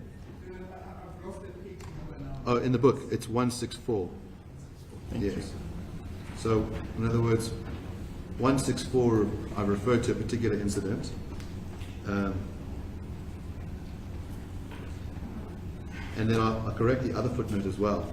In other words, the incident is a footnote 46 and there's a footnote 47. I think in the interest of time, Mr. Oppenheimer, let's look at the objection that's been raised. The objection is put to the witness what is stated in the book and the source of that which is stated in the book. That's fair. Because if you state it, when any ordinary reading of this portion, or I'm not sure whether, because some of us would come with the baggage of being lawyers, you immediately ask yourself, was this in a court? Is this a case that's reported? You see the point I'm making? So if the witness is not aware, he's now going to have to answer unaware as to whether this report, what its source is, in other words. So if you could indicate that this is the source, he'd be able to deal with it in terms of what the source of that information is. That's perfectly fair, my Lord. Then I'm going to read those extracts and then point to the underlying sources. So the first instance says, in April 2010, Leon Kokemoor, age 39, was attacked on his farm near Cardinal in Gauteng. The attackers screamed the words, "Die, white man, die, Viva Malema," as they were attacking Cuba. Now, the source for that is landbou.com, 12th of April 2010, Plaas aanvallers skree Malema. The second one is in June 2014, Knowledge Paulus Ndlozi, 28, admitted to murdering 5 white farmers in 3 months between March and June 2014. Quote, "My hate for white people made me do it," he said. He described his conduct as merely going to work and boasted in the courtroom about the fact that he had 6 murders under his belt. They also had money which he wanted, the judge said, once again proving that a murderer can have a racist motive as well as a simultaneous motive to commit robbery, disproving the notion that a farm attacker can only have a single motivation, as was assumed by the Committee of Inquiry into Farm Attacks. Now, 47, which ends up the judge said, that references an IOL article, Independent Online, 24th of June 2016, and the article was entitled, "My Hate for White People Made Me Do It." Now, you'd stated earlier that there are no murders of white people. What you say you mean by that is they are just murders.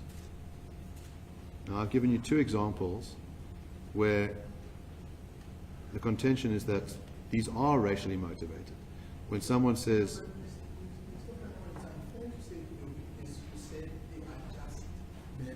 he said there are no farm murders, but there are murders in the country. Because the use of the word just into what he said, it seems to me to, looking for a better word, almost diminishing the importance of the other murders. I didn't hear him to be saying, I'm diminishing all the other murders. He said there are generally murders in the country. In fact, he says this country is a crime scene. yes. Yes, so I think put Let me try it and put it clearly then. So first of all, is it your contention that there is a murder problem in South Africa? Is it your contention that there's a problem with murder in South Africa? Yes, yes. Now, I've given evidence, well, I'm giving you 2 examples of cases that are reported on in the book and in the newspaper articles of people that were murdered with racial motives on the grounds because they were white. Do you accept that it could be a reason to murder someone through racial hatred because someone is white? You see, one, the book you are reading from is badly written and is not peer-reviewed and therefore cannot be used as an authority. 2, in the same book, the discredited book that uses this court to sell itself, said, I've got a Facebook page where I wrote things on my Facebook. It is not disputed here, my lord, that I've got no Facebook page and therefore I could not have written the things that the book says I've written. So this book has got no authority. Let me stop you there. Let's just deal with this contention around no, but the you read page. to me a book. Am I answering that book? Yes, no, I just want to Yes. pause you there. So you bring a book here that is so discredited and written by a non-thinker, and you want me to engage with a person with a brain the size of a peanut. I cannot do that. There is no problem of white people being killed. There is no problem of farmers being killed, my lord. Because if you want to use that in comparison with black people during apartheid, it was a system designed to kill our people. The wars of dispossession, the 1976 June 16 uprising, the riots of the Malema, you're starting 80s, to grandstand. the I'm asking you a system very particular attacked question. our people and killed them. Now, in this case, there is no system that said, we now are going to kill white people.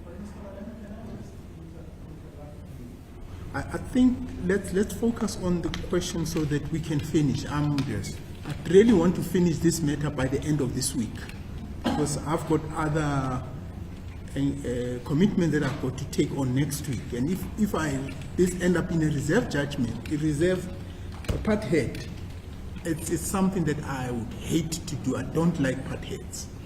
I think the question, maybe if you permit me, Mr. Oppenheimer, Mr. Malema, I think the proposition or the points made to you is that we hear your point about the status of the book. We've noted that. But the point that's been put to you is that in this book, it has been reported that in April 2010, Mr. Kukemu, who, when you read from the book, it suggests that he was a farmer. On June 2014, Knowledge Paulos Mdlanzi admitted having murdered a white farmer. So that's the question that now is being asked to you. In the context of you having said there are no white farmers being killed, what's your response to that? That's supposed to be a decision by the system that we are going to kill white farmers. There is no any establishment that has taken a conscious decision to engage on the killing of white farmers. There will be individuals informed by acts of criminality who engage in those types of activities. And therefore, it cannot be generalized, my Lord, to a point where the UN must be addressed that there is a problem of murdering white farmers in South Africa, as if there was an institutional decision to do so. Let me ask you a simple question. It seems like you can have institutional discrimination and you can have individual acts of discrimination. Is that correct? No, it's an individual act of criminality. Can an individual have a racist intent and act on it? Absolutely, like the one who wrote the book. Now, is it the case then? Your denial is a very broad denial. There are no white people being killed. You now want to say, well, what I mean by that is there's no gigantic system in place which calls for the orchestrated killing of white people. You know, that's not what you said in your speech. You use very short language, say, to deny. In other words, it's the kind of move that Holocaust deniers make. They say, no, I'm going to say there was no Holocaust. But when you ask me about it, what I'm going to do is say, well, maybe the numbers are different. You know, I'm going to moderate it. I'm going to do a Martin Bailey strategy where I say the outrageous thing, and then when under pressure, I sort of pull it back. That's what you're doing, really. I never said, no, this matter. No, I never said that. Again, Your Lordship, we refer to this idea of distortion. This question was put to the witness earlier. His response was, you play a short clip which does not give a context. You play what you want to play, and you do not allow the video to run so that we have full context. Because the witness says, immediately after saying what you are quoting, I qualified that by saying there's a general criminal problem of murders in general.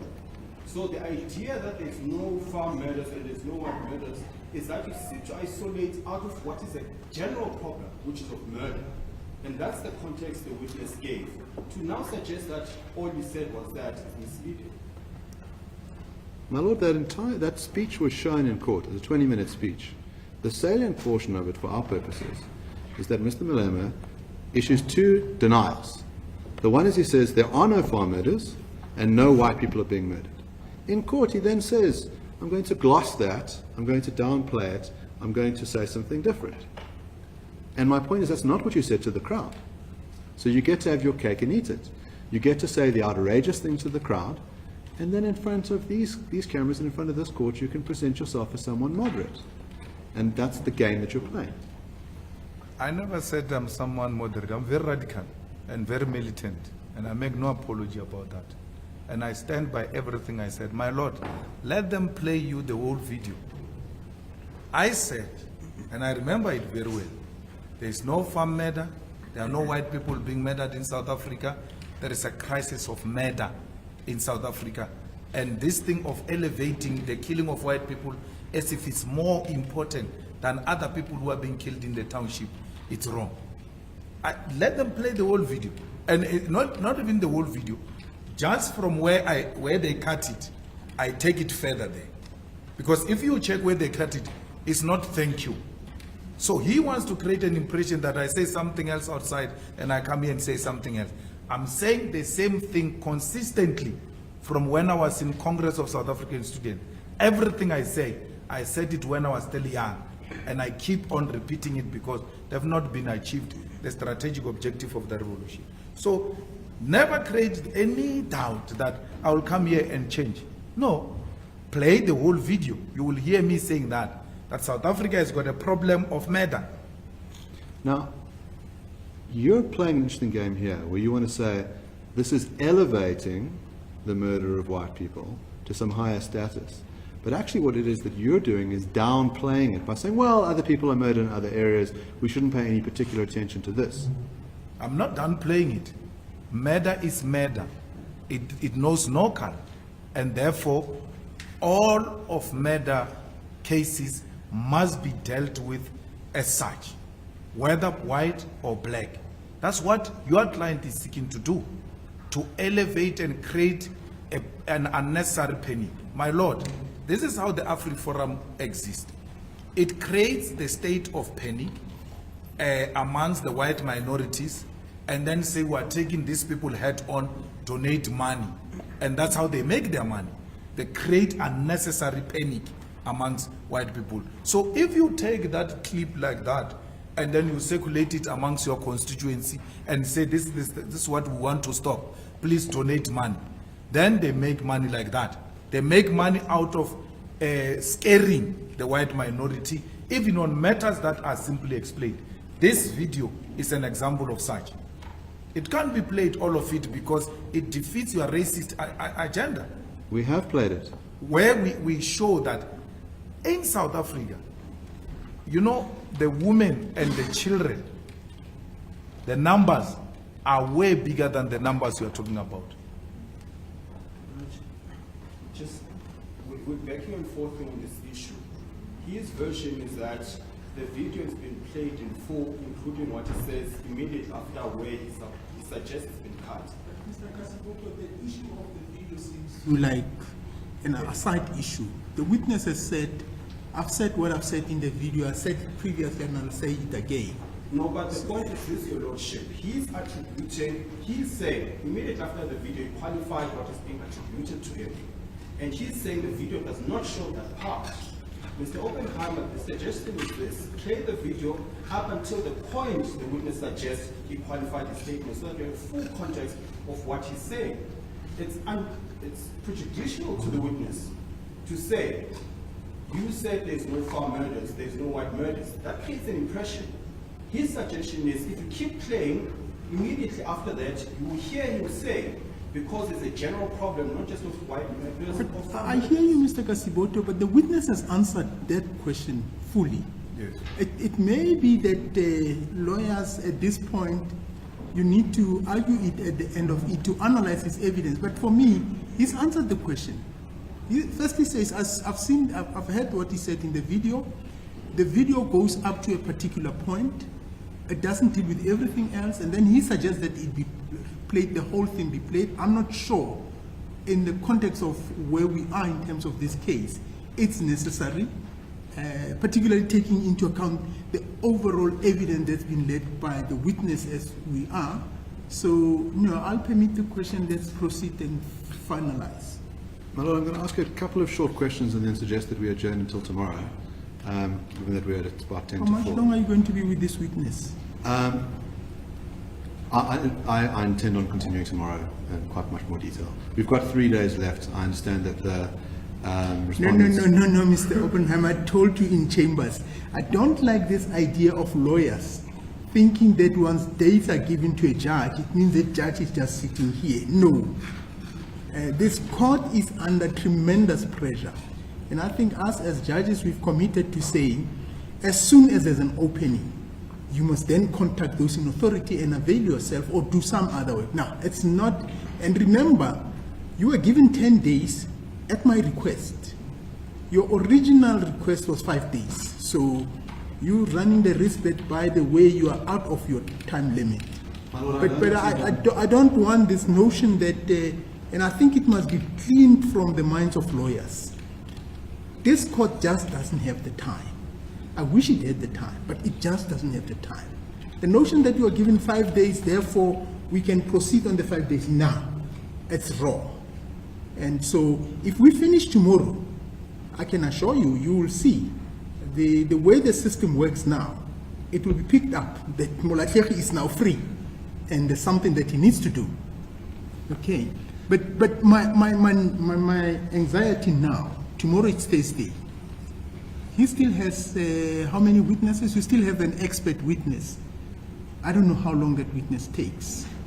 And if it overflows, it's not finished on Friday, then we have a problem. Yes, my lord, from my discussions with my learned friend on that front, I understand that the evidence to be led by the expert witness is quite narrow, and that my cross-examination is quite narrow, and that I have every intention of concluding by Friday. But I think, in other words, I'm going to ask a few more questions today, but I anticipate that I'll need to continue cross-examining the witness tomorrow. And Mr. Rutz's testimony, which was the majority testimony for the complaint, I think lasted 3 days. This will be 2 days for Mr. Malema. Okay, that's fine. Let's finish for today then. Just for a second, Your Lordship, just so we manage time, can we perhaps get a sense from my learned friend in terms of time frames, hours and minutes there about how long it tends to take? Because I would have suggested to this court, if it's going to take an extra hour and a half, 2 hours, then perhaps we could consider the idea of finishing with this witness today and then start with the expert witness tomorrow. My lord, the difficulty, of course, with cross-examination is that it depends on how long the answer is. I wouldn't want to keep us here until 6 tonight, only to say I need to keep on answering questions. There is days available.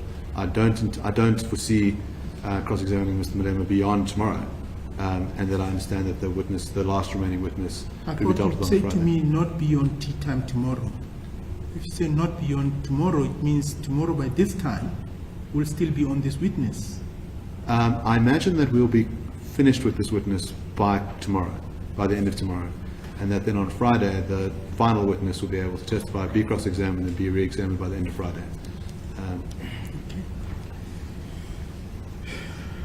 Well, that seems like something beyond my control. You've heard what my views are. Then let's finish whatever questions you wanted to ask today, and then we'll take it up from there. As the court pleases. Mr. Mayor, there's 2 questions I'd like to ask you, given our discussion about the nature of murder, and you've testified that murder has no color and murder is wrong. So, are you willing to condemn the murder of white people? I'm willing to condemn murder, not of white people. If white Because people are... You keep on emphasizing white people. That's racism and that's white supremacy. That's white supremacy. It's a very offensive question you are asking me. I've just given you an example of women and children who are being killed in this country. I'm willing to condemn murder, more than willing, but not of white people. I'm not going to play in the hands of white supremacists. Let me ask you a simple question. Are you willing to condemn the murder of children? Yes. And the murder of women? Yes. And the murder of Indian people? No, the murder of our people. It must not be racially classified. But when it comes to women, those people have suffered a serious oppression, a triple oppression, as isolated community, and war declared on them. They've suffered as black women, they suffered as women, they suffered as a working class. We have to elevate them, and we have to bring to light that women are being abused and killed. That cannot be compared with white people who are in power. So, if someone said they condemn the killing of black people, would you have a problem with them saying that? Well, why should you do that? We condemn the killing of people, in particular women and children. But not in particular any racial groups? Don't involve me in your racist politics. I'm not part of that. I don't do race politics of wanting to say, no, this race is superior. If he is killed, one person killed in that race is an equivalent of 100 killed in the other race. No such claim has been made. That's what you are doing? If a black person and a white person are killed, one on each side, would you say that is equally bad? Come again? If one black person and one white person are killed, is that equally bad? It's very bad. Murder is wrong. Are they equally bad? They're equally bad. It's murder. Yes. It must be treated as such. We've seen you marching here for farm murders and all of that. You have never marched for killing of women. You have never marched for a murder that occurs in the townships there. Because yours is race. It's not murder, it's not crime. You are pursuing racist politics. When you say you, just can we clarify I that? told you when I say you, I mean your client. Yes. Now, are you willing to condemn the murder of Brendan Horner? Who? Are you willing to condemn the murder of Brendan Horner? Who's that? Brendan Horner is the farmer who was murdered, The and one that's why you're there was a quoting. court case in Senegal. Huh? The reason why there was a court case in Senegal is because Brendan Horner, who was 21 years old, who was a farm manager, was murdered, and his body was put on a pole. And I imagine that you would have been aware of that because you appeared in Senegal. I'm asking a very simple question. Are you willing to condemn his murder? I will condemn murder as an act of criminality. But, my lord, again, there is a new definition of a farmer now, that a farm manager is also a farmer. Because we thought that when you say farmers, you are referring to the farm owners. But let's put it differently. There are many black people who are killed there in the farms. It's never called a farm murder. But when there is a white worker who's not an owner, it's called a farm murder. But when it's a black person who dies in the farm, it's not called a farm murder. If you had read Mr. Ritz's book, you would note that those farm attacks and farm murders explicitly include people of all races. Where has Mr. Roots and his cohorts gone to march and turned police vans upside down because there is a black farmer, referring to a worker, farmer, killed in a farm? Where? Don't tell me about what he writes in the book. Tell me if he has ever marched because a black person has been killed, my lord, in a farm and killed by a white farmer. Where has he ever marched? He has never marched because his is racism. The hours are called workers. They are paid with alcohol. They are ill-treated. They are not regarded as farm workers, even when they are working in the. They are not regarded as farmers, even when they are working there. But now, if a white farm worker dies, we are told it's a farm murder, and then there must be a march. When our people die every day in the farms, some of them killed by white farmers, you never march. The hypocrites. That, if you'd been present in court, you'd have noted that the pastoral counsellor talked about what Afriforum's trauma unit does when there is a farm attack, and that black people and white people are affected by those farm attacks, and they play a role in counselling everyone who's affected by it, black and white. So they do care about assisting those that are traumatized by attacks regardless of their race. It's not true. You just pick up here and there so that you look smart to deal with this dark cloud over your head of racism, that you exist to perpetuate racial divisions in our country. So you'll choose this case there, you'll choose the case of a lady that is allegedly have been beaten by Mrs. Grace Mugabe because there is a mileage there, such things, you know. But other than that, you have no program, none whatsoever, to protect black life in the farms. That's the point I'm making. So if there are people you are cancelling, it's just this one or that one, there and there, but otherwise it's not generally that what you stand for. Does the EFF have a program to protect the lives of black workers on farms?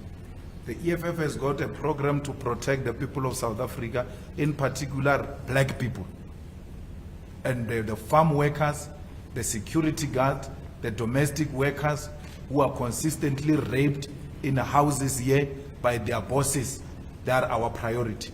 We fight for them and we protect them. I find it astounding, this sort of gaslighting that you engage in, where you refer to Afriforum as race baiters, and then you consistently describe yourselves as people who don't care about race, and then you say black people in particular. How does that work? How do you reconcile those notions? It's very important to emphasize that, because those are the victims of your oppression. We want to liberate, my Lord, everyone, black and white, but in particular, blacks and Africans in particular. It doesn't mean we're not including the other race. We're putting an emphasis where the oppression is taking place. And we, to ask us to keep quiet about emphasizing black people is to ask us to die in silence. Because every time we expose this discrimination and oppression on black people, it embarrasses you internationally.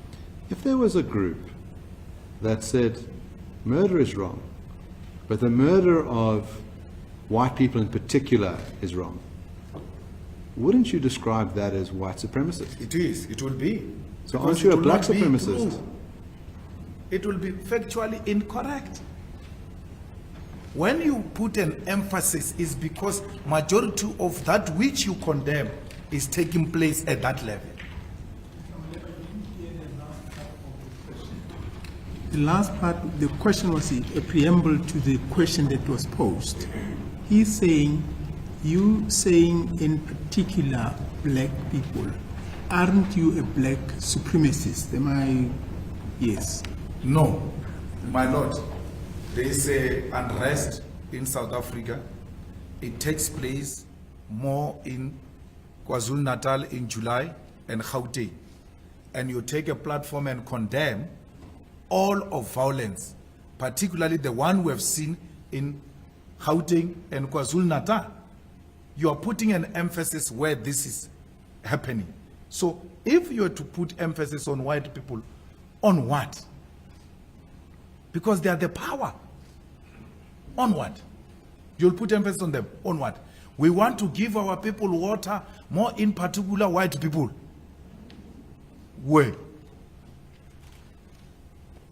So in other words, if you say we want to provide services to our people, particularly black people, Yes. that's fine. That's where the services are not happening. We give services to all, but in particular to black people found in the rural areas and in the township. It's a matter of emphasis. Yes. And my point to you is that, in other words, if the emphasis is made in one direction, it's totally fine. If it's made in the other direction, it's racist and supremacist. And that strikes me as a contradiction. No, there is no contradiction. There is a general statement for all of us, and then which gets to be particularized because of the victimhood of those that you are putting emphasis on. They remain the victims. Black people remain the victims. Can there be white victims? Where? Is it possible for there to be white victims? Where? In South Africa? No. There can be no white not victims? at the current moment. No. The white people are the power. Let's just pause on this for a second. What is the race of the president? Which president? The president of South Africa. Ramaphosa? Yes. He's black. And how many people are in his cabinet? I don't know, 26 or so. Are any of them white? Yeah, How many? very few of them. And the head of the police, what is his race? Black, And of the army? black, And I could keep going on. yeah. The claim that white people are in power, when I've listed all of the levers of political power to you, and you say that those people are black, that strikes me as out of touch with reality. Then let's go to the real power, not this imaginary power you're talking about. How many companies are owned by black people at the JSE? You can tell me. So, I gave you answers. I said, when you asked me a question, I said 26 and all. Now you say, I ask you a question, you say, tell me. Your answer is true. Because you know that if you give the correct answer, it will show the real power. I'm not a witness. The economic power of this country is in the hands of white people. They are in charge. So is political power worthless? Oh, okay. Yes. As Oh, it yes, typically yes, is the yes. Sorry, my representative, lord. yes. Just tell Yes, him. I don't ask questions, I answer. Yes, yes, thank you. I'm used to asking questions. Yes. So you can tell me if you'd like. Well, What the ownership looks Johannesburg like. Stock Exchange, 80%, if not 90% of it is white-owned. Those companies are the ones that control the economy of our country. In South Africa, 90% of the people who own the land are white people. And the white people are less than 15% of the population of South Africa. Africans, who constitute more than 80% of the population, own less than 10% of the land in South Africa. That's power. When you get time tonight, please give yourself an opportunity to read the difference between glory and power. Those things you are telling me is glory. It's not power of blue lights. They are managing the affairs of the state on behalf of the ruling class. And the ruling class is white monopoly capital. And by that term, white monopoly capital, you would include black billionaires as well, like Patrice Motsepe. Well, I don't include Patrice Motsepe. I'm not sure if Patrice is a billionaire, chef. I'm not sure. Sometimes I've got suspicion, my lord, that is an imposter. I'm not sure. I don't agree. I'm not sure. And majority of the people you refer to as black billionaires, by the way, majority of them are imposters. They are posturing. They do not own and control the claims that they are owning. So I don't know. I don't know of any owner of the means of production who is black and African. I can see the people who are fighting to enter that level, but as to whether they own is something else. I don't know. I mean, we were told here, my lord, that our president is a billionaire, that he will never ask money or steal money from anyone. This is the man we must elect. Then, boom, the man has taken money from other billionaires to finance his campaign of CR17. Which billionaire does that? He presides over a party that cannot pay salaries. As a president, it comes back to you that your party hasn't paid salaries. Why would a billionaire not pay salaries of his staff members? I think he just likes being called a billionaire, but the man doesn't have anything, Shem. They just like being called those things. I don't think they are real. I don't know. I doubt. My lord, that might be a juncture to adjourn until tomorrow.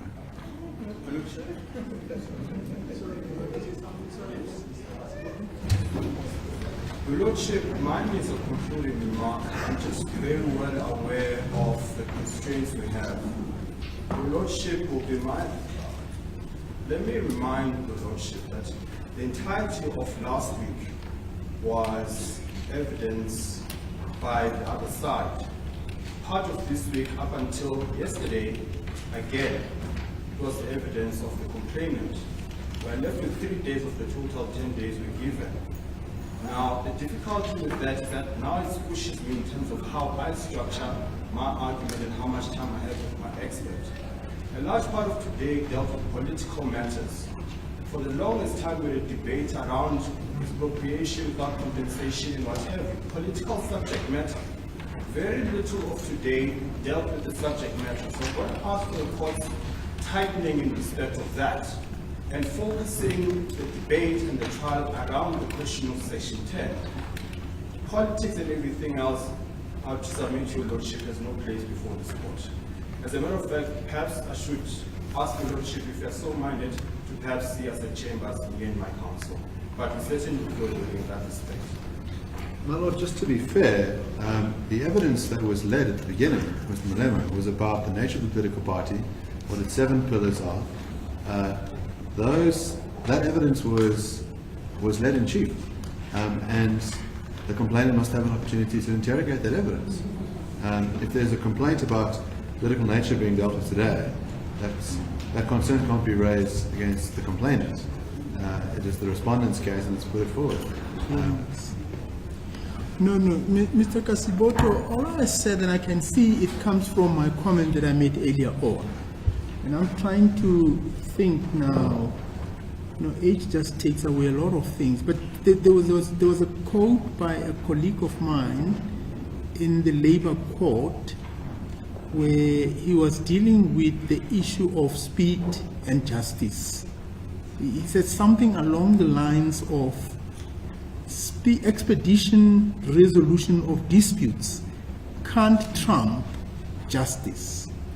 Now, ultimately, what we would have to do in the circumstances, we'll have to look at it. And I just want to say to you, I don't think that whatever I said should constrain you in preparing for your case.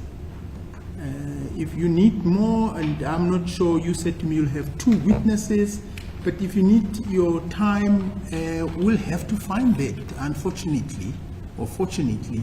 So I don't think it should be, let me put it this way, ultimately it would be my responsibility to find the time to deal with whatever remains to be dealt with by the end of this week.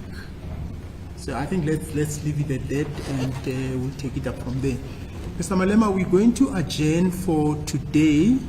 You are still under oath, if I may remind you, and that you can't discuss this case with any person without prior permission of the court. Thank you very much. The court shall adjourn.